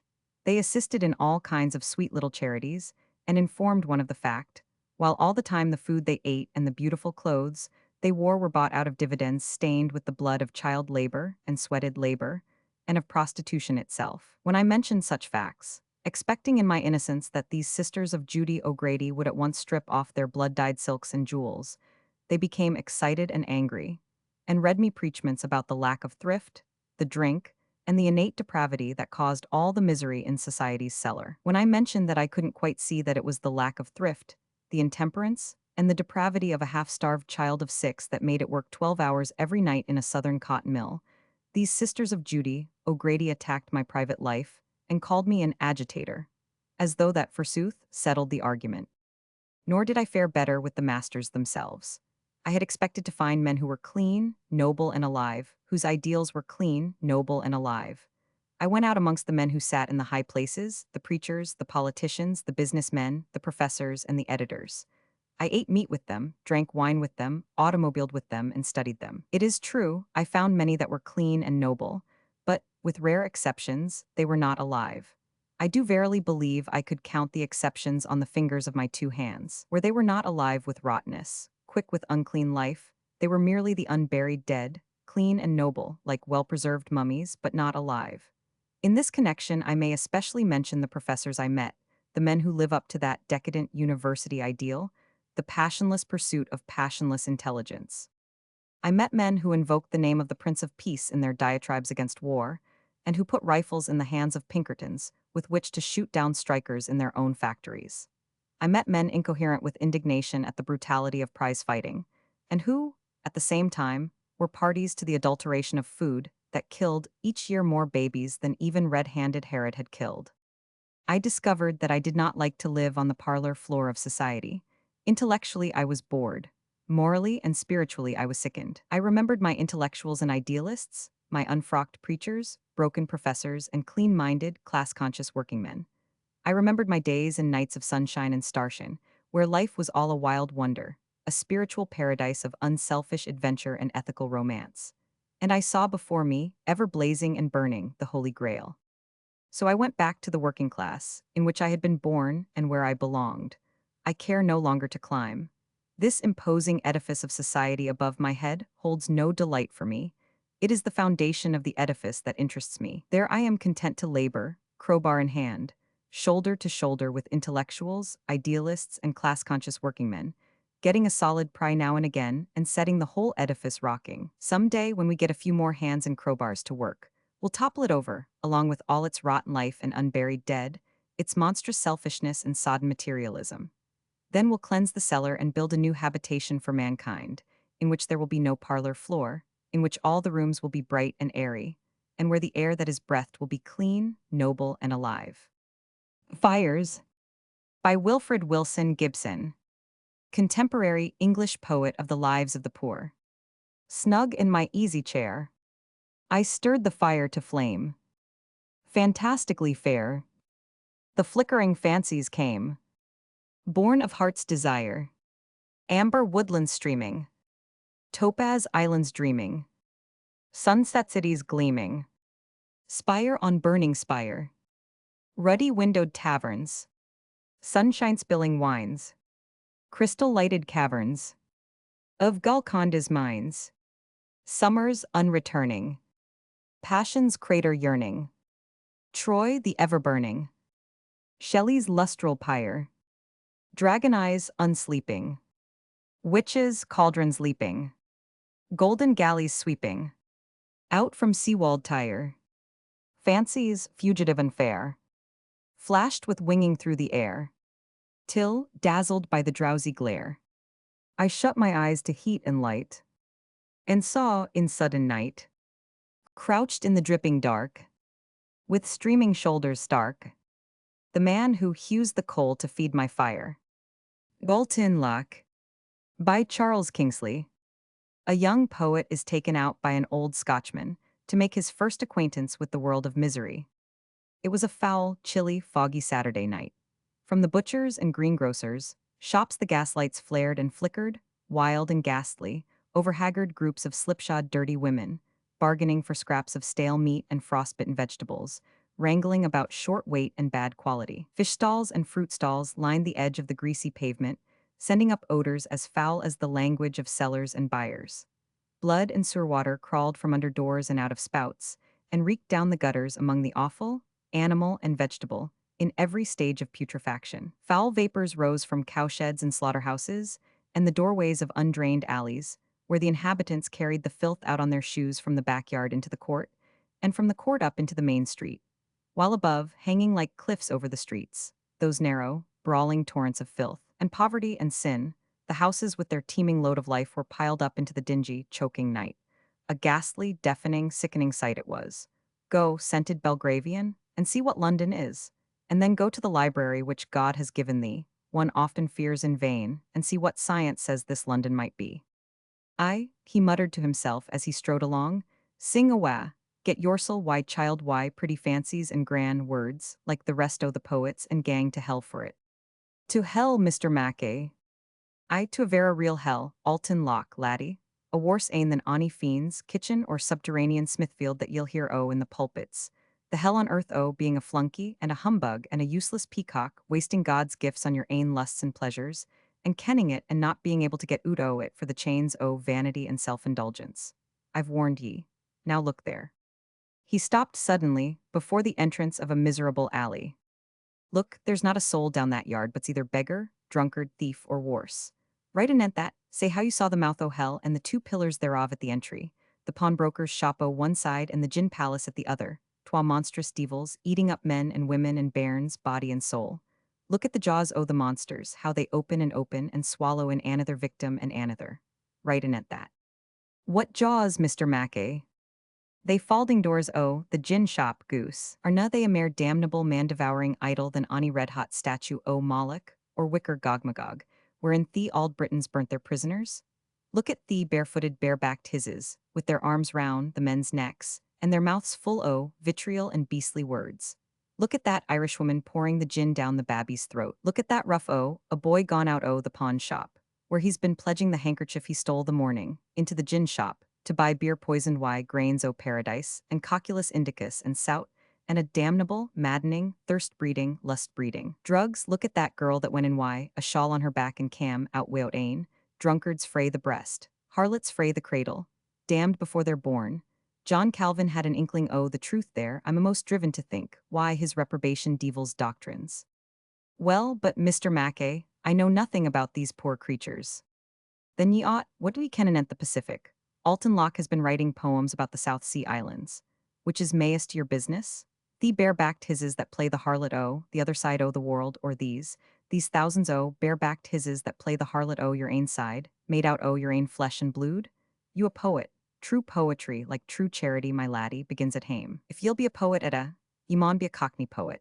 And while the cockneys be what they be, ye maun write, like Jeremiah of old, O lamentation and mourning and woe, for the sins o your people. Gin you want to learn the spirit o a people's poet, down why your Bible and read the alt Hebrew prophets. Gin ye wad learn the style, read your Burns frae morning till night. And gin ye'd learn the matter, just gang after your nose and keep your eyes open, and ye'll no miss it.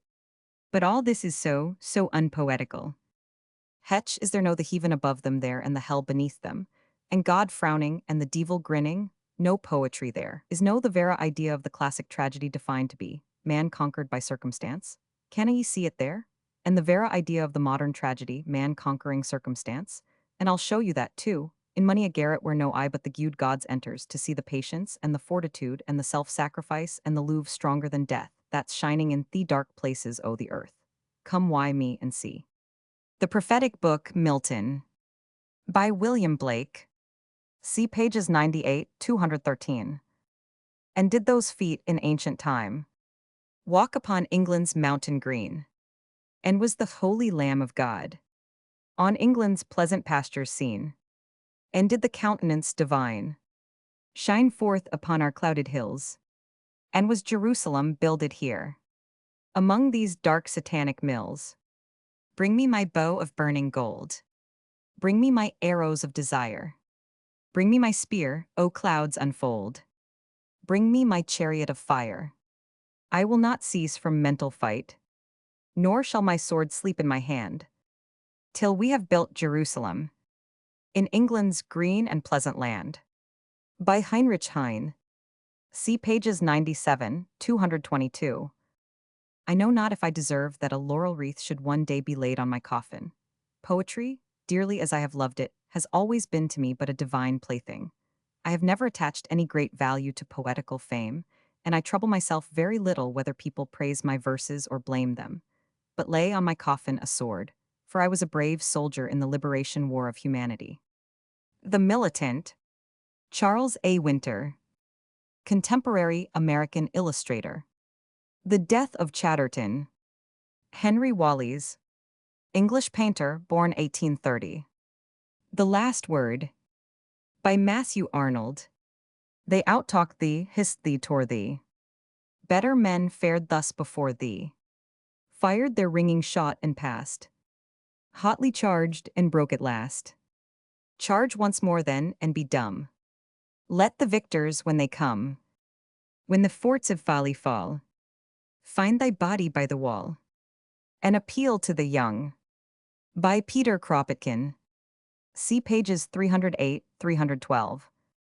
If your heart really beats in unison with that of humanity, if like a true poet you have an ear for life, then, gazing out upon the sea of sorrow whose tide sweeps up around you, face to face with these people dying of hunger, in the presence of these corpses piled up in the mines, and these mutilated bodies lying in heaps on the barricades, looking on these long lines of exiles who are going to bury themselves in the snows of Siberia and in the marshes of tropical islands, in full view of this desperate battle which is being fought, amid the cries of pain from the conquered and the orgies of the victors, of heroism in conflict with cowardice, of noble determination face to face with contemptible cunning, you cannot remain neutral. You will come and take the side of the oppressed because you know that the beautiful, the sublime, the spirit of life itself is on the side of those who fight for light, for humanity, for justice. It rests with you either to palter continually with your conscience, and in the end to say, one fine day, perish humanity, provided I can have plenty of pleasures and enjoy them to the full, so long as the people are foolish enough to let me. Or, once more the inevitable alternative, to take part with the socialists and work with them for the complete transformation of society. That is the logical conclusion which every intelligent man must perforce arrive at, provided that he reasons honestly about what passes around him, and discards the sophisms which his bourgeois education and the interested views of those about him whisper in his ear. From the Book of Proverbs. Open thy mouth, judge righteously, and plead the cause of the poor and needy. Chants Communal. By Horace Trouble. What can I do? I can talk out when others are silent. I can say man when others say money. I can stay up when others are asleep. I can keep on working when others have stopped to play. I can give life big meanings when others give life little meanings. I can say love when others say hate. I can say every man when others say one man. I can try events by a hard test when others try it by an easy test. What can I do? I can give myself to life when other men refuse themselves to life. No Enemies. By Charles Mackay. You have no enemies, you say. Alas, my friend, the boast is poor. He who has mingled in the fray of duty that the brave endure must have made foes if you have none. Small is the work that you have done. You've hit no traitor on the hip. You've dashed no cup from perjured lip. You've never turned the wrong to right. You've been a coward in the fight. The Revolution. By Richard Wagner. Unhappy man, uplift thine eyes, look up to where 1,000,000 gather on the hills in joyous expectation of the dawn. Regard them, they are all thy brothers, sisters, the troops of those poor whites who hitherto knew naught of life but suffering, have been but strangers on this earth of joy. They all are waiting for that revolution which affrights thee, their redeemer from this world of sorrow, creator of a new world that blesses all. See there stream the legions from the factories. They have made and fashioned lordly stuffs. Themselves and children, they are naked, frozen, hungry. For not to them belongs the fruit of all their labor, but to the rich and mighty one who calls men and the earth his own. So, there they troop from fields and farmyards. They have tilled the earth and turned it to a smiling garden, and fruits in plenty enough for all who live have paid their pains. Yet poor are they, and naked, starving. For not to them, nor to others who are needy, belongs earth's blessing, but solely to the rich and mighty one who calls men and the earth his own. They all, the 100,000s, millions, are camped upon the hills and gaze into the distance, where thickening clouds proclaim the advent of emancipating revolution. They all, to whom nothing is left to grieve for, from whom men rob the sons to train them into sturdy jailers of their fathers, whose daughters walk the city's streets with burden of their shame, and, offering to the baser lusts of rich and mighty, they all, with the sallow, careworn faces, the limbs devoured by frost and hunger, they all who have never known joy, encamp there on the heights and strain their eyes in blissful expectation of its coming, and listen in rapt silence to the rustle of the rising storm, which fills their ears with revolution's greeting. The Refusal. Addressed to General Sebastiani. By Pierre Jean de Beranger. French lyric poet of great popularity, 1780–1857, twice prosecuted by the government for his Republican utterances. A minister offers me gold. Not a creature, of course, to be told. Not a word to appear in the press. My wants are but few, to be sure. And yet, when I think of the poor, I long to be rich, I confess. With the poor, as the world is aware, stars and ribbons one cannot well share. But gold is a different thing. Yes, just for 100 francs down, I'd cheerfully pawn both my crown and my scepter if I were king. When money does come in my way, it goes the next moment astray. How and where I can't really explain. My pocket is cursed with a hole, which my grandmother, excellent soul, all her days would have stitched at in vain. All the same, my good friend, keep your gold. In my teens, if the truth must be told, proud freedom I fervently wooed. Yes, I who have vaunted in song, lacks loveliness all my life long. Am wedded in fact to a prude. I, liberty, sir, you must learn, is a bigot inflexibly stern, who, heedless of time and of place, directly the tinsel she spies, on servility's livery, cries, away with the rascally lace. Your dross she an insult would deem. But frankly, how came you to dream of attempting to treat with my muse? As it is, I'm at least a good sou. But lacquer me over, and you make me counterfeit even among sous. Keep your pelf, I'm no hero, I fear. But if the world happens to hear of this secret you think so profound, you'll know whence the story has sprung. My heart's like a lyre newly strung. One touch and you make it resound. To the Retainers. From Socialism and Success. By W. J. Gent, American socialist writer, born 1866. You retainers and servitors of the men of wealth, you who from rostrum, pulpit and sanctum, from bar and bench, defend the existing regime and oppose the struggles of the working class for a better life. You whose business it is to find a practical, a judicial, an ethical, and even a spiritual sanction for things as they exist, and who devise the cheap moralities which are the reflex of the interests of the class that employs you, there is a word to say to you which needs to be spoken. Upon those who take part in the forward movement of the time, no more pressing duty is laid than that of telling you in plain words what millions of men are thinking of you. With what eager impulse, and with what compliant will do you make yourselves the defenders of the present scheme of things, and the assailants of the coming order? Now that in every civilized land the working class, sick of the reign of cruelty and wrong, is awakening to a consciousness of its power, and to a determination to ordain a fairer life, you take upon yourselves the mission to ridicule its aims and ideals, and to discredit its leaders. It is only the unsuccessful, you say, who attack our existing institutions. You cannot understand, such is your subservient complacence, that multitudes among this revolutionary working class are proud of their unsuccess and wear it as a badge of honor. Pray you, under the existing scheme of things, how many and what quality of men achieve success, and what must they do to achieve it? It is not, except in rare cases, probity, honor, truthfulness, nor humaneness, nor fellow service, that wins this fallacious good. It is, in the majority of cases, grafting and lying, fawning and cringing, selfishness and brutality, restrained only by that Chinese ethical standard, the necessity of saving your face, that give victory in the struggle. And the men who are seeking the overthrow of this system disdain to make use of these means. They leave that function to you. They do not, like your bishops, lend their presence to chambers of commerce at banquets, and give to the gamblers in the world's wealth the benediction of divine favor. They do not, like your Board of Foreign Missions, solicit the profits of law-breaking and theft for their propaganda, and promise an intercession at the throne of grace. They do not, like your college heads, prescribe the dainty punishment of social ostracism for the world's robbers, crying out from their gables, "Bring on your tainted money." Nor do they, like your journalists, make themselves the servile lackeys of the ruling class. Nor, like your economists, constitute themselves the secular priests of capital, perpetually renewing their character of pests of society and persecutors of the poor. Many of them might be successful if they chose to do these things. Rather they chose, like Francis of Assisi, the bride of poverty instead of the harlot success. And so you are right in your statement. but you utter your own condemnation when you speak it.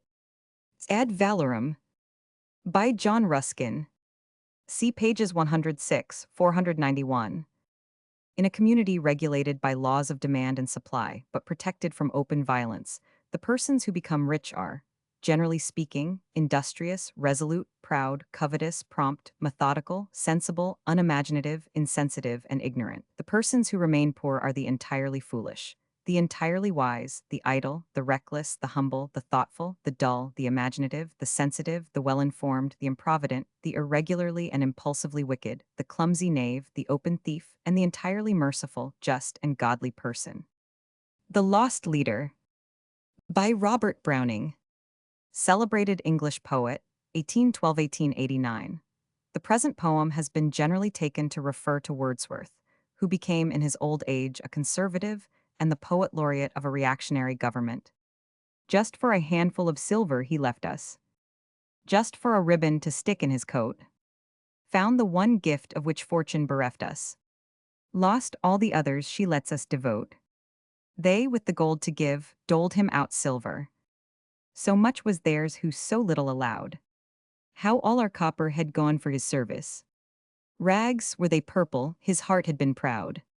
We that had loved him so, followed him, honored him. Lived in his mild and magnificent eye. Learned his great language, caught his clear accents. Made him our pattern to live and to die. Shakespeare was of us, Milton was for us. Burns, Shelley were with us, they watch from their graves. He alone breaks from the van and the freeman. He alone sinks to the rear and the slaves. We shall march prospering, not throw his presence.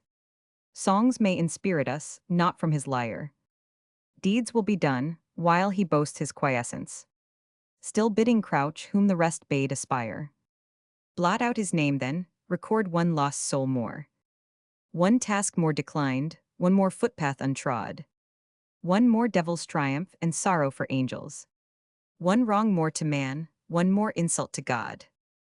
Journalism by John Swinton. One of America's oldest and most beloved journalists was tendered a banquet by his fellow editors, and surprised his hosts by the following words. There is no such thing in America as an independent press, unless it is in the country towns. You know it, and I know it. There is not one of you who dares to write his honest opinions, and if you did, you know beforehand that it would never appear in print. I am paid $150 a week for keeping my honest opinions out of the paper I am connected with. Others of you are paid similar salaries for similar things, and any of you who would be so foolish as to write his honest opinions would be out on the streets looking for another job.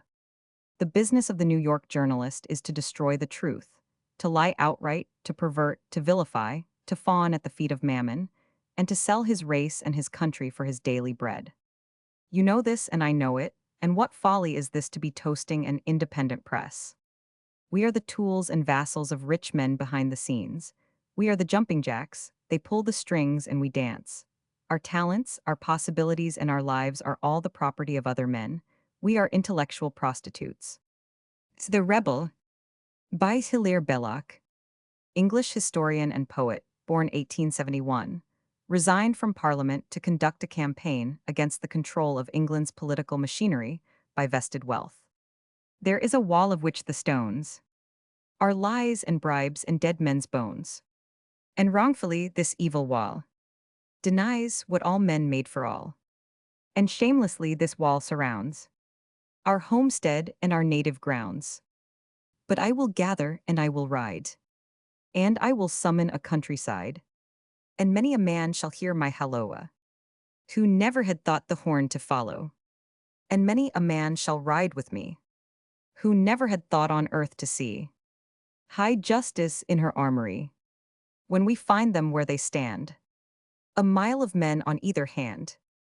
I mean to charge from right away, and force the flanks of their array, and press them inward from the plains, and drive them clamoring down the lanes, and gallop and harry and have them down, and carry the gates and hold the town. Then shall I rest me from my ride, with my great anger satisfied. Only, before I eat and drink, when I have killed them all, I think, that I will batter their carven names, and slit the pictures in their frames, and burn for scent their cedar door, and melt the gold their women wore, and hack their horses at the knees, and hew to death their timber trees, and plow their gardens deep and through. And all these things I mean to do, for fear perhaps my little son should break his hands as I have done. By John Ruskin. See pages 106, 491, 752. I feel the force of mechanism and the fury of avaricious commerce to be at present so irresistible that I have seceded from the study not only of architecture, but nearly of all art, and have given myself, as I would in a besieged city, to seek the best modes of getting bread and water for its multitudes. By Oshio, Japanese scholar of the 18th century. I have a suit of new clothes in this happy new year. Hot rice cake soup is excellent to my taste. But when I think of the hungry people in this city, I am ashamed of my fortune in the presence of God. Jean Christophe. By Ramin Roland. French novelist and critic, born 1866, lecturer at the University of Paris.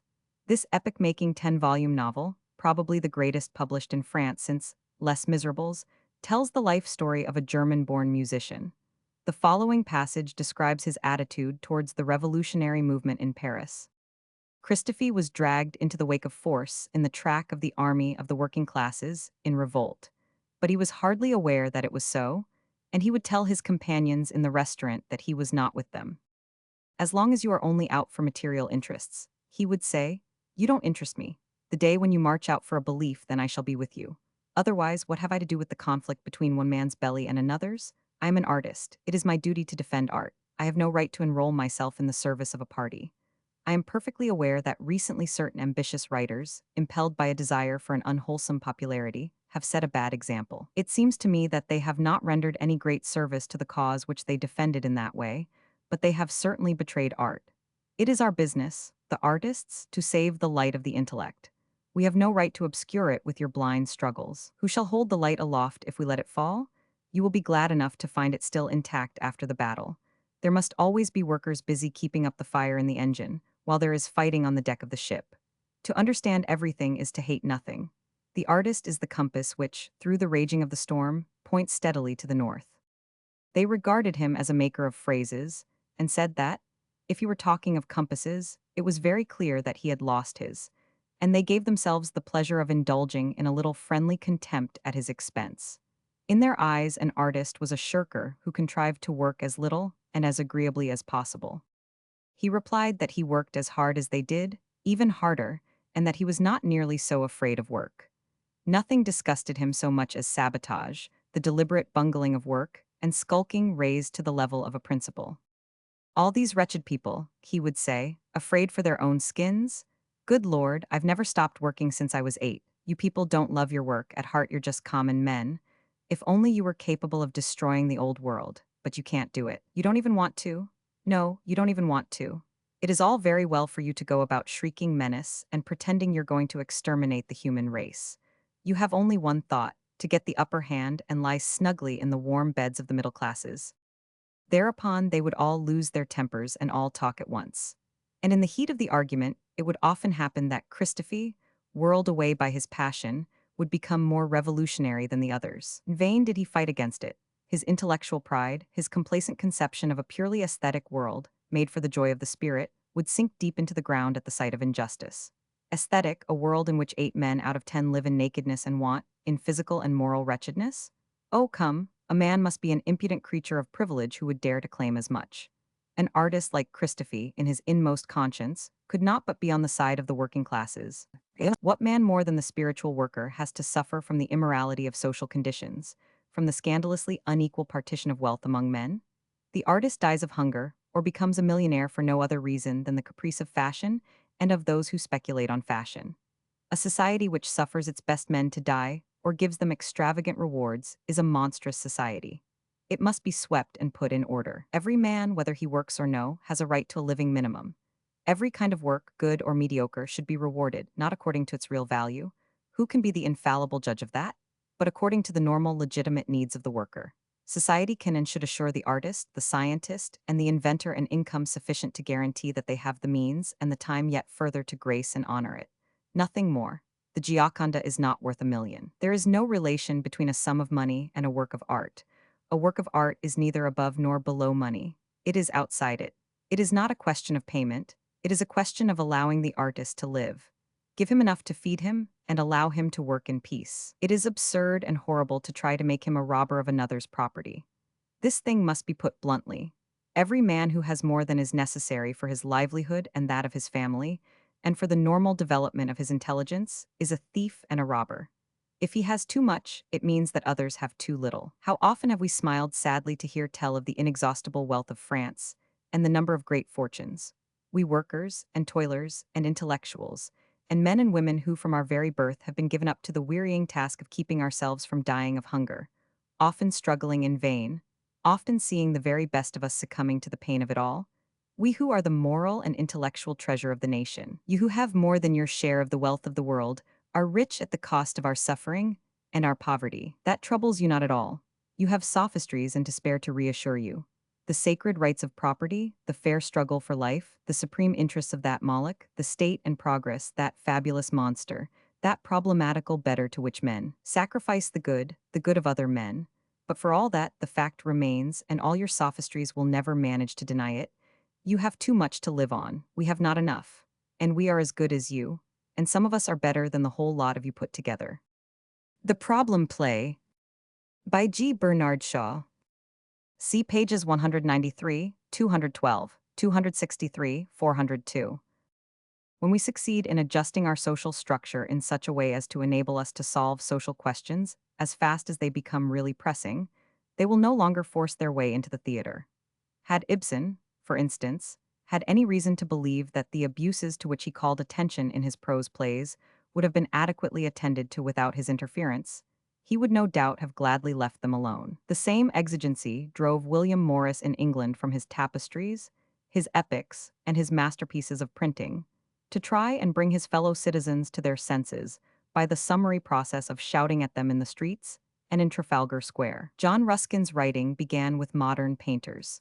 Carlyle began with literary studies of German culture and the like. Both were driven to become revolutionary pamphleteers. If people are rotting and starving in all directions, and nobody else has the heart or brains to make a disturbance about it, the great writers must. Fleet Street Eclogues by John Davidson. I too, for light the world explore, and trembling, tread where angels trod. Devout at every shrine adore, and follow after each new god. But by the altar everywhere, I find the money changer's stall, and littering every temple stair. The sick and sore like maggots crawl, and always divers undertones. Within the roaring tempest throb, the chink of gold, the laborer's groans. The infant's wail, the woman's sob. Hoarsely they beg of fate to give a little lightening of their woe, a little time to love, to live, a little time to think and know. I see where from the slums may rise some unexpected dreadful dawn, the gleam of steeled and scowling eyes, a flash of women's faces wan, to a bourgeois littérateur, who referred to a group of agitators as professional hobos. By Max Eastman. How old, my friend, is that fine-pointed pen, wherewith in smiling quietude you trace the maiden maxims of your writing place, and o'er this gripped and mortal sweating den, in battle pit of hunger, now and then, dip out, with nice and intellectual grace, the faultless wisdoms of a nurtured race, of pale-eyed, pink and perfect gentlemen. How long have art and wit and poetry, with all their power, been content like you, to gild the smiling fineness of the few, to filmy curtain what they dare not see, in multitudinous reality, the rough and bloody soul of what is true, the scholar as revolutionist. From Anatole, France, by Georg Brandes, Danish critic, born 1842. What gives Anatole France his lasting hold over his hearers is not his cleverness, but himself, the fact that this savant who bears the heavy load of three cultures, nay, who is in himself a whole little culture, This sage, to whom the whole life of the earth is but an ephemeral eruption on its surface, and who consequently regards all human endeavor as finally vain, this thinker, who can see everything from innumerable sides and might have come to the conclusion that, things being bad at the best, the existing state of matters was probably as good as the untried, that this man should proclaim himself a son of the revolution, side with the working man, acknowledge his belief in liberty, throw away his load and draw his sword. This is what moves a popular audience. This is what plain people can understand and can prize. It has shown them that behind the author there dwells a man, behind the great author a brave man. A Warning by Heinrich Heine. Translated by Louis Untermeyer. See pages 97, 222, 744. You will print such books as these. Then you're lost, my friend, that's certain. If you wish for gold and honor, write more humbly, bend your knees. You must have lost your senses. Thus to speak before the people.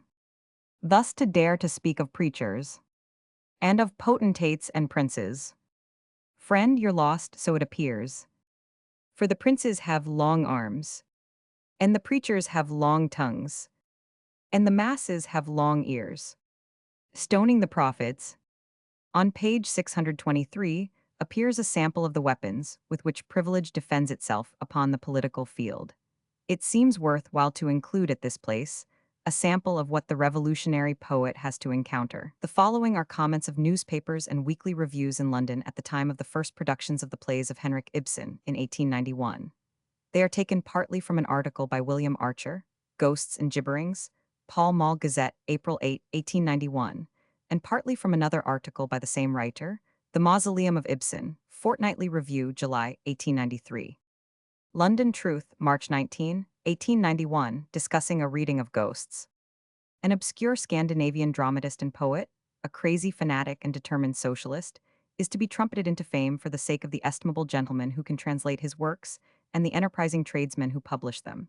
The unwomanly woman, the unsexed female, and the whole army of unprepossessing cranks in petticoats sat open-mouthed and without a blush on their faces, whilst a socialist orator read aloud Ghosts, the most loathsome of Ibsen's plays. If you have seen one play by Ibsen, you have seen them all. A disagreeable and nasty woman, an egotistical and preachy man, a philosophical sensualist, dull and undramatic dialogue. The few independent people who have sat out a play by Ibsen have said to themselves, put this stuff before the play-going public, risk it at the evening theater, remove your claque, exhaust your attendance of the socialistic and the sexless, and then see where your Ibsen will be. I have never known an audience yet that cared to pay to be bored. London Daily Telegraph, reviewing the first performance of Ghosts. Ibsen's positively abominable play. This disgusting representation. Reprobation due to such as aim at infecting the modern theater with poison after desperately inoculating themselves and others. An open drain, a loathsome sore unbandaged, a dirty act done publicly, a lazar house with all its doors and windows open, candid foulness, Kotzebue turned bestial and cynical, offensive cynicism, Ibsen's melancholy and malodorous world, absolutely loathsome and fetid, gross almost putrid indecorum, literary carrion, crapulous stuff, novel and perilous nuisance. Other London reviews of Ghosts. Unutterably offensive, prosecution under Lord Campbell's Act, abominable piece, scandalous, standard. Naked loathsomeness, most dismal and revolting production, Daily News. Revolting, suggestive, and blasphemous, characters either contradictory in themselves, uninteresting, or abhorrent, Daily Chronicle. A repulsive and degrading work, Queen. Morbid, unhealthy, unwholesome, disgusting story, a piece to bring the stage into disrepute and dishonor with every right-thinking man and woman. Lloyd's. Merely dull dirt long drawn out, Hawk. If any repetition of this outrage be attempted, the authorities will doubtless wake from their lethargy. Sporting and dramatic news. Most loathsome of all Ibsen's plays, garbage and awful, truth. Ibsen's putrid play called Ghosts, so loathsome, Academy. As foul and filthy a concoction as has ever been allowed to disgrace the boards in an English theater, dull and disgusting, nastiness and malodorousness laid on thickly as with a trowel. Era. Noisome corruption, stage. For Hire. By Morris Rosenfeld. Work with might and main. or with hand or heart, work with soul and brain, or with holy art, thread or genius fire, make a vest or verse. If 'tis done for hire, it is done the worse. A man of genius. From the New Grub Street. By George Gissing. His name was Harold Biffen, and, to judge from his appearance, he did not belong to the race of common mortals. His excessive meagerness would all but have qualified him to enter an exhibition in the capacity of living skeleton, and the garments which hung upon this framework would perhaps have sold for 3 and 6 at an old clothes dealer's. But the man was superior to these accidents of flesh and raiment. He had a fine face, large, gentle eyes, nose slightly aquiline, small and delicate mouth. Thick black hair fell to his coat collar. He wore a heavy mustache and a full beard. In his gait there was a singular dignity. Only a man of cultivated mind and grateful character could move and stand as he did. His first act on entering the room was to take from his pocket a pipe, a pouch, a little tobacco stopper, and a box of matches, all of which he arranged carefully on a corner of the central table. Then he drew forward a chair and seated himself. "Take your top coat off," said Reardon. "Thanks, not this evening." "Why the deuce not?" "Not this evening, thanks." The reason, as soon as Reardon sought for it, was obvious. Biffen had no ordinary coat beneath the other. To have referred to this fact would have been indelicate. The novelist of course understood it and smiled, but with no mirth. "Let me have your Sophocles," were the visitor's next words. Reardon offered him a volume of the Oxford Pocket Classics. "I prefer the Wonder, please." "It's gone, my boy." "Gone?" "Wanted a little cash." Biffen uttered a sound in which remonstrance and sympathy were blended. "I'm sorry to hear that, very sorry. Well, this must do. Now I want to know how you scan this chorus in the Oedipus Rex." Reardon took the volume, considered, and began to read aloud with metric emphasis. "Choriambics, eh?" cried the other. "Possible, of course, but treat them as ionics a minor with an anacrusis and see if they don't go better." He involved himself in terms of pedantry, and with such delight that his eyes gleamed. Having delivered a technical lecture, he began to read in illustration, producing quite a different effect from that of the rhythm as given by his friend. And the reading was by no means that of a pedant, rather of a poet. For half an hour, the two men talked Greek meters, as if they lived in a world where the only hunger known could be satisfied by grand or sweet cadences. Biffen was always in dire poverty and lived in the oddest places. He had seen harder trials than even Reardon himself. The teaching by which he partly lived was of a kind quite unknown to the respectable tutorial world. In these days of examinations, numbers of men in a poor position, clerks chiefly, conceive a hope that by passing this, that, or the other formal test they may open for themselves a new career. Not a few such persons nourish preposterous ambitions. There are warehouse clerks privately preparing, without any means or prospect of them, for a call to the bar, drapers, assistants who go in for the preliminary examination of the College of Surgeons, and untaught men innumerable, who desire to procure enough show of education to be eligible for a curacy. Candidates of this stamp frequently advertise in the newspapers for cheap tuition, or answer advertisements which are intended to appeal to them. They pay from 6 to half a crown an hour, rarely as much as the latter sum.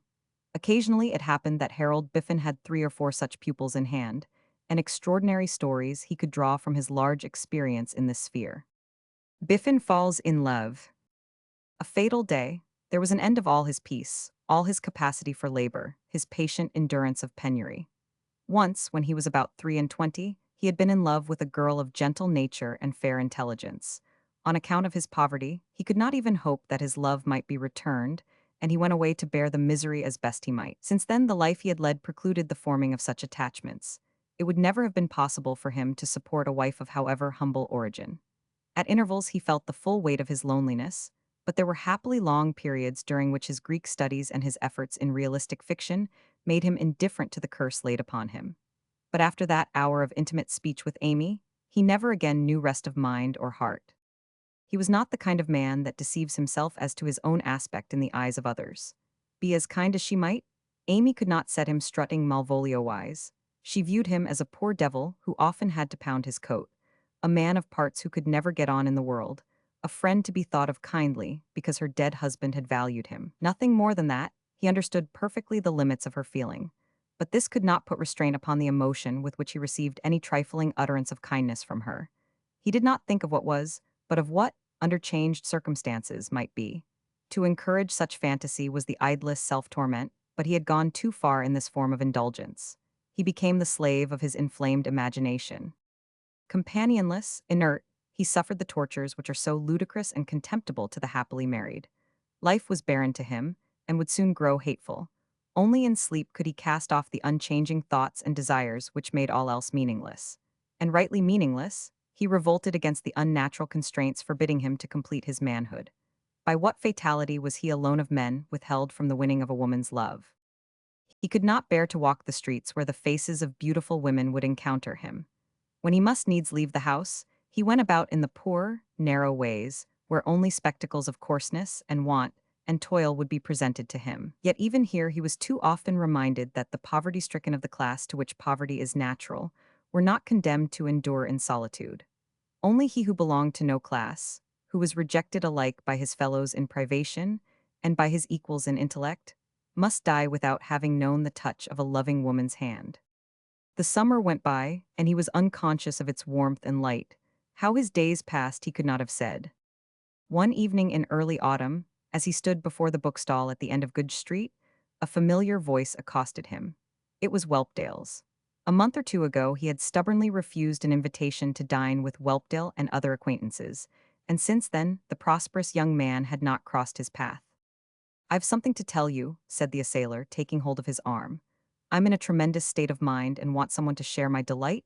You know Dora Milvain. I have asked her to marry me, and by the powers, she has given me an encouraging answer. Not an actual yes, but encouraging. She's away in the Channel Islands, and I wrote." He talked on for a quarter of an hour. Then, with a sudden movement, the listener freed himself. "I can't go any farther," he said hoarsely. "Goodbye." Whelpdale was disconcerted. "I have been boring you. That's a confounded fault of mine, I know it." Biffen had waved his hand and was gone. A week or two would see him at the end of his money. He had no lessons now, and could not write. From his novel nothing was to be expected. He might apply again to his brother, but such dependence was unjust and unworthy. And why should he struggle to preserve a life which had no prospect but of misery? It was in the hours following his encounter with Whelpdale that he first knew the actual desire of death, the simple longing for extinction. One must go far in suffering before the innate will to live is thus truly overcome. Weariness of bodily anguish may induce this perversion of the instincts. Less often, that despair of suppressed emotion which had fallen upon Harold. Through the night he kept his thoughts fixed on death in its aspect of repose, of eternal oblivion. And herein he found solace. The next night it was the same. Moving among many common needs and occupations, he knew not a moment's cessation of heartache, but when he lay down in the darkness a hopeful summons whispered to him. Night, which had been the worst season of his pain, had now grown friendly. It came as an anticipation of the sleep that is everlasting. A few more days, and he was possessed by a calm of spirit such as he had never known. His resolve was taken, not in a moment of supreme conflict, but as the result of a subtle process by which his imagination had become in love with death. Turning from contemplation of life's one rapture, he looked with the same intensity of desire to a state that had neither fear nor hope. One afternoon, he went to the museum reading room and was busy for a few minutes in consultation of a volume which he took from the shelves of medical literature. On his way homeward, he entered 2 or 3 chemists' shops. Something of which he had need could be procured only in very small quantities, but repetition of his demand in different places supplied him sufficiently. When he reached his room, he emptied the contents of sundry little bottles into one larger, and put this in his pocket. Then he wrote rather a long letter, addressed to his brother in Liverpool. "Really," said Jasper, "one can't grieve. There seemed no possibility of his ever earning enough to live decently upon. But why the deuce did he go all the way out there? Consideration for the people in whose house he lived, I dare say. Biffen had a good deal of native delicacy." "Was he still so very poor?" asked Amy compassionately. "I'm afraid so. His book failed utterly." "Oh, if I had imagined him still in such distress, surely I might have done something to help him." So often the regretful remark of one's friends when one has been permitted to perish. Letter to the Earl of Chesterfield. By Samuel Johnson. English man of letters, 1709–1784. maker of a celebrated English dictionary, and the subject of one of the world's most famous biographies. Dr. Johnson might be called the first professional literary man, the first who lived by his trade and was respected for it. So the present letter, addressed to one of the most powerful personages of the time, may be said to mark the end of the age of patronage in the literary world. The system whereby authors dedicated their works to noblemen and received food and favors in return. My lord, I have been lately informed by the proprietor of the World that 2 papers, in which my dictionary is recommended to the public, were written by your lordship. To be so distinguished is an honor which, being very little accustomed to favors from the great, I know not well how to receive or in what terms to acknowledge. When, upon some slight encouragement, I first visited your lordship, I was overpowered, like the rest of mankind, by the enchantment of your address, and could not forbear to wish that I might boast myself le vainqueur du vainqueur de la terre, that I might obtain that regard for which I saw the world contending. But I found my attendance so little encouraged, that neither pride nor modesty would suffer me to continue it. When I had once addressed your lordship in public, I had exhausted all the art of pleasing which a retired and uncourtly scholar can possess. I had done all that I could, and no man is well pleased to have his all neglected, be it ever so little. 7 years, my lord, have now passed since I waited in your outward rooms or was repulsed from your door, during which time I have been pushing my work through difficulties, of which it is useless to complain, and have brought it at last to the verge of publication, without one act of assistance, one word of encouragement, or one smile of favor. Such treatment I did not expect, for I never had a patron before. The shepherd in Virgil grew at last acquainted with love, and found him a native of the rocks. Is not a patron, my lord, one who looks with unconcern on a man struggling for life in the water, and, when he has reached ground, encumbers him with help. The notice which you have been pleased to take of my labors, had it been early, had been kind, but it has been delayed till I am indifferent and cannot enjoy it, till I am solitary and cannot impart it, till I am known and do not want it. I hope it is no very cynical asperity, not to confess obligations where no benefit has been received, or to be unwilling that the public should consider me as owing that to a patron, which Providence has enabled me to do for myself. Having carried my work thus far with so little obligation to any favor of learning, I shall not be disappointed though I should conclude it, if less be possible, with less. For I have been long wakened from that dream of hope, in which I once boasted myself with so much exultation. My lord, your lordship's most humble, most obedient servant, Sam Johnson, Mother Hubbard's Tale, by Edmund Spenser. Full little knowest thou that hast not tried what hell it is ensuing long to bide.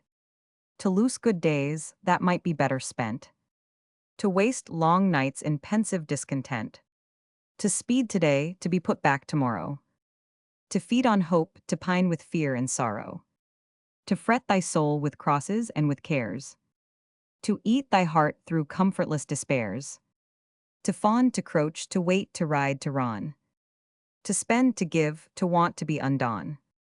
Unhappy wight born to disastrous end, that doth his life in so long tendance spend. The Journal of Arthur Sterling, by Upton Sinclair. A young poet, starving and about to commit suicide, leaves his farewell testament to the world. The poet, he comes with a heart trembling with gladness, he comes with tears of rapture in his eyes, he comes with bosom heaving and throat choking and heart breaking.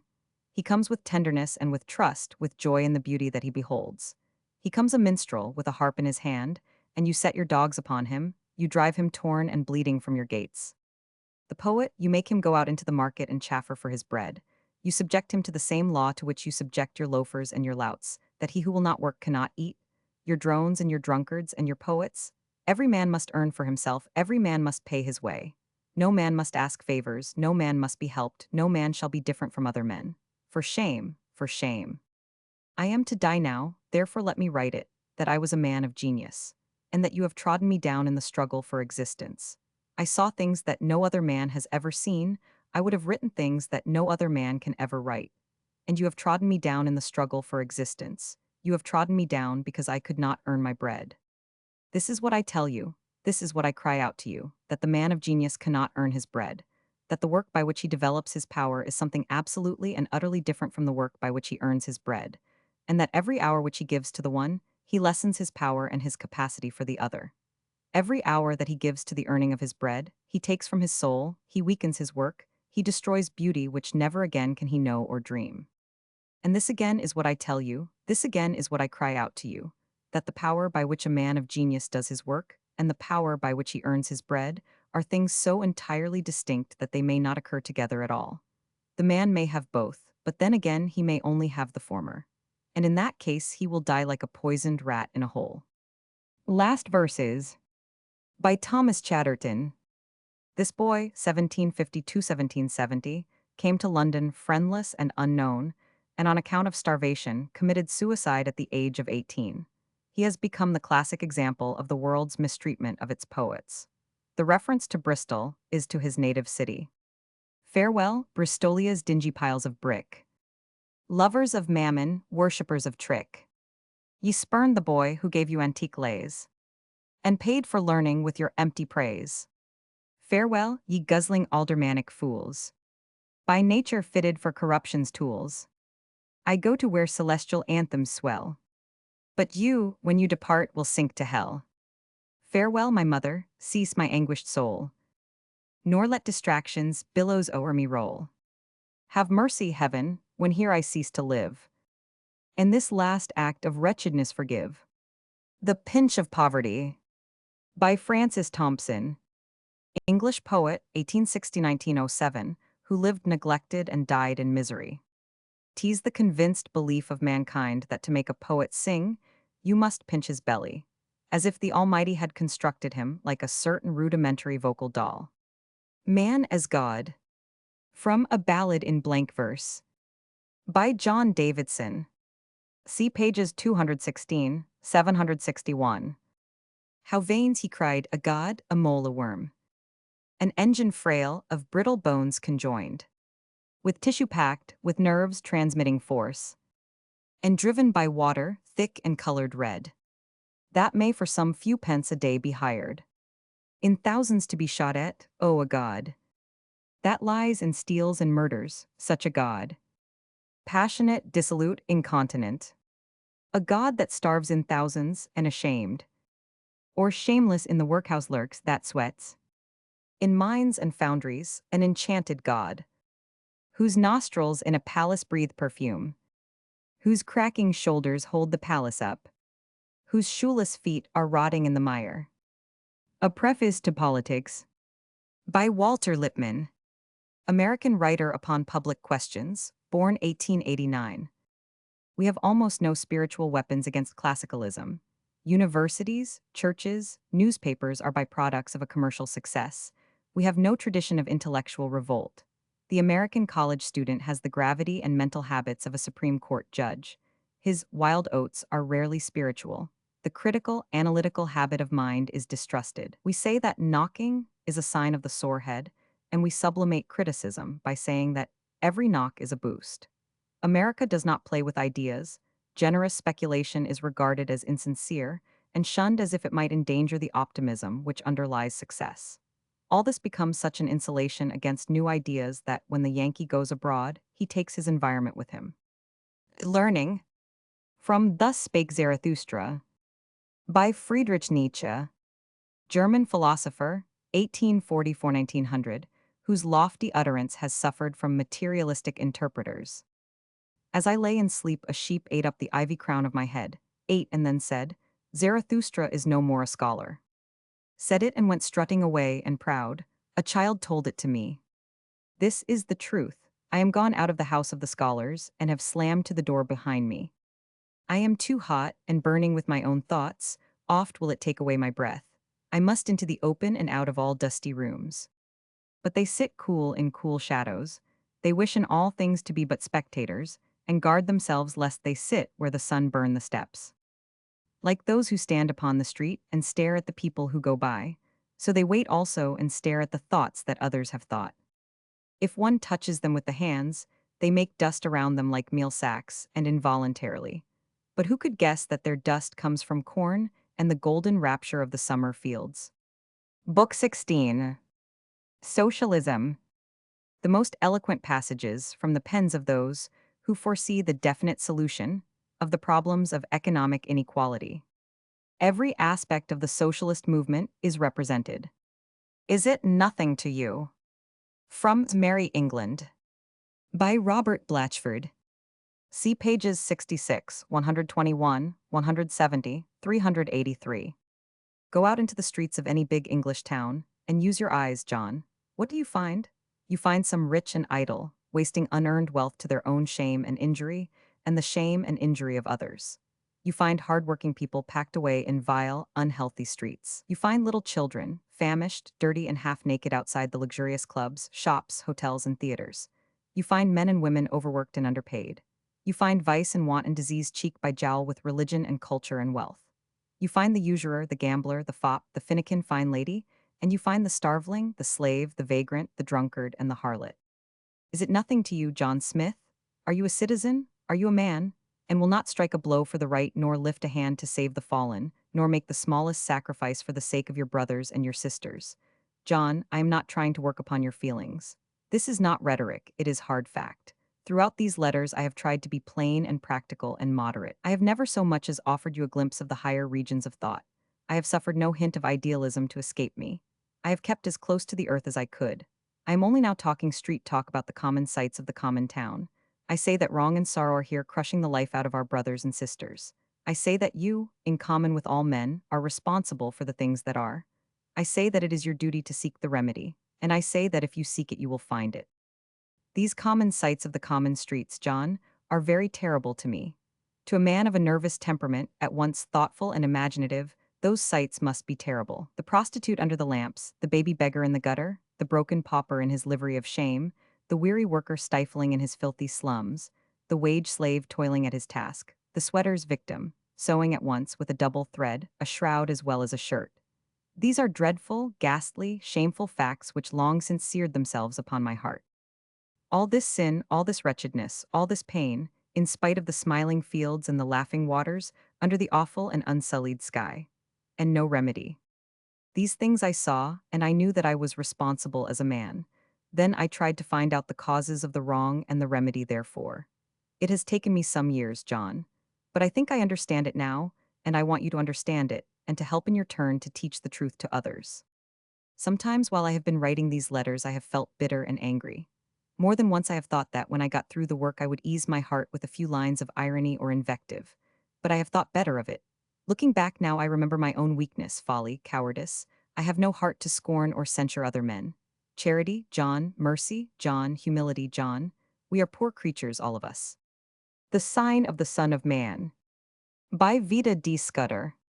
Thy kingdom, Lord, we long for, where love shall find its own, and brotherhood triumphant, our years of pride disown. Thy captive people languish in mill and mart and mine. We lift to thee their anguish. We wait thy promised sign. Thy kingdom, Lord, thy kingdom. All secretly it grows, in faithful hearts forever. His seed the sower sows. Yet ere its consummation, must dawn a mighty doom. For judgment and salvation, the Son of Man shall come. If now perchance in tumult, his destined sign appear, the rising of the people, dispel our coward fear. Let comforts that we cherish, let old traditions die, our wealth, our wisdom perish, so that he draw but nigh. Poverty makes all unhappy. By John Ruskin. See pages 106, 491, 752, 756. For my own part, I will put up with this state of things, passively, not an hour longer.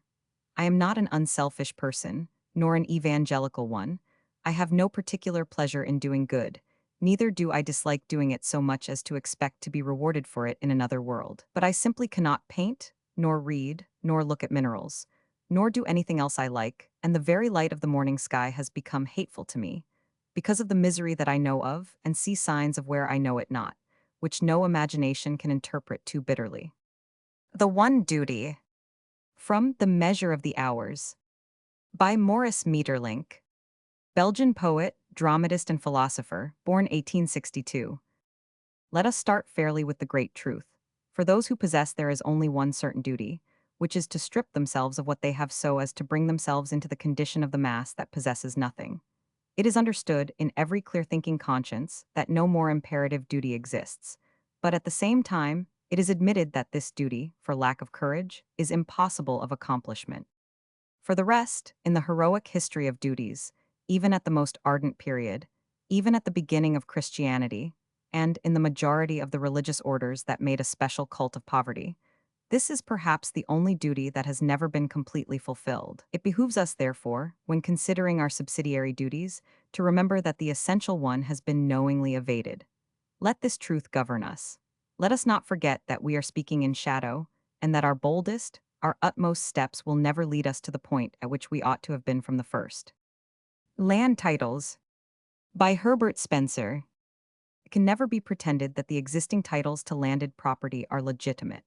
The original deeds were written with the sword, soldiers were the conveyancers, blows were the current coin given in exchange, and for seals, blood. Those who say that time is a great legalizer must find satisfactory answers to such questions as, how long does it take for what was originally wrong to become right? At what rate per annum do invalid claims become valid? The Rights of Labor by Abraham Lincoln. See pages 234, 623. It is assumed that labor is available only in connection with capital, that nobody labors unless somebody else, owning capital, somehow by the use of it, induces him to labor. This assumed, it is next considered whether it is best that capital shall hire laborers, and thus induce them to work by their own consent, or buy them and drive them to do it without their consent. Having proceeded so far, it is naturally concluded that all laborers are either hired laborers or what we call slaves. Now, there is no such relation between capital and labor as here assumed. Labor is prior to and independent of capital. Capital is only the fruit of labor, could never have existed if labor had not first existed. Labor is the superior of capital, and deserves much the higher consideration. A Marching Song by Algernon Charles Swinburne. See pages 376, 637. We mix from many lands. We march for very far. In hearts and lips and hands. Our staffs and weapons are. The light we walk in darkened sun and moon and star. It doth not flame and wane. With years and spheres that roll. Storm cannot shake nor stain. The strength that makes it whole. The fire that molds and moves it of the sovereign soul. From the edge of harsh derision. From discord and defeat. From doubt and lame division. We pluck the fruit and eat. And the mouth finds it bitter and the spirit sweet. O nations undivided. O single people and free. We dreamers, we derided. We mad blind men that see. We bear you witness ere ye come that ye shall be. Ye sitting among tombs. Ye standing round the gate. Whom fire-mouthed war consumes. Or cold-lipped peace bids wait. All tombs and bars shall open, every grave and grate. O sorrowing hearts of slaves. We heard you beat from far. We bring the light that saves. We bring the morning star. Freedom's good things we bring you, whence all good things are. Rise, ere the dawn be risen. Come and be all souls fed. From field and street and prison. Come, for the feast is spread. Live, for the truth is living, wake, for night is dead. The Duties of Man by Giuseppe Mazzini. Italian patriot and statesman, 1805–1872, the deliverer of his country here urges the deliverance of mankind. We improve with the improvement of humanity, nor without the improvement of the whole can you hope that your own moral and material conditions will improve. Generally speaking, you cannot, even if you would, separate your life from that of humanity. You live in it, by it, for it. Your souls, with the exception of the very few men of exceptional power, cannot free themselves from the influence of the elements amid which they exist, just as the body, however robust its constitution, cannot escape from the effects of corrupt air around it. How many of you have the strength of mind to bring up your sons to be wholly truthful, knowing that you are sending them forth to persecution in a country where tyrants and spies bid them conceal or deny 2/3 of their real opinions? How many of you resolve to educate them to despise wealth in a society where gold is the only power which obtains honors, influence, and respect, where indeed it is the only protection from the tyranny and insults of the powerful and their agents. Who is there among you who in pure love and with the best intentions in the world has not murmured to his dear ones in Italy, "Do not trust men. The honest man should retire into himself and fly from public life. Charity begins at home," and such like maxims, plainly immoral, but prompted by the general state of society. What mother is there among you who, although she belongs to a faith which adores the cross of Christ, the voluntary martyr for humanity, has not flung her arms around her son's neck and striven to dissuade him from perilous attempts to benefit his brothers? And even if you had strength to teach the contrary, would not the whole of society, with its thousand voices, its thousand evil examples, destroy the effect of your words? Can you purify, elevate your own souls in an atmosphere of contamination and degradation? And to descend to your material conditions, do you think they can be lastingly ameliorated by anything but the amelioration of all? Millions of pounds are spent annually here in England, where I write, by private charity, for the relief of individuals who have fallen into want. Yet want increases here every year, and charity to individuals has proved powerless to heal the evil. The necessity of collective organic remedies is more and more universally felt. There is no hope for you except in universal reform and in the brotherhood of all the peoples of Europe, and through Europe of all humanity. I charge you then, O my brothers, by your duty and by your own interest, not to forget that your first duties, duties without fulfilling which you cannot hope to fulfill those owed to family and country, are to humanity. Let your words and your actions be for all, since God is for all in his love and in his law. In whatever land you may be, wherever a man is fighting for right, for justice, for truth, there is your brother. Wherever a man suffers through the oppression of error, of injustice, of tyranny, there is your brother. Free men and slaves, you are all brothers. From Revolution to Revolution. By George D. Herron. We have talked much of the brotherhood to come, but brotherhood has always been the fact of our life, long before it became a modern and insipid sentiment. Only we have been brothers in slavery and torment, brothers in ignorance and its perdition, brothers in disease and war and want, brothers in prostitution and hypocrisy. What happens to one of us sooner or later happens to all. We have always been unescapably involved in a common destiny. We are brothers in the soil from which we spring, brothers in earthquakes, floods, and famines, brothers in la grippe, cholera, smallpox, and priestcraft. It is to the interests of the whole of mankind to stamp out the disease that may be starting tonight in some wretched Siberian hamlet, to rescue the children of Egypt and India from the British cotton mills, to escape the craze and blight of some new superstition springing up in Africa or India or Boston. The tuberculosis of the East Side sweatshops is infecting the whole of the city of New York and spreading therefrom to the Pacific and back across the Atlantic. The world constantly tends to the level of the downmost man in it, and that downmost man is the world's real ruler, hugging it close to his bosom, dragging it down to his death. You do not think so, but it is true, and it ought to be true. For if there were some way by which some of us could get free apart from others, if there were some way by which some of us could have heaven while others had hell, if there were some way by which part of the world could escape some form of the blight and peril and misery of disinherited labor, then would our world indeed be lost and damned. But since men have never been able to separate themselves from one another's woes and wrongs, since history is fairly stricken with the lesson that we cannot escape brotherhood of some kind, since the whole of life is teaching us that we are hourly choosing between brotherhood in suffering and brotherhood in good, it remains for us to choose the brotherhood of a cooperative world, with all its fruits thereof, the fruits of love and liberty. The March of the Workers. By William Morris. English poet and artist, 1834–1896, founder of the arts and crafts movement and a lifelong socialist. What is this, the sound and rumor? What is this that all men hear? Like the wind in hollow valleys when the storm is drawing near. Like the rolling on of ocean in the eventide of fear. 'Tis the people marching on. Chorus. Hark the rolling of the thunder. Lo the sun, and lo thereunder riseth wrath and hope and wonder. And the host comes marching on. Forth they come from grief and torment, on they go towards health and mirth. All the wide world is their dwelling, every corner of the earth. Buy them, sell them for thy service, try the bargain what 'tis worth. For the days are marching on. Chorus. Many 100 years passed over have they labored deaf and blind. Never tidings reached their sorrow, never hope their toil might find. Now at last they've heard and hear it, and the cry comes down the wind. And their feet are marching on. Chorus. Is it war then? Will ye perish as the dry wood in the fire? Is it peace? Then be ye of us, let your hope be our desire. Come and live, for life awaketh, and the world shall never tire. And hope is marching on, chorus. The Working Day. From Capital.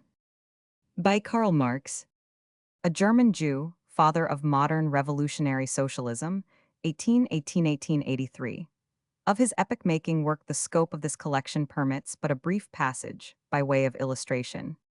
What is a working day? What is the length of time during which capital may consume the labor power whose daily value it buys? How far may the working day be extended beyond the working time necessary for the reproduction of labor power itself? It has been seen that to these questions capital replies. The working day contains the full 24 hours, with the deduction of the few hours of repose, without which labor power absolutely refuses its services again. Hence it is self-evident that the laborer is nothing else, his whole life through, than labor power. That therefore all his disposable time is by nature and law labor time, to be devoted to the self-expansion of capital. Time for education, for intellectual development, for the fulfilling of social functions and for social intercourse, for the free play of his bodily and mental activity, even the rest time of Sunday, and that in a country of Sabbatarians. Moonshine. But in its blind, unrestrainable passion, its werewolf hunger for surplus labor, capital oversteps not only the moral, but even the merely physical maximum bounds of the working day. It usurps the time for growth, development, and healthy maintenance of the body. It steals the time required for the consumption of fresh air and sunlight. It higgles over a meal time, incorporating it where possible with the process of production itself, so that food is given to the laborer as to a mere means of production, as coal is supplied to the boiler, grease and oil to the machinery. It reduces the sound sleep needed for the restoration, reparation, refreshment of the bodily powers, to just so many hours of torpor as the revival of an organism, absolutely exhausted, renders essential. It is not the normal maintenance of the labor power which is to determine the limits of the working day. It is the greatest possible daily expenditure of labor power, no matter how diseased, compulsory, and painful it may be, which is to determine the limits of the laborer's period of repose. Capital cares nothing for the length of life of labor power. All that concerns it is simply and solely the maximum of labor power that can be rendered fluent in a working day. It attains this end by shortening the extent of the laborer's life, as a greedy farmer snatches increased produce from the soil by robbing it of its fertility. The Organization of Labor. By Louis Blanc, early French utopian socialist, 1811-1882. What is competition from the point of view of the workman? It is work put up to auction. A contractor wants a workman, 3 present themselves. How much for your work? Half a crown, I have a wife and children. Well, and how much for yours? 2 shillings, I have no children but I have a wife. Very well, and now how much for yours? 1 and 8 pence are enough for me, I am single. Then you shall have the work. It is done, the bargain is struck. And what are the other 2 workmen to do? It is to be hoped they will die quietly of hunger. But what if they take to thieving? Never fear, we have the police. To murder, we have the hangman. As for the lucky one, his triumph is only temporary. Let a 4th workman make his appearance, strong enough to fast every other day, and his price will run down still lower. There will be a new outcast, perhaps a new recruit for the prison. The Wastes of Capitalism. From The Laws of Social Evolution. By Theodor Herzke, an Austrian economist, one of the few in the world who have dealt with the real problem of economic science, the elimination of waste, and the rationalizing of the system of production. In the following passage, he investigates the question what proportion of human labor is lost through our competitive methods of industry. The passage has been frequently quoted, in a mistranslation which obscures its real significance. The following is not so much a translation as a summary of the essential statements. We are to investigate what labor power is required, under circumstances now existing in Austria, 1886, to produce the most essential foodstuffs and suitable housing and clothing. For every family has been allowed a separate, 5-roomed house, about 40 feet square, and calculated to last 50 years. I have reckoned all men between the ages of 16 and 50 as capable of working, there being of such in Austria about 5 million. I find that it requires the labor of 615,000 workers to supply the population of 22 million with food, clothing, and shelter. That is to say, it requires only 12% of available labor power, and each worker needs to labor only 6 weeks in the year. in order to provide for himself and his family the necessary means of life.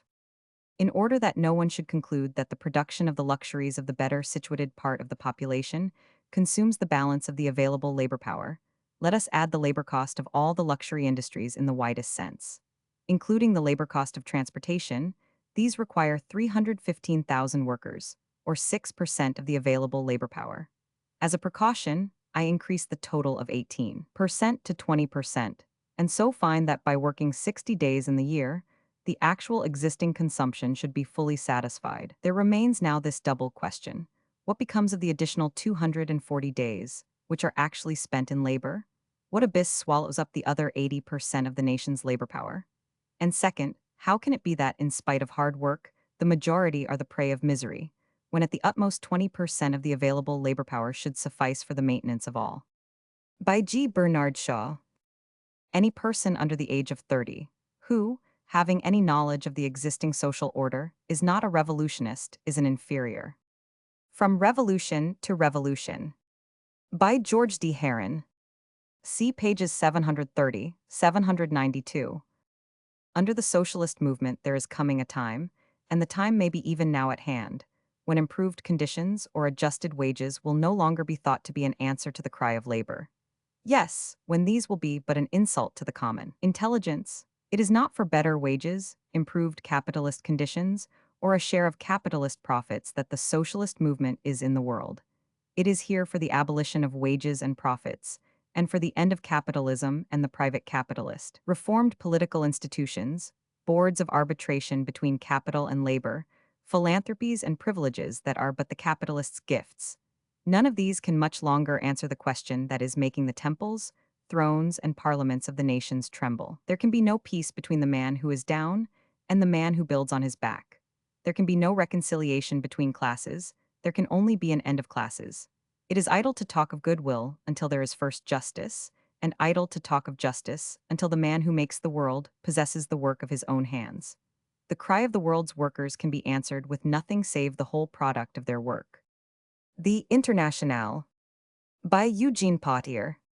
Hymn of the revolutionary working class of all nations. Arise, ye prisoners of starvation. Arise, ye wretched of the earth. For justice thunders condemnation. A better world's in birth. No more tradition's chains shall bind us. Arise, ye slaves, no more in thrall. The earth shall rise on new foundations. We have been not, we shall be all. Refrain. Tease the final conflict. Let each stand in his place. The international party shall be the human race. Behold them seated in their glory. The kings of mine and rail and soil. What would you read in all their story? But how they plundered toil. Fruits of the people's work are buried in the strong coffers of a few. In voting for their restitution, the men will only ask their due. Refrain. Toilers from shops and fields united. The party we of all who work. The earth belongs to us, the people. No room here for the shirk. How many on our flesh have fattened? But if the noisome birds of prey shall vanish from our sky some morning, the blessed sunlight still will stay. Refrain. The Syndicalist. From The Red Wave. By Joseph Henry Rossney, the Elder. See pages 585, 669. Like 1,000 others, Rougemont wanted the daily revolution, which should ferment in the brain, not like a dream, but like an energy, should manifest itself by a discipline and a method, by daily exercises to keep it in condition. It was no longer a question of brandishing the torch. It was necessary to understand and to will, to organize social experience, to wage petty warfare, sallies, raids, ambuscades, to entertain cold hatreds, logical and continuous, to haggle over wages as the Norman peasant haggles over chickens, and above all to create a sort of happy excitement, a fraternal exaltation which would bring to the gatherings ideas of security, of trust, of mutual aid. The strikes will be beautiful schools of social struggle. They will open the path for magnanimous instincts, heroic and adventurous, which air the human soul. Always better organized, they will no longer reduce the artisan to famine, They will demand of him only to undergo some privations which the beauty of revolt will render almost joyous. They will develop generosity, abnegation, the richest spirit of sacrifice. Their recollection will awaken magnificent and powerful images. They will lend to the social life that passionate unforeseen, which is evoked in us by the virgin forest, the open plain, the palpitant sea. Everywhere, finally, the proletariat will build its visions upon the basis of reality. The Communist Manifesto, 1848. By Karl Marx and Friedrich Engels. See pages 234, 514, 795. The communists disdain to conceal their views and aims. They openly declare that their ends can be attained only by the forcible overthrow of all existing social conditions. Let the ruling classes tremble at a communistic revolution. The proletarians have nothing to lose but their chains. They have a world to win. Working men of all countries unite. The Working Man's Program. By Ferdinand Lassalle, one of the founders of the German socialist movement, 1825-1864. Lassalle was arrested and sentenced to prison for delivering the address from which the following paragraph is taken. Whoever invokes the idea of the working class as the ruling principle of society does not put forth a cry that divides and separates the classes of society. On the contrary, he utters a cry of reconciliation, a cry which embraces the whole of the community, a cry for the abolishing of all the contradictions in every circle of society, a cry of union in which all should join who do not wish for privileges, for the oppression of the people by privileged classes, a cry of love which, having once gone up from the heart of the people, will forever remain the true cry of the people, and whose meaning will still make it a cry of love, even when it sounds as the people's war cry. Jurges hears a socialist speech. From the Jungle. By Upton Sinclair. See pages 43, 143, 194, 274, 403, 776. It was like coming suddenly upon some wild sight of nature, a mountain forest lashed by a tempest, a ship tossed about upon a stormy sea. Jurgis had an unpleasant sensation, a sense of confusion, of disorder, of wild and meaningless uproar. The man was tall and gaunt, as haggard as his auditor himself. A thin black beard covered half of his face, and one could see only two black hollows where the eyes were. He was speaking rapidly, in great excitement. He used many gestures. As he spoke, he moved here and there upon the stage, reaching with his long arms as if to seize each person in his audience. His voice was deep, like an organ. It was some time, however, before Jurgis thought of the voice. He was too much occupied with his eyes to think of what the man was saying. But suddenly it seemed as if the speaker had been pointing straight at him, as if he had been singled out particularly for his remarks. And so Jurgis became suddenly aware of the voice, trembling, vibrant with emotion, with pain and longing, with a burden of things unutterable, not to be compassed by words. To hear it was to be suddenly arrested, to be gripped, transfixed. You listen to these things, the man was saying, and you say, yes, they are true, but they have been that way always. Or you say, maybe it will come, but not in my time, it will not help me. And so you return to your daily round of toil. You go back to be ground up for profits in the worldwide mill of economic might, to toil long hours for another's advantage, to live in mean and squalid homes, to work in dangerous and unhealthful places, to wrestle with the specters of hunger and privation, to take your chances of accident, disease, and death. And each day the struggle becomes fiercer, the pace more cruel. Each day you have to toil a little harder and feel the iron hand of circumstance close upon you a little tighter. Months pass, years maybe, and then you come again. And again I am here to plead with you, to know if want and misery have yet done their work with you, if injustice and oppression have yet opened your eyes. I shall still be waiting. There is nothing else that I can do. There is no wilderness where I can hide from these things. There is no haven where I can escape them. Though I travel to the ends of the earth, I find the same accursed system. I find that all the fair and noble impulses of humanity, the dreams of poets and the agonies of martyrs, are shackled and bound in the service of organized and predatory greed. And therefore I cannot rest, I cannot be silent. Therefore I cast aside comfort and happiness, health and good repute, and go out into the world and cry out the pain of my spirit. Therefore I am not to be silenced by poverty and sickness, not by hatred and obloquy, by threats and ridicule, not by prison and persecution if they should come, not by any power that is upon the earth or above the earth, that was, or is, or ever can be created. If I fail tonight, I can only try tomorrow, knowing that the fault must be mine, that if once the vision of my soul were spoken upon earth, if once the anguish of its defeat were uttered in human speech, It would break the stoutest barriers of prejudice. It would shake the most sluggish soul to action. It would abash the most cynical. It would terrify the most selfish. And the voice of mockery would be silenced, and fraud and falsehood would slink back into their dens, and the truth would stand forth alone.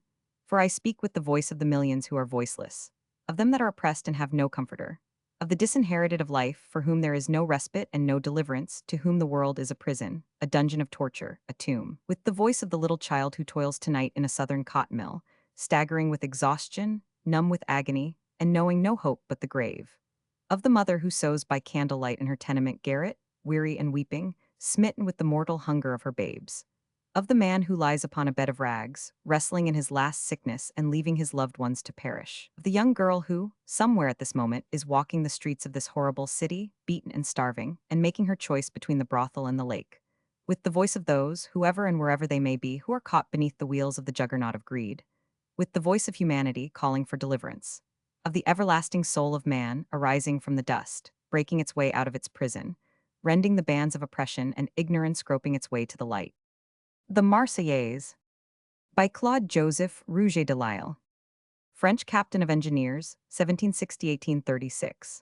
He composed this most famous of all revolutionary songs in 1792, when the French Republicans were resisting the armies of all the kings and emperors of Europe. The volunteers from Marseille marched into Paris singing it, 700 Marseillais who know how to die. Ye sons of toil, awake to glory. Hark, hark, what myriads bid you rise. Your children, wives and grandsires hoary. Behold their tears and hear their cries. Shall hateful tyrants, mischief breeding, with hireling hosts a ruffian band, affright and desolate the land, while peace and liberty lie bleeding. Chorus. To arms, ye brave. Avenging sword unsheath. March on, all hearts resolved. On victory or deaths. With luxury and pride surrounded.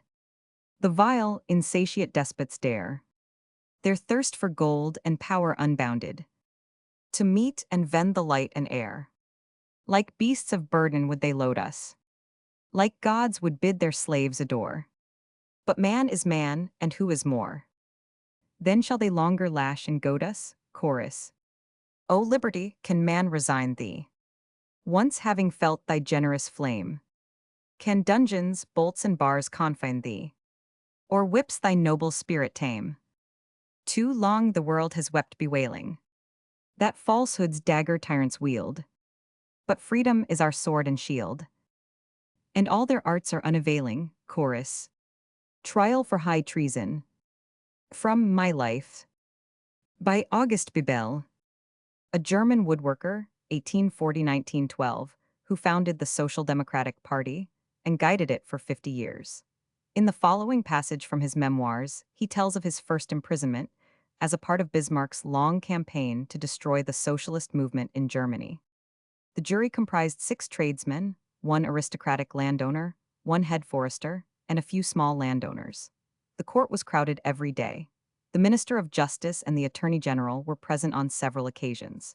As the leading papers of Germany gave extensive reports of the trial, their readers became for the first time aware of what socialism meant and at what it aimed. The trial thus became eminently serviceable from the propagandist point of view, and we, especially Liebknecht, who was the chief propagandist, were not loath to avail ourselves of this opportunity. But our opponents, day after day, were hard at work seeking to prejudice the jury against us, meeting them in the restaurant when the events of the day were discussed and exploiting these to our disadvantage. On the 13th day, the pleadings for and against us commenced. The public prosecutor closed his speech with the words, "If you do not find against the accused, you will sanction high treason for all time to come."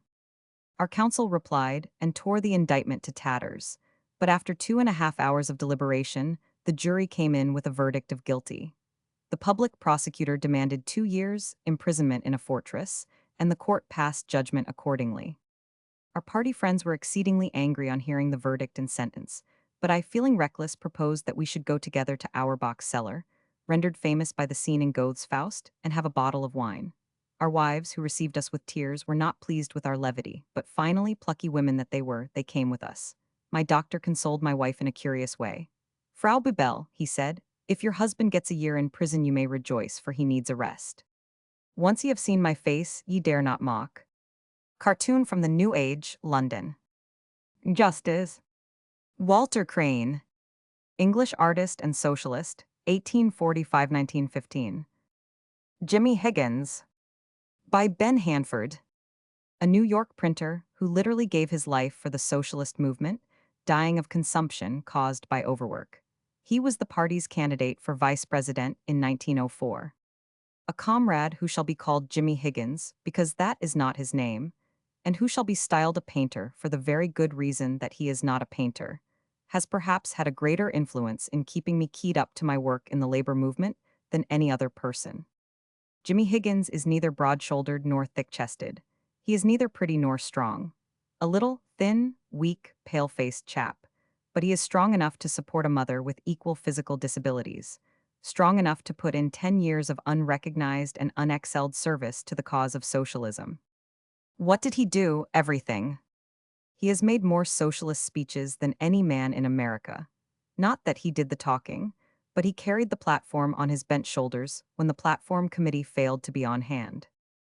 Then he hustled around to another branch and got their platform out. Then he got a glass of water for the speaker. That same evening or the day before, he had distributed handbills advertising the meeting. Previously, he had informed his branch as to the best corner in the district for drawing a crowd. Then he distributed leaflets at the meeting and helped to take the platform down and carry it back to headquarters and got subscribers for socialist papers. The next day the same, and so on all through the campaign, and one campaign after another. When he had a job, which was none too often, for Jimmy was not an extra good workman and was always one of the first to be laid off, he would distribute socialist papers among his fellows during the noon hour, or take a run down to the gate of some factory and give out socialist leaflets to the employees who came out to lunch. What did he do? Jimmy Higgins did everything, anything. Whatever was to be done, that was Jimmy's job. First to do his own work, then the work of those who had become wearied or negligent. Jimmy Higgins couldn't sing, nor dance, nor tell a story, but he could do the thing to be done. Be you, reader, ever so great, you nor any other shall ever do more than that. Jimmy Higgins had no riches, but out of his poverty he always gave something his all. Be you, reader, ever so wealthy and likewise generous, you shall never give more than that. Jimmy Higgins never had a front seat on the platform. He never knew the tonic of applause, nor the inspiration of opposition. He never was seen in the foreground of the picture. But he had erected the platform and painted the picture. Through his hard, disagreeable, and thankless toil, it had come to pass that liberty was brewing and things were doing. Jimmy Higgins, how shall we pay, how reward this man? What gold, what laurels shall be his? There's just one way, reader, that you and I can make good with Jimmy Higgins and the likes of him. That way is to be like him. Take a fresh start and never let go. Think how great his work, and he has so little to do with. How little hours in proportion to our strength. I know some grand men and women in the socialist movement, but in high self-sacrifice, in matchless fidelity to truth, I shall never meet a greater man than Jimmy Higgins. And many a branch has one of him. And may they have more of him. From the Epistle of Paul to the Corinthians. For ye see your calling, brethren, how that not many wise men after the flesh, not many mighty, not many noble are called. But God hath chosen the weak things of the world to confound the things which are mighty, and base things of the world and things which are despised hath God chosen, yea, and things which are not, to bring to naught things that are. Why I voted the socialist ticket. By Vachel Lindsay. See pages 335, 599, 672, 699. I am unjust, but I can strive for justice. My life's unkind, but I can vote for kindness. I, the unloving, say life should be lovely. I, that am blind, cry out against my blindness. Man is a curious brute, he pets his fancies. Fighting mankind to win sweet luxury. So he will be, though law be clear as crystal. Though all men plan to live in harmony. Come, let us vote against our human nature.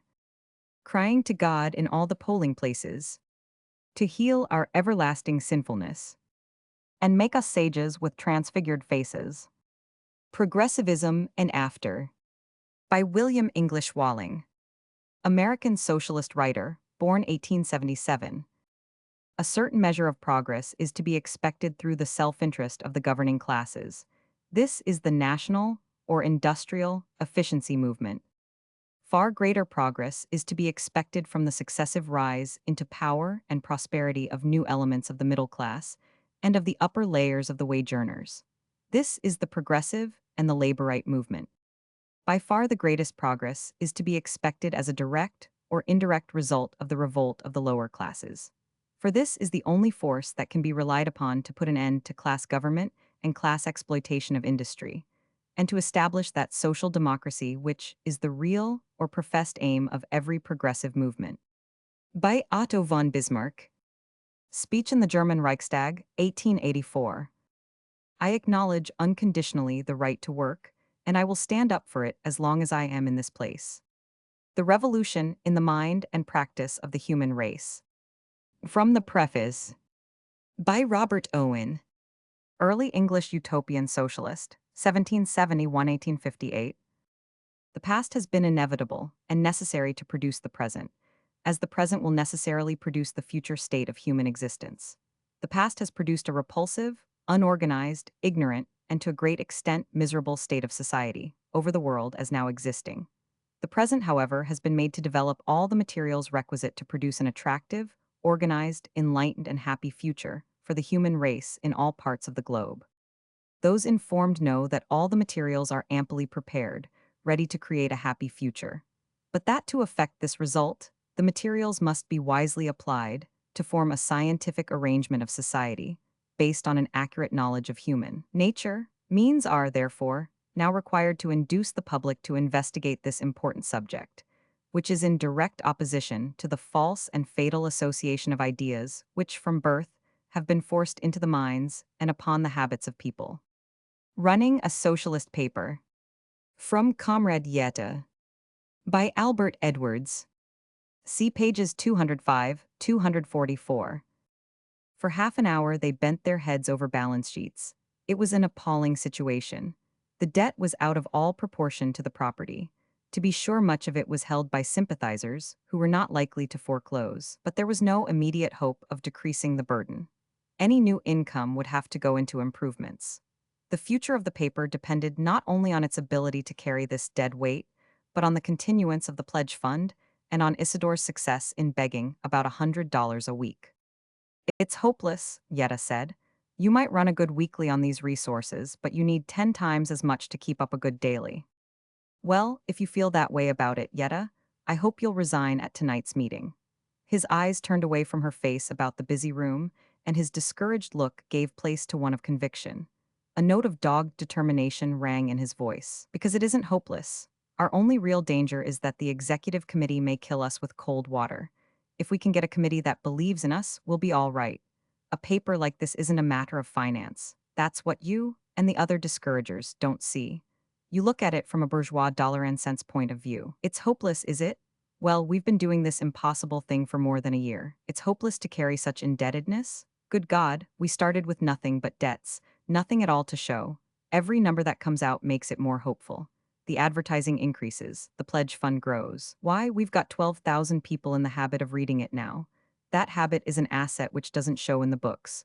6 months ago we had nothing, not even experience. Why, our office force wasn't even organized. And now you say it's hopeless, want us to quit just when it's getting relatively easy. We. Levine's querulous voice rose above the din of the machines, finding fault with something. A stenographer in a far corner began to count. 1, 2, 3. Every one in the office, even the linotypers and printers devil beyond the partition, took up the slogan. Oh, whoa, cut it out and work for socialism. The tense expression on Isidore's face relaxed into a confident grin. That's it, you think we need money to run this paper? We're doing it on enthusiasm, and nothing is going to stop us. Renovating the State. By Ralph Waldo Emerson. See pages 235, 522, 631.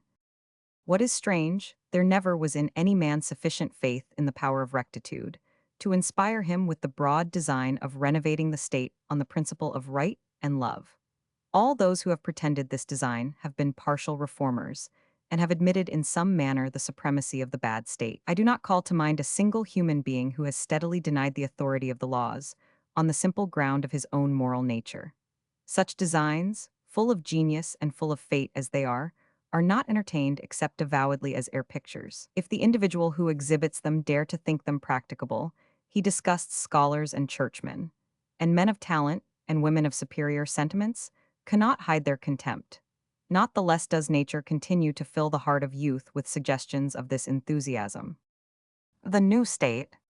From the Panama Pacific Ode. By George Sterling. See pages 504, 552, 597. O dark and cruel state, whose towers are altars unto self alone, whose streets with tears are wet, and half thy counsels given unto hate. Shall time not hurl thy temples stone from stone, and o'er the ruin set, a fairer city than the years have known? Out of thy darkness do we find us dreams, and on the future gleams the vision of thy ramparts built anew. Mammon and war sit now a double throne. Yet what we dream, a wiser age shall do. Be ye lift up, O everlasting gates. Of that far city men shall build for man. O fairer day that waits, the splendor of whose dawn we shall not see. When selfish bonds of family and clan melt in the higher love that yet shall be. O state without a master or a slave, whose law of light we crave. Ere morning widen on a world set free. The Coming Dawn. From Woman. By Auguste Bebel. Every day furnishes fresh proof of the rapid growth and spread of the ideas that we represent. In all fields there is tumult and push. The dawn of a fair day is approaching with mighty strides. Let us then ever battle and strive forward, unconcerned as to where and when the boundary posts of the new and better day for mankind will be raised. And if, in the course of this great battle for the emancipation of the human race, we should fall, those now in the rear will step forward, and we shall fall with the consciousness of having done our duty as human beings, and with the conviction that the goal will be reached, however the powers hostile to humanity may struggle or strain in resistance. Ours is the world, despite all. That is, for the workers and the woman. Labor irresistible. From Violence and the Labor Movement. By Robert Hunter. American socialist writer, born 1874. Here it is, the self-conscious, independent movement of the immense majority, in the interest of the immense majority, already with its 11 million voters and its 50 million souls. It has slowly, patiently, painfully toiled up to a height where it is beginning to see visions of victory. It has faith in itself and in its cause. It believes it has the power of deliverance for all society and for all humanity. It does not expect the powerful to have faith in it, but, as Jesus came out of despised Nazareth, so the new world is coming out of the multitude, amid the toil and sweat and anguish of the mills, mines, and factories of the world. It has endured much, suffered long ages of slavery and serfdom. From being mere animals of production, the workers have become the hands of production, and they are now reaching out to become the masters of production. And, while in other periods of the world, their intolerable misery led them again and again to strike out in a kind of torrential anarchy that pulled down society itself, they have in our time, for the first time in the history of the world, patiently and persistently organized themselves into a world power. Where shall we find in all history another instance of the organization, in less than half a century of 11 million people, into a compact force for the avowed purpose of peacefully and legally taking possession of the world? They have refused to hurry. They have declined all shortcuts. They have spurned violence. The bourgeois Democrats, the terrorists, and the syndicalists, each in their time, have tried to point out a shorter, quicker path. The workers have refused to listen to them. On the other hand, they have declined the way of compromise, of fusions, and of alliances that have also promised a quicker and shorter road to power. With most maddening patience, they have declined to take any other path than their own, thus infuriating not only the terrorists in their own ranks, but those Greeks from the other side who came to them bearing gifts. Nothing seems to disturb them or to block their path. They are offered reforms and concessions, which they take blandly, but without thanks. They move on, with the terrible, incessant, irresistible power of some eternal natural force. They have been fought, yet they have never lost a single great battle. They have been flattered and cajoled without ever once anywhere being appeased. They have been provoked, insulted, imprisoned, calumniated, and repressed. They are indifferent to it all. They move on, with the patience and the meekness of a people with the vision that they are soon to inherit the earth. From the Magnificat, by Mary, Mother of Jesus. He hath showed strength with his arm, he hath scattered the proud in the imagination of their hearts. He hath put down the mighty from their seats, and exalted them of low degree. He hath filled the hungry with good things, and the rich he hath sent empty away. To labor. From In This Our World. By Charlotte Perkins Gilman. See pages 200, 209, 421, 662. Shall you complain who feed the world? Who clothe the world? Who house the world? Shall you complain who are the world? Of what the world may do? As from this hour, you used your power, the world must follow you. The world's life hangs on your right hand. Your strong right hand. Your skilled right hand. You hold the whole world in your hand. See to it what you do. Or dark or light. Or wrong or right. The world is made by you. Then rise as you never rose before. Nor hoped before. Nor dared before. And show as was never shown before. The power that lies in you. Stand all as one. See justice done. Believe and dare and do. The Ragged-Trousered Philanthropists. By Robert Tressel. Toward the end of March, the outlook began to improve.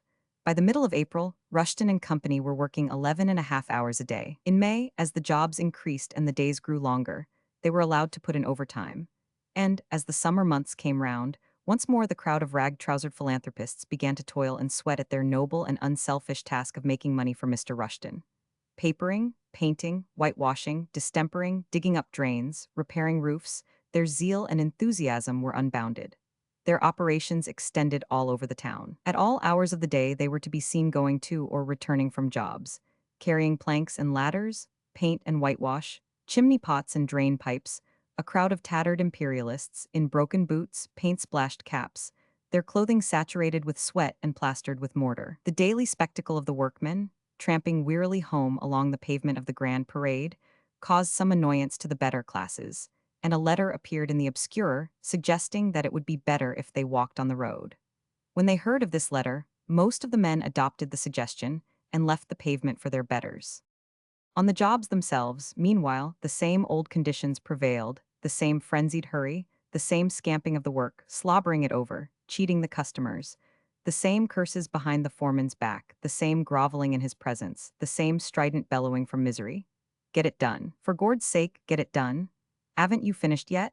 We're losing money over this. If you chaps can't tear into it, we'll have an alteration. And the result was that the philanthropists often tore into it to such an extent that they worked themselves out of a job, for business fluctuated, and occasionally everybody was stood off for a few days. They were putting new floors where the old ones were decayed, and making 2 rooms into one by demolishing the parting wall and substituting an iron girder. They were replacing window frames and sashes, replastering cracked ceilings and walls, cutting openings and fitting doors where no doors had ever been before. They were taking down broken chimney pots and fixing new ones in their places. They were washing the old whitewash off the ceilings and scraping the old paper off the walls. The air was full of the sounds of hammering and sawing, the ringing of trowels, the rattle of pails, the splashing of water brushes and the scraping of the stripping knives. It was also heavily laden with dust and disease germs, powdered mortar, lime, plaster, and the dirt that had been accumulating within the old house for years. In brief, those employed there might be said to be living in a tariff reform paradise. They had plenty of work. At 12 o'clock Bob Crass, the painter's foreman, blew a prolonged blast upon a whistle, and all hands assembled in the kitchen, where Bert the apprentice had already prepared the tea in the large galvanized iron pail placed in the middle of the floor. By the side of the pail were a number of old jam jars, mugs, dilapidated teacups, and 1 or 2 empty condensed milk tins. Each man on the job paid Bert 3 a week for the tea and sugar. They did not have milk, and although they had tea at breakfast time as well as at dinner, the lad was generally considered to be making a fortune. As each man came in, he filled his cup, jam jar, or condensed milk tin with tea from the steaming pail, before sitting down. Most of them brought their food in little wicker baskets, which they held on their laps or placed on the floor beside them. At first, there was no attempt at conversation, and nothing was heard but the sounds of eating and drinking, and the frizzling of the bloater which Easton, one of the painters, was toasting on the end of a pointed stick at the fire. "I don't think much of this bloody tea," suddenly remarked Sawkins, one of the laborers. "Well, it oughter be all right," retorted Bert. "It's been billin' ever since arf past 11. "Has anyone seen old Jack Linden since 'e got the push?" inquired Harlow. "I seen I am Saturday," said Slime. "Is 'e doin' anything?" "I don't know, I did 'ave time to speak to I am." "No, 'e ain't got nothing," remarked Philpot. "I seen I am Saturday night, and 'e told me 'e's been walkin' about ever since." Philpot did not add that he had lent Linden a shilling, which he never expected to see again. "'E won't be able to get a job again in a 'urry," remarked Easton. "'E's too old." "You know, after all, you can't blame misery for sackin'." "I am," said Crass after a pause. "'E was too slow for a funeral." "I wonder how much you'll be able to do when you're as old as he is," said Owen. "P'raps I won't want to do nothing," replied Crass with a feeble laugh. "I'm goin' to live on me means." "I should say the best thing old Jack could do would be to go in the workhouse," said Harlow. "Yes, I reckon that's what'll be the end of it," said Easton, in a matter-of-fact tone. "It's a grand finish, isn't it?" observed Owen. "After working hard all one's life to be treated like a criminal at the end." "I don't know what you call Bane, treated like criminals," exclaimed Crass. "I reckon they as a bloody fine time of it, and we've got to find the money." "Oh, for Gord's sake, don't start no more arguments," cried Harlow, addressing Owen. "We 'ad enough of that last week. You can't expect a boss to employ a man when 'e's too old to work." "Of course not," said Crass. Old Joe Philpot said nothing. "I don't see no sense in always grumblin'," Crass proceeded. "These things can't be altered. You can't expect there can be plenty of work for everyone with all this labor-savin' machinery what's been invented." "Of course," said Harlow, "the people what used to be employed on the work what's now done by machinery has to find something else to do. Some of 'em goes to our trade, for instance. The result is there's too many at it, and there ain't enough work to keep 'em all goin'." "Yes," said Crass eagerly, "that's just what I say. Machinery is the real cause of all the poverty. That's what I said the other day." "Machinery is undoubtedly the cause of unemployment," replied Owen, "but it's not the cause of poverty. That's another matter altogether." The others laughed derisively. "Well, it seems to me to amount to the same thing," said Harlow, and nearly everyone agreed. "It doesn't seem to me to amount to the same thing," Owen replied. "In my opinion, we are all in a state of poverty, even when we have employment. The condition we are reduced to when we're out of work is more properly described as destitution. Poverty," continued Owen after a short silence, "consists in a shortage of the necessaries of life. When those things are so scarce or so dear that people are unable to obtain sufficient of them to satisfy all their needs, they are in a condition of poverty. If you think that the machinery which makes it possible to produce all the necessaries of life in abundance is the cause of the shortage, it seems to me there must be something the matter with your minds." "Oh, of course we're all bloody fools, except you," snarled Crass. "When they was servin' out the sense they give you such a 'ell of a lot there wasn't none left for nobody else." "If there wasn't something wrong with your minds," continued Owen, "you would be able to see that we might have plenty of work and yet be in a state of destitution. The miserable wretches who toil 16 or 18 hours a day, father, mother, and even the little children, making matchboxes or shirts or blouses, have plenty of work, but I for one don't envy them. Perhaps you think that if there was no machinery, and we all had to work 13 or 14 hours a day in order to obtain a bare living, we should not be in a condition of poverty? Talk about there being something the matter with your minds. If there were not, you wouldn't talk one day about tariff reform as a remedy for unemployment, and then the next day admit that machinery is the cause of it. Tariff reform won't do away with machinery, will it?" No one answered, because none of them knew of any remedy, and Crass began to feel sorry that he had reintroduced the subject at all. "In the near future," continued Owen, "it is probable that horses will be almost entirely superseded by motor cars and electric trams. As the services of horses will no longer be required, all but a few will die out. They will no longer be bred to the same extent as formerly. We can't blame the horses for allowing themselves to be exterminated. They have not sufficient intelligence to understand what's being done. Therefore, they will submit tamely to the extinction of the greater number of their kind. As we have seen, A great deal of the work which was formerly done by human beings is now being done by machinery. This machinery belongs to a few people. It is being worked for the benefit of those few, just the same as were the human beings it displaced. These few have no longer any need of the services of so many human workers, so they propose to exterminate them. The unnecessary human beings are to be allowed to starve to death. And they are also to be taught that it is wrong to marry and breed children, because the sacred few do not require so many people to work for them as before. Yes, and you'll never be able to prevent it, mate, shouted Crass. Why can't we? Because it can't be done, cried Crass fiercely. It's impossible. There was a general murmur of satisfaction. Nearly everyone seemed very pleased to think that the existing state of things could not possibly be altered. Wealth Against Commonwealth by Henry Demarest Lloyd, American social reformer, pioneer in what later came to be known as muckraking, 1847-1903. One of the largest stones in the arch of consolidation, perhaps the keystone, is that men have become so intelligent, so responsive and responsible, so cooperative, that they can be trusted in great masses with the care of vast properties owned entirely by others, and with the operation of complicated processes, although but a slender cost of subsistence is awarded them out of fabulous profits. The spectacle of the million and more employees of the railroads of this country dispatching trains, maintaining tracks, collecting fares and freights, and turning over hundreds of millions of net profits to the owners, not one in 1,000 of whom would know how to do the simplest of these things himself, is possible only where civilization has reached a high average of morals and culture. More and more the mills and mines and stores, and even the farms and forests, are being administered by other than the owners. The virtue of the people is taking the place poor Richard thought only the eye of the owner could fill. If mankind driven by their fears and the greed of others can do so well, what will be their productivity and cheer when the interest of all sings them to their work? Mutual Aid as a Factor in Evolution by Peter Kropotkin. This work of the great Russian scientist is a most important contribution to modern thought, overthrowing as it does the old-fashioned view of nature red in tooth and claw with raven, which was the basis of early biologic teaching and is still the basis of all bourgeois economic ideas.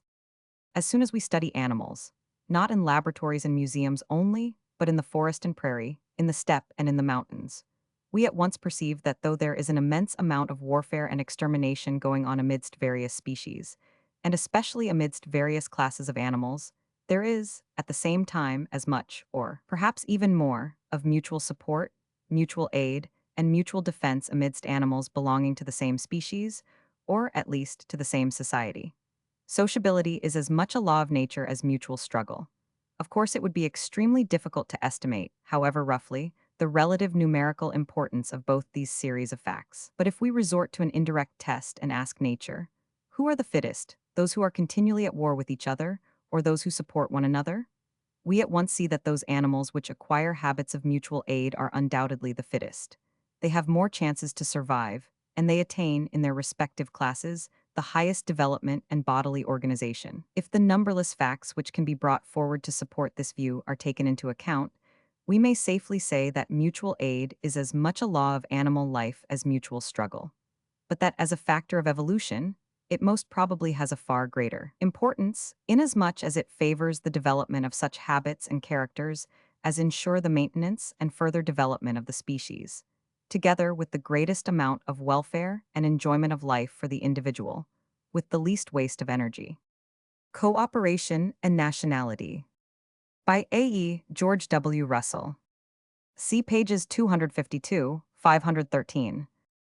Wherever there is mutual aid, wherever there is constant give and take, wherever the prosperity of the individual depends directly and obviously on the prosperity of the community about him, there the social order tends to produce fine types of character, with a devotion to public ideas, and this is the real object of all government.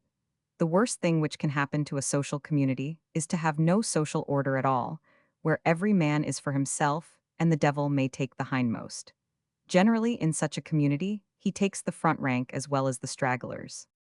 New Worlds for Old by H. G. Wells. See pages 519, 675, 712. Socialism is to me a very great thing indeed, the form and substance of my ideal life and all the religion I possess. I am, by a sort of predestination, a socialist. I perceive I cannot help talking and writing about socialism and shaping and forwarding socialism. I am one of a succession, one of a growing multitude of witnesses who will continue. It does not, in the larger sense, matter how many generations of us must toil and testify.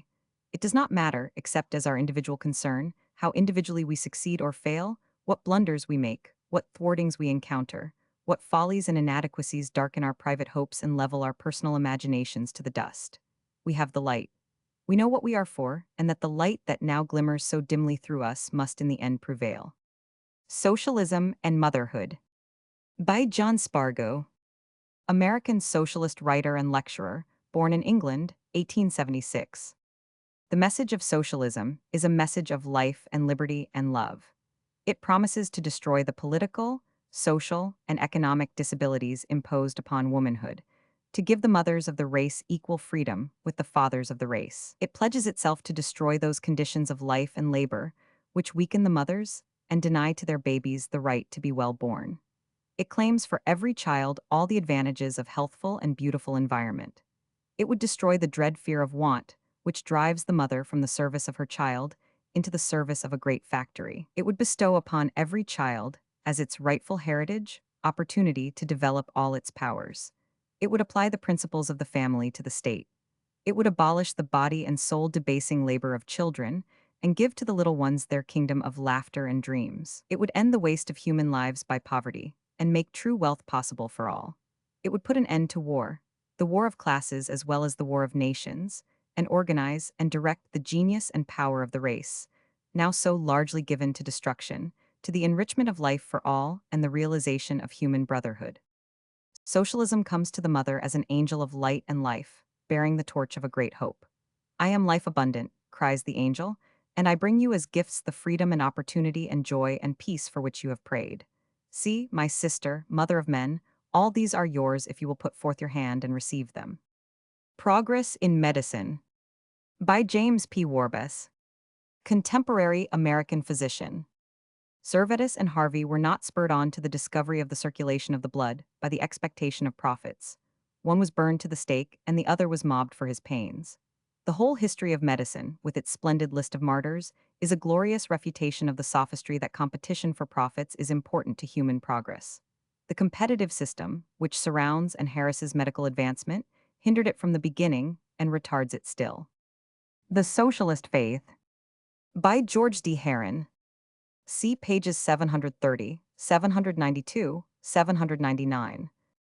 Despite the paradoxical and deathful nature of our capitalist civilization, despite the industrial insanity and spiritual chaos, a new world is surely forming. Dimly may we discern the white pinnacles and the green gardens of the gathering city of man. There is approaching, and it is not so far off as it seems, a world arranged by the wisdom hid in the human heart, a world that is the organization of a strong and universal kindness, a world redeemed from the fear of institutions and of poverty. Even now, derided and discouraged as it is, socially untrained and inexperienced as it is, if the instinctual and repressed kindness of mankind were suddenly let loose upon the earth, sooner than we think would we be members one of another, sitting around one family hearthstone and singing the song of the new humanity. Book 17. The New Day. The Deliverance of Humanity and the Triumph of Labor Enfranchised. Passages from utopias new and old, and the raptures of poets and prophets contemplating the good time coming. As a Strong Bird on Pinions Free. By Walt Whitman. See pages 174, 268, 578, 726. Beautiful world of new, superb birth that rises to my eyes, like a limitless golden cloud filling the western sky. Thou wonder world, yet undefined, unformed, neither do I define thee. How can I pierce the impenetrable blank of the future? I feel thy ominous greatness, evil as well as good. I watch thee, advancing, absorbing the present, transcending the past. I see thy light lighting and thy shadow shadowing, as if the entire globe. But I do not undertake to define thee, hardly to comprehend thee. I but thee name, thee prophesy as now. The Kingdom of Man. By E. Ray Lancaster. English scientist, professor in the University of London, born 1847. The new knowledge of couture, the newly ascertained capacity of man for a control of nature, so thorough as to be almost unlimited, has not as yet had an opportunity of showing what it can do. No power has called on man to arise and enter upon the possession of this kingdom. The kingdom of man, foreseen by Francis Bacon, and pictured by him to an admiring but incredulous age with all the fervor and picturesque detail of which he was capable. And yet at this moment the mechanical difficulties, the want of assurance and of exact knowledge, which necessarily prevented Bacon's schemes from taking practical shape, have been removed. The will to possess this vast territory is alone wanting. The weariness which is so largely expressed today in regard to human effort is greatly due to the fact that we have exhausted old sources of inspiration and have not yet learned to believe in the new. It is time for man to take up wholeheartedly the kingdom of nature, which it is his destiny to rule. New hope, new life will, when he does this, be infused into every line of human activity. To a community which believes in the destiny of man as the controller of nature and has consciously entered upon its fulfillment, there can be none of the weariness and even despair which comes from an exclusive worship of the past. There can be only encouragement in every victory gained, hope, and the realization of hope. On a Steamship, by Upton Sinclair. See pages 43, 143, 194, 274, 403, 776, 803. All night without the gates of slumber lying, I listened to the joy of falling water, and to the throbbing of an iron heart. In ages past, men went upon the sea, waiting the pleasure of the chainless winds. But now the course is laid, the billows part. Mankind has spoken, let the ship go there. I am grown haggard and forlorn from dreams that haunt me of the time that is to be, when man shall cease from wantonness and strife, and lay his law upon the course of things. Then shall he live no more on sufferance. An accident, the prey of powers blind. The untamed giants of nature shall bow down. The tides, the tempest, and the lightning cease from mockery and destruction, and be turned unto the making of the soul of man. By Thomas Carlyle. See pages 31, 74, 133, 488, 553, 652. We must some day, at last and forever, cross the line between nonsense and common sense. And on that day we shall pass from class paternalism, originally derived from fetish fiction in times of universal ignorance, to human brotherhood in accordance with the nature of things and our growing knowledge of it, from political government to industrial administration, from competition in individualism to individuality in cooperation, from war and despotism in any form to peace and liberty. The Revolution. By Richard Wagner. See pages 236, 747. We behold it, the old world crumbling. A new will rise therefrom. For the lofty goddess Reason comes rustling on the wings of storm, her stately head ringed round with lightnings, a sword in her right hand, a torch in her left. Her eye is stern, is punitive, is cold. And yet what warmth of purest love, what wealth of happiness streams forth toward him who dares to look with steadfast gazing into that eye. Rustling she comes, the ever-juvenating mother of mankind. Destroying and fulfilling, she fares across the earth. Before her soughs the storm, and shakes so fiercely at man's handiwork that vast clouds of dust eclipse the sky. And where her mighty foot is set, there falls in ruins what an idle whim had built for eons. The hem of her robe sweeps its last remains away. But in her wake there opens out a never-dreamt paradise of happiness, illumined by kindly sunbeams, and where her foot had trodden down, spring fragrant flowers from the soul, and jubilant songs of freed mankind fill the air, scarce silent from the din of battle. In Memoriam. By Alfred Tennyson. See pages 77, 486, 652. Ring out, wild bells, to the wild sky. The flying clouds, the frosty light. The year is dying in the night. Ring out, wild bells, and let him die. Ring out the old, ring in the new. Ring, happy bells, across the snow. The year is going, let him go. Ring out the false, ring in the true. Ring out the grief that saps the mind. For those that here we see no more. Ring out the feud of rich and poor. Ring in redress to all mankind. Ring out false pride in place and blood, the civic slander and the spite. Ring in the love of truth and right. Ring in the common love of good. Ring out old shapes of foul disease. Ring out the narrowing lust of gold. Ring out the thousand wars of old. Ring in the 1,000 years of peace. Ring in the valiant man and free.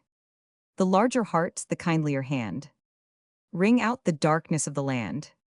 Ring in the Christ that is to be. By Isaiah, they shall not hurt nor destroy in all my holy mountain, for the earth shall be full of the knowledge of the Lord, as the waters cover the sea. Makar's Dream, by Vladimir G. Korolenko, contemporary Russian novelist. In this short story, a drunken old peasant is taken in a dream before the Tayan, or god of the forest, to be judged for his many sins. The sins are piled upon a wooden scale pan and the virtues upon a golden one. But alas, the virtues rise high into the air. Thereupon old Makar, driven to despair, breaks out into protest so eloquent that the judge is puzzled. The scales trembled again. The old Tayan was lost in thought. "How is this?" said he. "There are good people still living on the earth. Their eyes are bright, and their faces shine, and their robes are spotless. Their hearts are as tender as good soil. They receive the good seed and bring forth beautiful fruit, and the perfume is sweet in my nostrils. Look at yourself." All eyes were turned towards Makar, who felt ashamed of his appearance. He knew that his eyes were not bright, and his face begrimed, his hair and beard matted and tangled, and his clothes torn. True, he had been thinking of buying a pair of boots before his death, in order to appear at the judgment seat as behooves an honest peasant. But he had always spent the money on drink, and now he stood before the Tayan in ragged shoes like the last of the Yakouts. He would gladly have sunk under the ground. "Thy face is dark," went on the Tayan. "Thy eyes are not bright, and thy clothes are torn, and thy heart is overgrown with weeds and thorns. That is the reason why I love mine own that are pure and good and holy, and turn my face away from such as you are." Makar's heart was ready to break. He felt ashamed of his existence. He hung his head, but suddenly lifted it and began to speak again. Who were those just and good men the Tayan was speaking about? If he meant those who were living in fine palaces on the earth at the same time as Makar did, he knew them well enough. Their eyes were bright because they had not shed as many tears as he had, and their faces shone because they were bathed in perfume, and their clean garments had been wrought by other people's hands. Did he not see that he too had been born like the others, with bright, open eyes, in which heaven and earth were reflected as in a mirror, and with a pure heart which was ready to take in all that was beautiful in the world? And if he longed now to hide his wretched self under the ground, it was no fault of his. He did not know whose fault it was. All he knew was that all the patience had died in his heart. If Makar had seen the effect which his speech had produced on the old Tayan, and that every word he said fell on the golden scale like a weight of lead, his rebellious heart would have been soothed. But he saw nothing, because he was full of blind despair. He thought of his past life, which had been so hard. How had he been able to bear it so long? He had borne it because the star of hope had shone through the darkness. And now the star had vanished and the hope was dead. Darkness fell on his soul, and a storm rose in it like the storm wind which flies across the steppe in the dead of night. He forgot where he was, before whom he stood, forgot everything except his anger. But the old Tayan said to him, "Wait, poor man, you are no longer on earth, there is justice for you here." And Makar trembled. He realized that they pitied him, his heart was softened, and, as he thought of his wretched life, he burst into tears, weeping over himself. The old Tayan wept too, and so did the old father Ivan. Tears flowed from the eyes of the young serving men, and they wiped them with their wide sleeves. And the scales trembled, and the wooden scale rose higher and higher. The Desire of Nations, by Edwin Markham. See pages 27, 199. Earth will go back to her lost youth, and life grow deep and wonderful as truth, when the wise king out of the nearing heaven comes, to break the spell of long millenniums, to build with song again the broken hope of men, to hush and heroize the world, beneath the flag of brotherhood unfurled. And he will come some day. Already is his star upon the way. He comes, O world, he comes, but not with bugle cry nor roll of doubling drums. And when he comes into the world gone wrong, he will rebuild her beauty with a song. To every heart he will its own dream be. One moon has many phantoms in the sea. Out of the north the Norns will cry to men. Baldur the Beautiful has come again. The flutes of Greece will whisper from the dead. Apollo has unveiled his sunbright head. The stones of Thebes and Memphis will find voice. Osiris comes, O tribes of time rejoice. And social architects who build the state, serving the dream at citadel and gate, will hail him coming through the labor hum. And glad quick cries will go from man to man. Lo, he has come, our Christ the artisan. The king who loved the lilies, he has come. The Great Chain. By George D. Heron.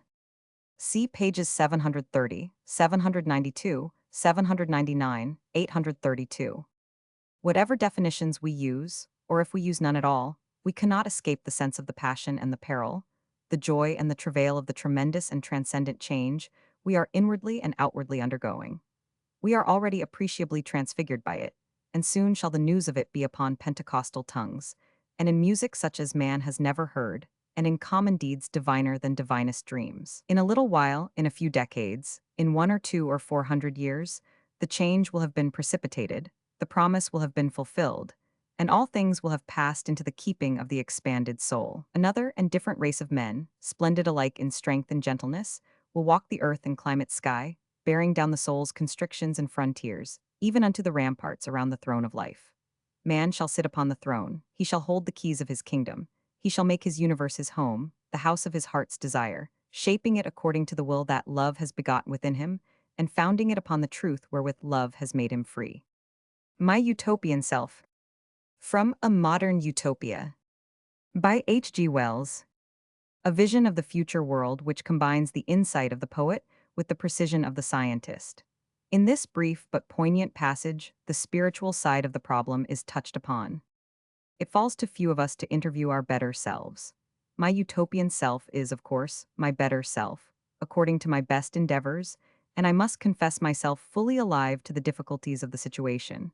When I came to this utopia, I had no thought of any such intimate self-examination. The whole fabric of that other universe sways for a moment as I come into his room, into his clear and ordered workroom. I am trembling. A figure rather taller than myself stands against the light. He comes toward me, and I, as I advance to meet him, stumble against a chair. Then, still without a word, we are clasping hands. I stand now so that the light falls upon him, and I can see his face better. He is a little taller than I, younger looking and sounder looking. He has missed an illness or so, and there is no scar over his eye. His training has been subtly finer than mine. He has made himself a better face than mine. These things I might have counted upon. I can fancy he winces with a twinge of sympathetic understanding at my manifest inferiority. Indeed, I come, trailing clouds of earthly confusion and weakness. I bear upon me all the defects of my world. He wears, I see, that white tunic with the purple band that I have already begun to consider the proper utopian clothing for grave men, and his face is clean-shaven. We forgot to speak at first in the intensity of our mutual inspection. I think of the confessions I have just made to him, the strange admissions both to him and myself. I have stirred up the stagnation of my own emotional life, the pride that has slumbered, the hopes and disappointments that have not troubled me for years. There are things that happened to me in my adolescence that no discipline of reason will ever bring to a just proportion for me. The first humiliations I was made to suffer, the waste of all the fine, irrevocable loyalties and passions of my youth, the dull base cast of my little personal tragicomedy, I have ostensibly forgiven, I have for the most part forgotten, and yet when I recall them I hate each actor still. Whenever it comes into my mind, I do my best to prevent it. There it is, and these detestable people blot out the stars for me. I have told all that story to my double, and he has listened with understanding eyes.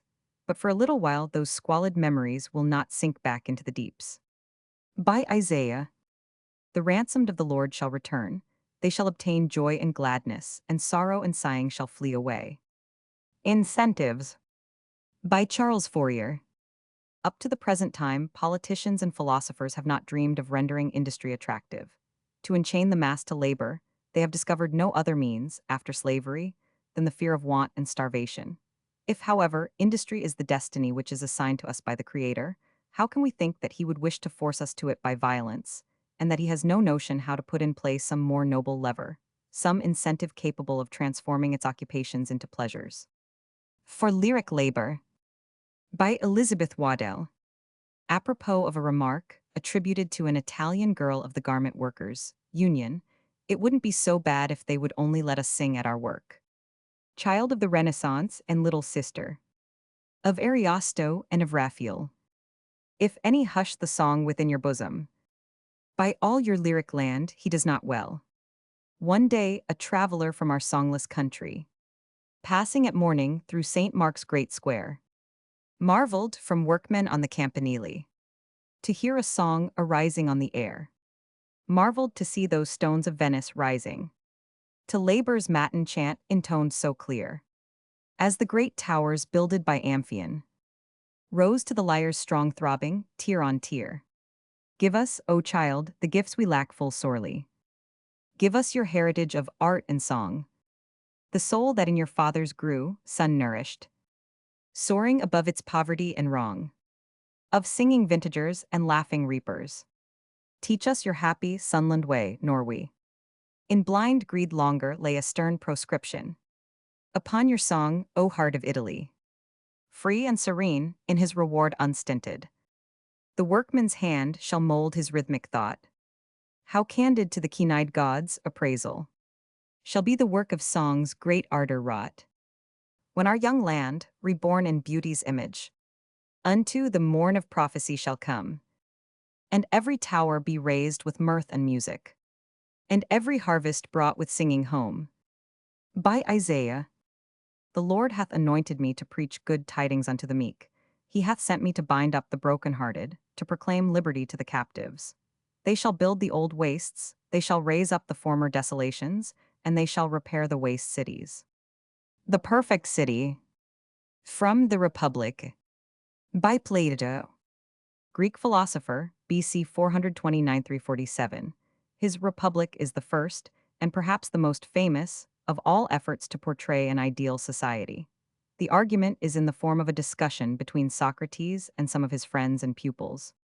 First, then, said Socrates, let us consider in what manner those who dwell in the city shall be supported. Is there any other way than by making bread and wine, and clothes and shoes, and building houses? They will be nourished, partly with barley, making meal of it, and partly with wheat, making loaves, boiling part and toasting part, putting fine loaves and cakes over a fire of stubble or over dried leaves, and resting themselves on couches strewed with smilax and myrtle leaves. They and their children will feast, drinking wine and crowned and singing to the gods, and they will pleasantly live together, begetting children not beyond their substance, guarding against poverty or war. Glauco, replying, said, You make the men to feast, as it appears, without meats. You say true, said I, for I forget that they need have meats likewise. They shall have salt and olives and cheese, and they shall boil bulbous roots and herbs of the field, and we set before them desserts of figs and vetches and beans, and they toast at the fire myrtle berries and the berries of the beech tree, drinking in moderation, thus passing their life in peace and health, and dying, as is likely, in old age, they will leave to their children another such life. If you had been making, Socrates, said he, a city of hogs, what else would have fed them but these things? But how should we do, Glauco, said I. What is usually done, said he. They must, as I imagine, have their beds and tables, and meats and desserts, as we now have, if they are not to be miserable. Be it so, said I understand you. We consider, it seems, not only how a city may exist, but a luxurious city, and perhaps it is not amiss, for in considering such a one, we may probably see how justice and injustice have their origin in cities. The true city seems to me to be such as we have described, like one who is healthy, but if you prefer that we likewise consider a city that is corpulent, nothing hinders it. For these things will not, it seems, please some, nor this sort of life satisfy them. But there shall be beds and tables and all other furniture, seasonings, ointments and perfumes, mistresses and confections, and various kinds of these. And we must no longer consider as alone necessary what we mentioned at the first, houses and clothes and shoes, but painting, too, and all the curious arts must be set a-going, and carving, and gold, and ivory. And all these things must be got, must they not? Yes, said he. Must not the city, then, be larger? For that healthy one is no longer sufficient, but is already full of luxury, and of a crowd of such as are in no way necessary to cities, such as all kinds of sportsmen and the imitative artists, many of them imitating in figures and colors, and others in music, and poets too, and their ministers, rhapsodists, actors, dancers, undertakers, workmen of all sorts of instruments, and what hath reference to female ornament, as well as other things. We shall need likewise many more servants, Do you not think they will need pedagogues and nurses and tutors, hairdressers, barbers, victuallers too, and cooks? And further still, we shall want swineherds likewise. Of these there were none in the other city, for there needed not. But in this we shall want these, and many other sorts of herds likewise, if any eat the several animals, shall we not? Why not? Shall we not then, in this manner of life, be much more in need of physicians than formerly? Much more. And the country, which was then sufficient to support the inhabitants, will, instead of being sufficient, become too little, or how shall we say? Just so, said he. Must we not then encroach upon the neighboring country, if we want to have sufficient for plough and pasture, and they in like manner upon us, if they likewise suffer themselves to accumulate wealth to infinity, going beyond the boundaries of necessaries? There is great necessity for it, Socrates. Shall we afterwards fight, Glauco, or how shall we do? We shall certainly, said he. We say nothing, said I, whether war does any evil or any good, but this much only, that we have found the origin of war, from which most especially arise the greatest mischiefs to states, both private and public. Utopia. By Sir Thomas More. The word utopia means no place. It was first used in this book, and has come to be a general name for pictures of a future society.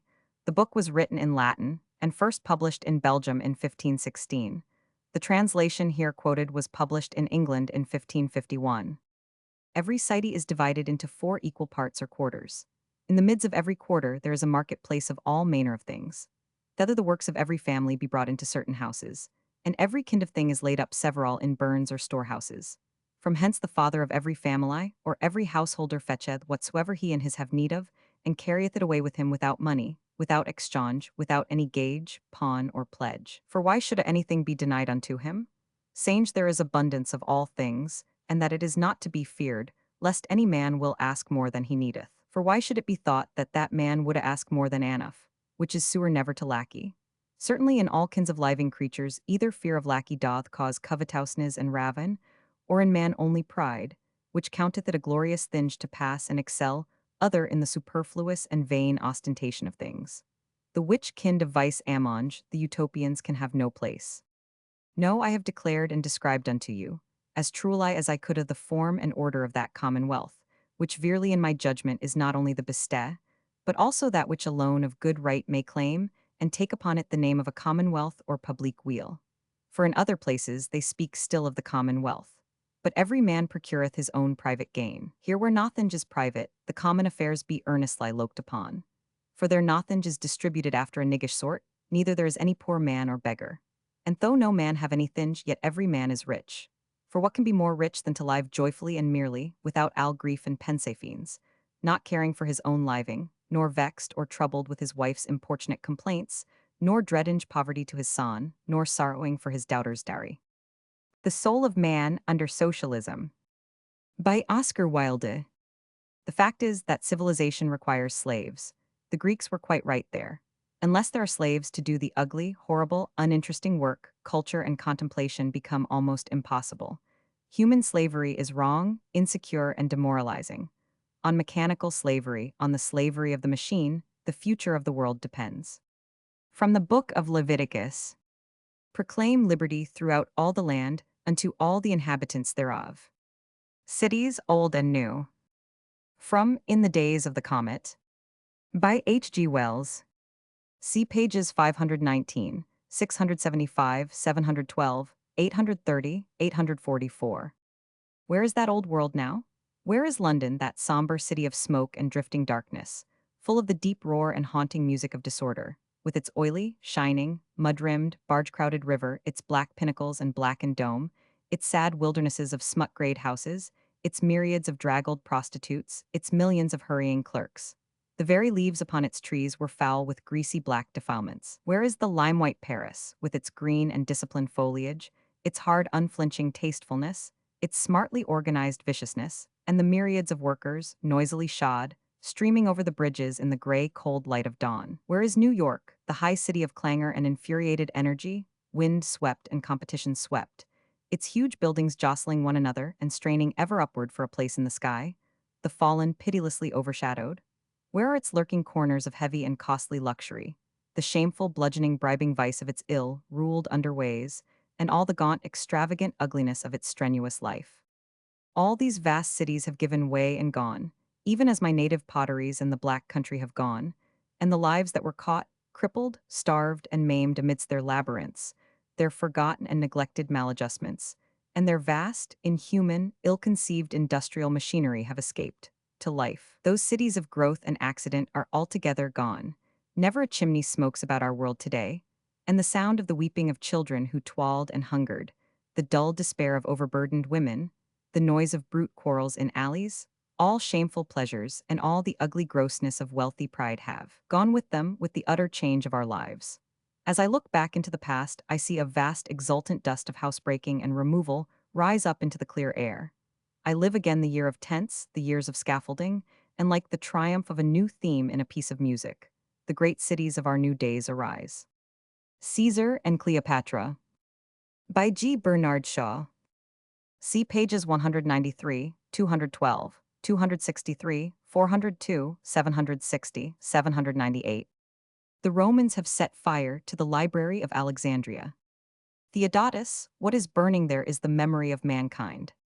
Caesar, a shameful memory, let it burn. Theodotus, wildly, will you destroy the past? Caesar, I, and build the future with its ruins. By Alfred Tennyson. See pages 77, 486, 652, 838. The old order changeth, yielding place to new. And God fulfills himself in many ways, lest one good custom should corrupt the world. A Festival in Utopia. From News from Nowhere. By William Morris.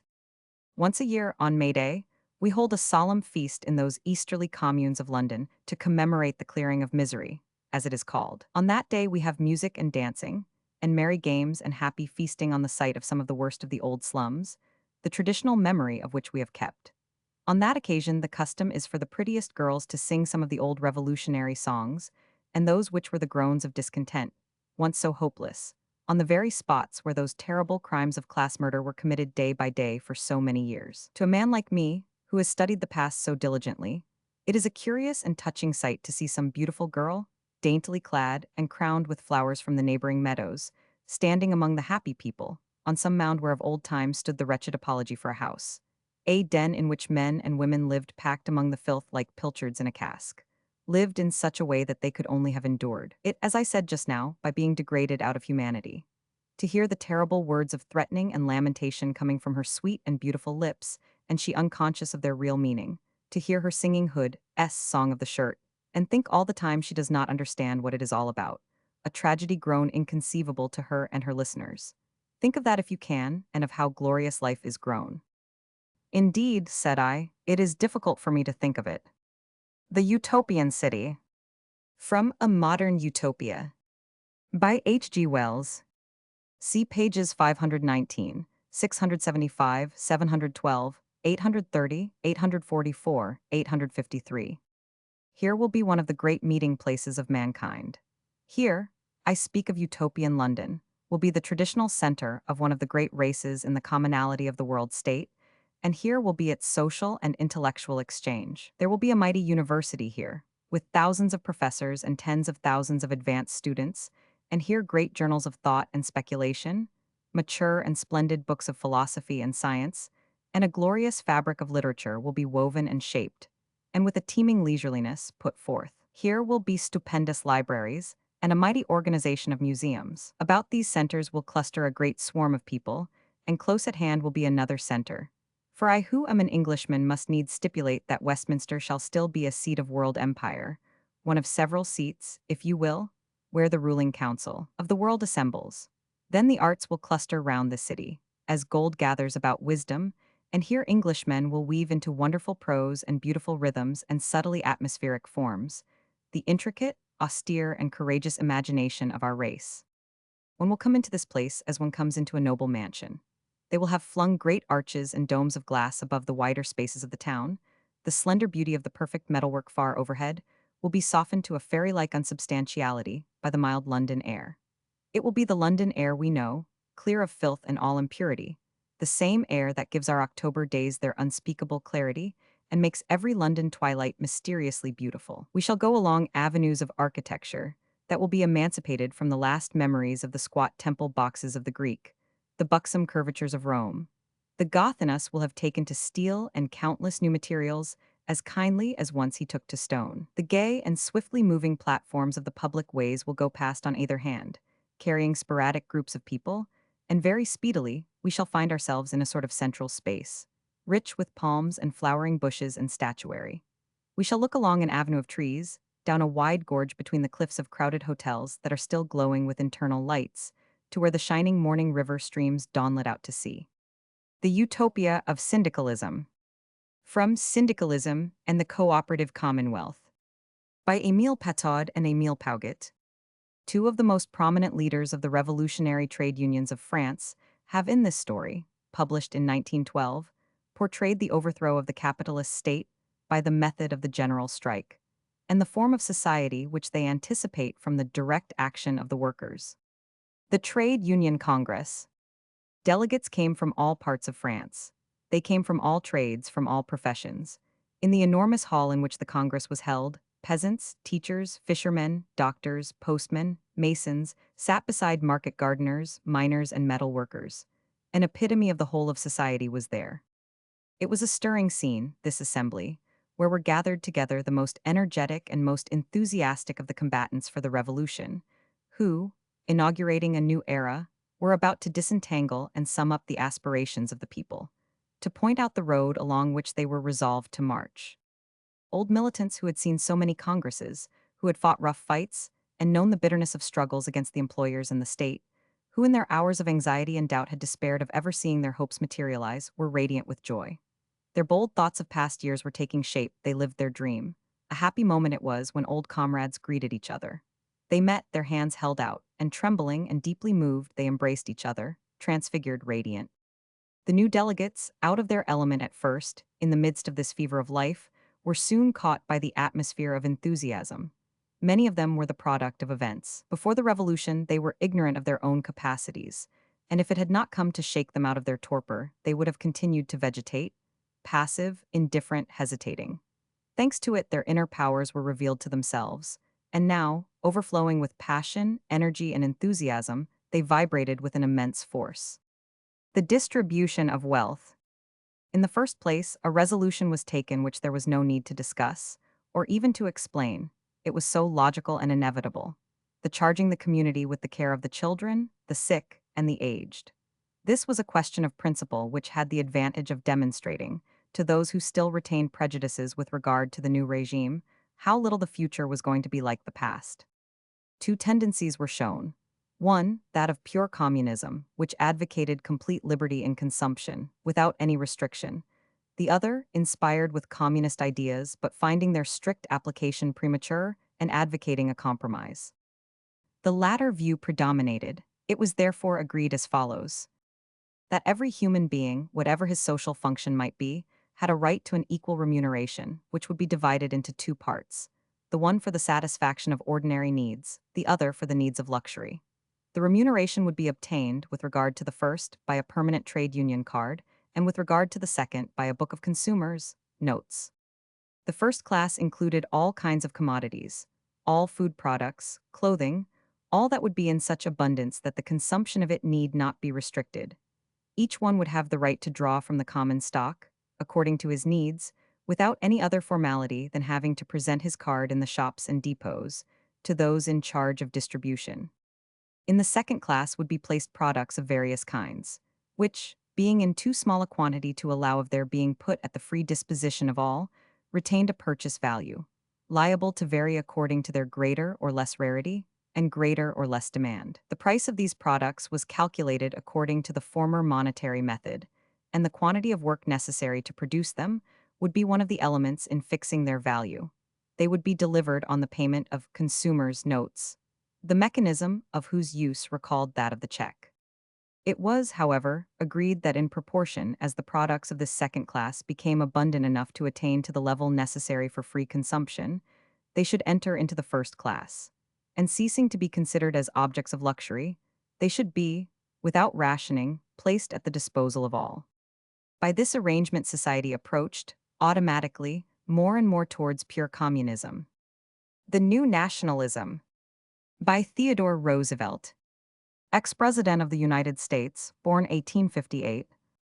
Practical equality of opportunity for all citizens, when we achieve it, will have two great results. First, every man will have a fair chance to make himself all that in him lies, to reach the highest point to which his capacities, unassisted by special privilege of his own and unhampered by the special privilege of others, can carry him, and to get for himself and for his family substantially what he has earned. Second, equality of opportunity means that the Commonwealth will get from every citizen the highest service of which he is capable. No man who carries the burden of the special privileges of another can give to the Commonwealth that service to which it is fairly entitled. Looking Backward by Edward Bellamy. How do you regulate wages? I asked. Dr. Leete did not reply till after several moments of meditative silence. I know, of course, he finally said.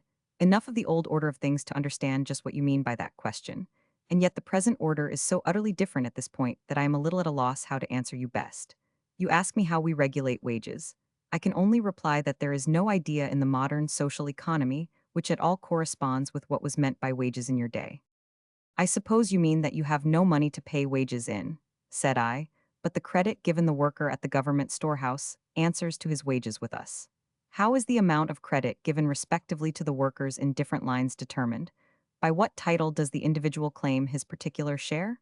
What is the basis of allotment? His title, replied Dr. Leete, is his humanity. The basis of his claim is the fact that he is a man. The fact that he is a man? I repeated incredulously. Do you possibly mean that all have the same share? Most assuredly. But what inducement, I asked. Can a man have to put forth his best endeavors when, however much or little he accomplishes, his income remains the same? High characters may be moved by devotion to the common welfare under such a system, but does not the average man tend to rest back on his oar, reasoning that it is of no use to make a special effort, since the effort will not increase his income, nor its withholding diminish it? Does it then really seem to you, answered my companion, that human nature is insensible to any motive save fear of want and love of luxury, that you should expect security and equality of livelihood to leave them without possible incentives to effort? Your contemporaries did not really think so, though they might fancy they did. When it was a question of the grandest class of efforts, the most absolute self-devotion, they depended on quite other incentives. Not higher wages, but honor and hope of men's gratitude, patriotism, and the inspiration of duty, were the motives which they set before their soldiers when it was a question of dying for the nation. And never was there an age of the world when these motives did not call out what is best and noblest in men. And not only this, but when you come to analyze the love of money which was the general impulse to effort in your day, you find that the dread of want and desire of luxury were two of several motives which the pursuit of money represented. The others, and with many the more influential, being desire of power, of social position and reputation for ability and success. So you see that though we have abolished poverty and the fear of it, and inordinate luxury with the hope of it, we have not touched the greater part of the motives which underlay the love of money in former times, or any of those which prompted the supremer sorts of effort. The coarser motives which no longer move us have been replaced by high motives wholly unknown to the mere wage earners of your age. Now that industry of any sort is no longer self-service, but service of the nation, patriotism, passion for humanity, impel the workers as in your day they did the soldier. The army of industry is an army, not alone by virtue of its perfect organization, but by reason also of the ardor of self-devotion which animates its members. But as you used to supplement the motives of patriotism with the love of glory, in order to stimulate the value of your soldiers, so do we. Based as our industrial system is on the principle of requiring the same unit of effort from every man, that is the best he can do, you will see that the means by which we spur the workers to do their best must be a very essential part of our scheme. With us, diligence in the national service is the sole and certain way to public repute, social distinction, and official power. The value of a man's services in society fixes his rank in it. Compared with the effect of our social arrangements in impelling men to be zealous in business, we deem the object lessons of biting poverty and wanton luxury, on which you depended a device as weak and uncertain as it was barbaric. Liberty in Utopia. From A Modern Utopia. By H. G. Wells. See pages 519, 675, 712, 830, 844, 853, 856. The idea of individual liberty is one that has grown in importance and grows with every development of modern thought. To the classical utopists, freedom was relatively trivial. Clearly, they considered virtue and happiness as entirely separable from liberty and as being altogether more important things. But the modern view, with its deepening insistence upon individuality and upon the significance of its uniqueness, steadily intensifies the value of freedom, until at last we begin to see liberty as the very substance of life, that indeed it is life, and that only the dead things, the choiceless things, live in absolute obedience to law.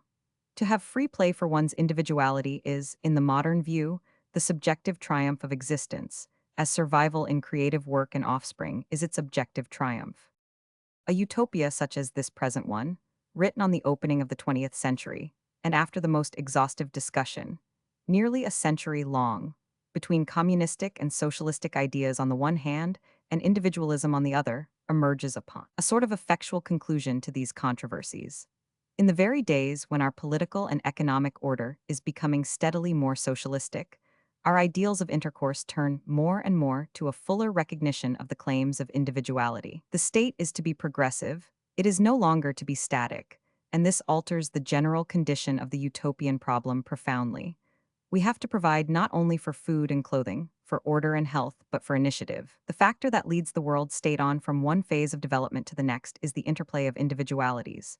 To speak teleologically, the world exists for the sake of and through initiative, and individuality is the method of initiative. The state is for individuals, the law is for freedoms, the world is for experiment, experience, and change. These are the fundamental beliefs upon which modern utopia must go. From the Epistle of James: Whoso looketh into the perfect law of liberty, and continueth therein, he not being a forgetful hearer, but a doer of the work, this man shall be blessed in his deed.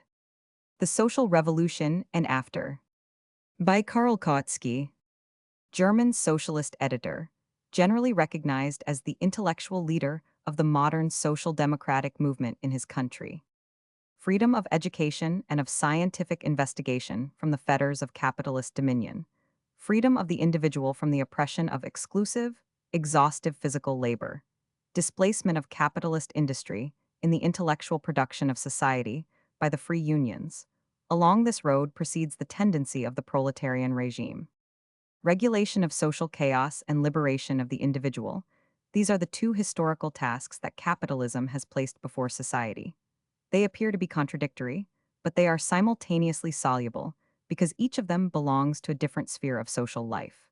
Undoubtedly, whoever should seek to rule both spheres in the same manner would find himself involved in insoluble contradictions.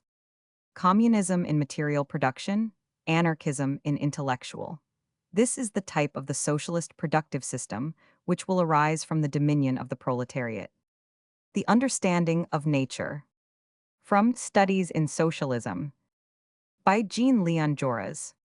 When socialism has triumphed, when conditions of peace have succeeded to conditions of combat, when all men have their share of property in the immense human capital, and their share of initiative and of the exercise of free will in the immense human activity, then all men will know the fullness of pride and joy, and they will feel that they are co-operators in the universal civilization, even if their immediate contribution is only the humblest manual labor. And this labor, more noble and more fraternal in character, will be so regulated that the laborers shall always reserve for themselves some leisure hours for reflection and for a cultivation of the sense of life. They will have a better understanding of the hidden meaning of life, whose mysterious aim is the harmony of all consciences, of all forces, and of all liberties. They will understand history better and will love it, because it will be their history, since they are the heirs of the whole human race. Finally, they will understand the universe better, because, when they see conscience and spirit triumphing in humanity, they will be quick to feel that this universe which has given birth to humanity cannot be fundamentally brutal and blind, that there is spirit everywhere, soul everywhere, and that the universe itself is simply an immense confused aspiration toward order, beauty, freedom, and goodness. Their point of view will be changed. They will look with new eyes not only at their brother men, but at the earth and the sky, rocks and trees, animals, flowers, and stars. The future of art. From Collectivism and Industrial Evolution. By Emile van der Velde. Belgian socialist leader, since the war a member of the cabinet. Many a time it has been said that art under all its forms is only the mirror, more or less distorted, yet always faithful of society. Today it reflects the discouragements of a dying bourgeoisie, the torments, the anguish, and also the hopes of a proletariat which lives and grows in the midst of suffering. Tomorrow it will reflect the calm and peace of happy generations which, escaped from the mire of poverty, will have founded through their own efforts the sovereignty of labor and the reign of brotherhood. Art after the Revolution. From Syndicalism and the Cooperative Commonwealth. By Émile Patod and Émile Pauget. Life was now to take its revenge. The human being was no longer riveted to the chain of wages. His aim in life passed beyond the mere struggle for a living. Industry was no longer his master, but his servant. Freed from all hindrances, he would be able to develop without constraint. And there was no need to fear that the level of art would be lowered as it became universalized. Far from this, it would gain in extent and depth. Its domain would be unlimited. It would enter into all production. It would not restrict itself to painting large canvases, to sculpturing marble, to molding bronze. There would be art in everything. And we should no longer see great artists stifled by misery, lost in the quicksands of indifference, as was too often the case formerly. Punishment in Utopia. From A Modern Utopia. By H. G. Wells. See pages 519, 675, 712, 830, 844, 853, 856, 863. You see the big convict steamship standing in to the island of incurable cheats. The crew are respectfully at their quarters, ready to lend a hand overboard, but wide awake, and the captain is hospitably on the bridge to bid his guests goodbye and keep an eye on the movables. The new citizens for this particular Alsatia, each no doubt with his personal belongings securely packed and at hand, crowd the deck and study the nearing coast. Bright, keen faces would be there, and we, were we by any chance to find ourselves beside the captain, might recognize the double of this great earthly magnate or that, Petticoat Lane and Park Lane cheek by jowl. The landing part of the jetty is clear of people. Only a government man or so stands there to receive the boat and prevent a rush. But beyond the gates, a number of engagingly smart-looking individuals loiter speculatively. One figures a remarkable building labeled Custom House, an interesting fiscal revival this population has made, and beyond, crowding up the hill, the painted walls of a number of comfortable inns clamor loudly. One or two inhabitants in reduced circumstances would act as hotel touts. There are several hotel omnibuses and a bureau de change. Certainly a bureau de change. And a small house with a large board aimed point-blank seaward declares itself a gratis information office, and next to it rises the graceful dome of a small casino. Beyond, great hoardings proclaim the advantages of many island specialities, a hustling commerce, and the opening of a public lottery. There is a large, cheap-looking barrack, the School of Commercial Science for gentlemen of inadequate training. Altogether, a very go-ahead-looking little port it would be, and though this disembarkation would have none of the flow of hilarious good fellowship that would throw a halo of genial noise about the islands of drink, it is doubtful if the new arrivals would feel anything very tragic in the moment. Here at last was scope for adventure after their hearts. This sounds more fantastic than it is. But what else is there to do, unless you kill? You must seclude, but why should you torment? All modern prisons are places of torture by restraint, and the habitual criminal plays the part of a damaged mouse at the mercy of the cat of our law. He has his little painful run, and back he comes again to a state more horrible even than destitution. There are no Alsatias left in the world. For my own part, I can think of no crime, unless it is reckless begetting, or the willful transmission of contagious disease, for which the bleak terrors, the solitudes and ignominies of the modern prison do not seem outrageously cruel. If you want to go as far as that, then kill. Why, once you are rid of them, should you pester criminals to respect an uncongenial standard of conduct? Into such islands of exile as this a modern utopia will have to purge itself. There is no alternative that I can contrive. A Preface to Politics. By Walter Lippmann. You don't have to preach honesty to men with a creative purpose. Let a human being throw the energies of his soul into the making of something, and the instinct of workmanship will take care of his honesty. The writers who have nothing to say are the ones you can buy, the others have too high a price. A genuine craftsman will not adulterate his product. The reason isn't because duty says he shouldn't, but because passion says he couldn't. The Triumph of Love. From Labor. By Émile Zola. In this novel, the French writer gives his solution of the labor problem, in the story of a young engineer who is led by the study of Fourier to found a cooperative steel mill, which in the course of time replaces all the old competitive establishments and brings about a reign of human brotherhood.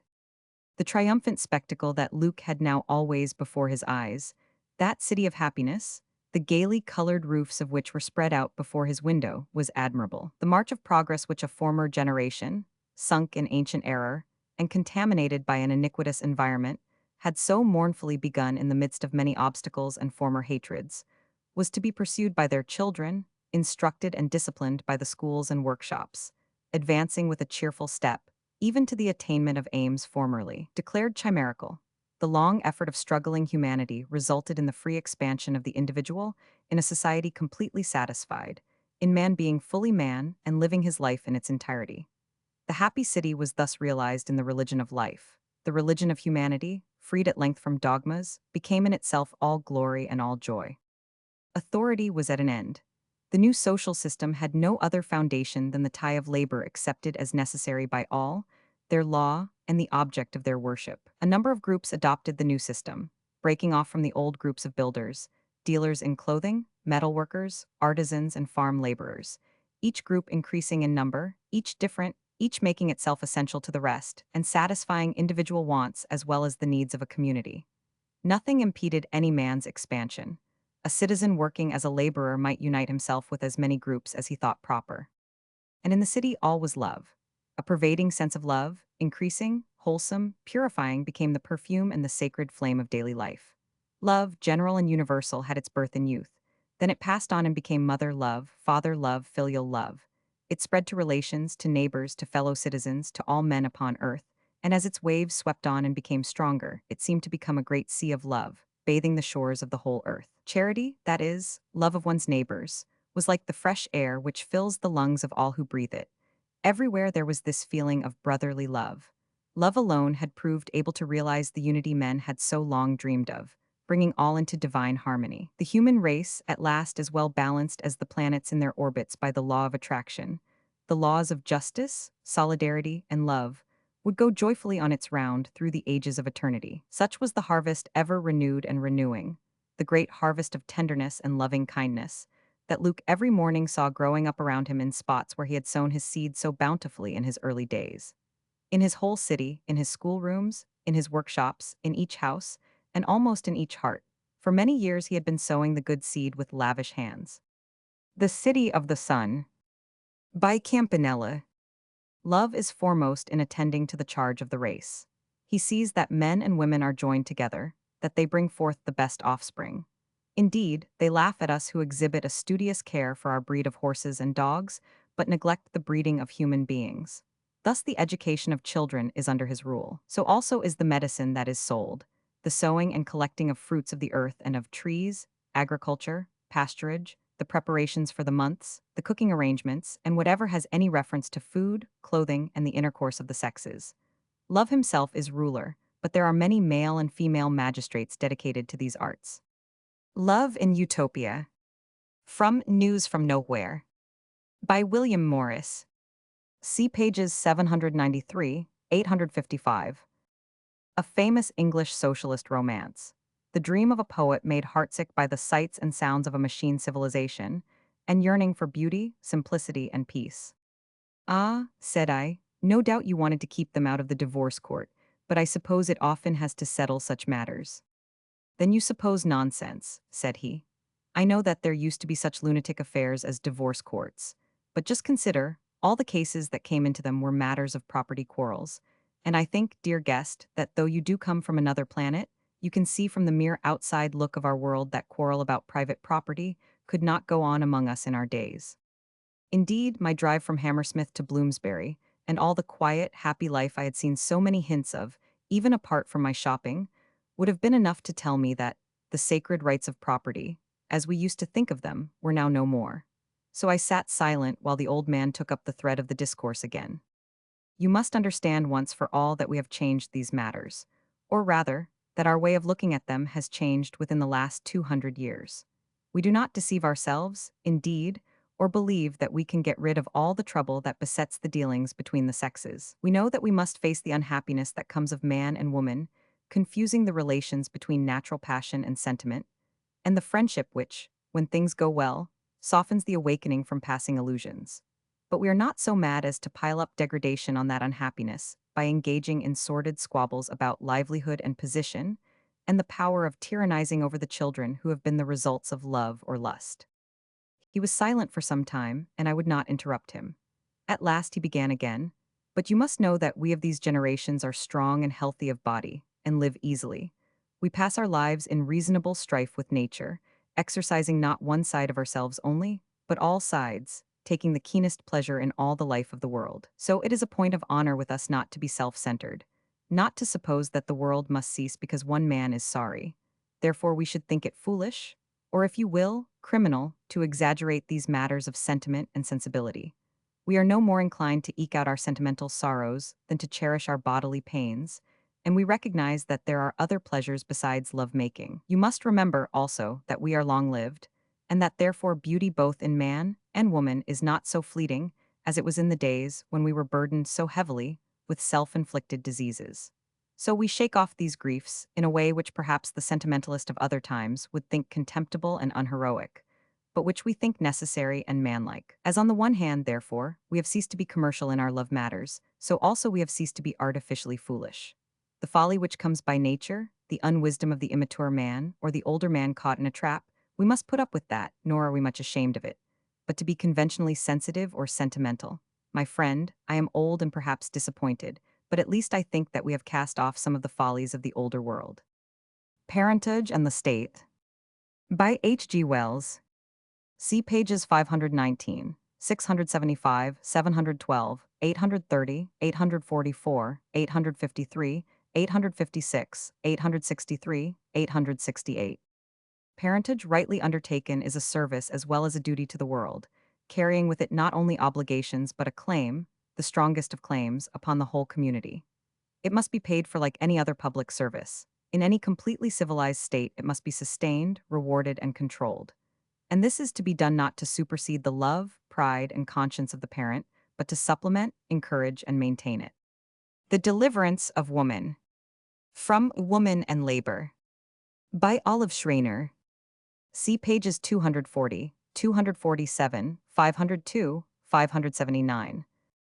Always in our dreams we hear the turn of the key that shall close the door of the last brothel, the clink of the last coin that pays for the body and soul of a woman, the falling of the last wall that encloses artificially the activity of woman and divides her from man. Always we picture the love of the sexes as once a dull, slow, creeping worm, then a torpid, earthy chrysalis, at last the full-winged insect, glorious in the sunshine of the future.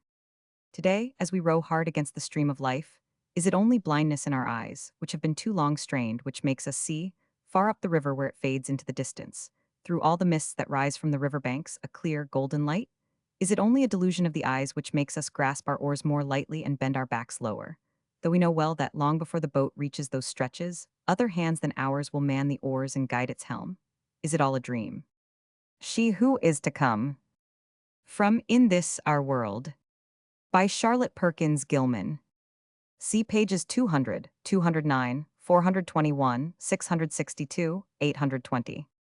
A woman, in so far as she beholdeth her one beloved's face, a mother with a great heart that enfoldeth the children of the race, a body free and strong with that high beauty that comes of perfect use is built thereof, a mind where reason ruleth over duty, and justice reigns with love.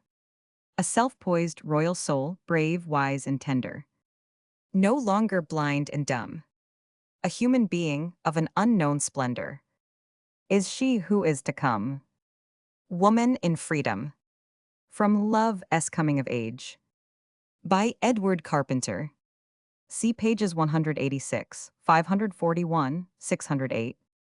There is no solution except the freedom of woman, which means of course also the freedom of the masses of the people, men and women, and the ceasing altogether of economic slavery. There is no solution which will not include the redemption of the terms free woman and free love to their true and rightful significance. Let every woman whose heart bleeds for the sufferings of her sex hasten to declare herself and to constitute herself, as far as she possibly can, a free woman. Let her accept the term with all the odium that belongs to it. Let her insist on her right to speak, dress, think, act, and above all to use her sex as she deems best. Let her face the scorn and ridicule. Let her lose her own life if she likes, assured that only so can come deliverance, and that only when the free woman is honored will the prostitute cease to exist. And let every man who really would respect his counterpart entreat her also to act so. Let him never by word or deed tempt her to grant as a bargain what can only be precious as a gift. Let him see her with pleasure stand a little aloof. Let him help her to gain her feet. So at last, by what slight sacrifices on his part such a course may involve, will it dawn upon him that he has gained a real companion and helpmate on life's journey. The Free Woman by Walt Whitman. See pages 184, 268, 578, 726, 835. She is less guarded than ever, yet more guarded than ever. The gross and soiled she moves among do not make her gross and soiled. She knows the thoughts as she passes, nothing is concealed from her. She is none the less considerate or friendly therefore. She is the best beloved, it is without exception. She has no reason to fear, and she does not fear. The Coming Singer by George Sterling. See pages 504, 552, 597, 816. The veil before the mystery of things shall stir for him with iris and with light. Chaos shall have no terror in his sight, nor earth a bond to chafe his urgent wings. With sandals beaten from the crown of kings, he shall tread down the altars of their night, and stand with silence on her breathless height, to hear what song the star of morning sings. With perished beauty in his hands as clay, shall he restore futurity its dream. Behold, his feet shall take a heavenly way, of choric silver and of chanting fire, till in his hands unshapen planets gleam, mid murmurs from the lion and the lyre. Thus spake Zarathustra by Friedrich Nietzsche. When Zarathustra came into the next city, which lay beside the forest, he found in that place much people gathered together in the market, for they had been called that they should see a rope dancer. And Zarathustra spoke thus unto the people: I teach ye the overman. The man is something who shall be overcome. What have ye done to overcome him? All being before this made something beyond itself. And you will be the ebb of this great flood, and rather go back to the beast than overcome the man. What is the ape to the man? A mockery or a painful shame. And even so shall man be to the overman, a mockery or a painful shame. Man is a cord, tied between beast and overman, a cord above an abyss. A perilous arriving, a perilous traveling, a perilous looking backward, a perilous trembling and standing still. What is great in man is that he is a bridge, and no goal. What can be loved in man is that he is a going over and a going under. I love them that know not how to live, be it even as those going under, for such are those going across. I love them that are great in scorn, because these are they that are great in reverence, and arrows of longing toward the other shore.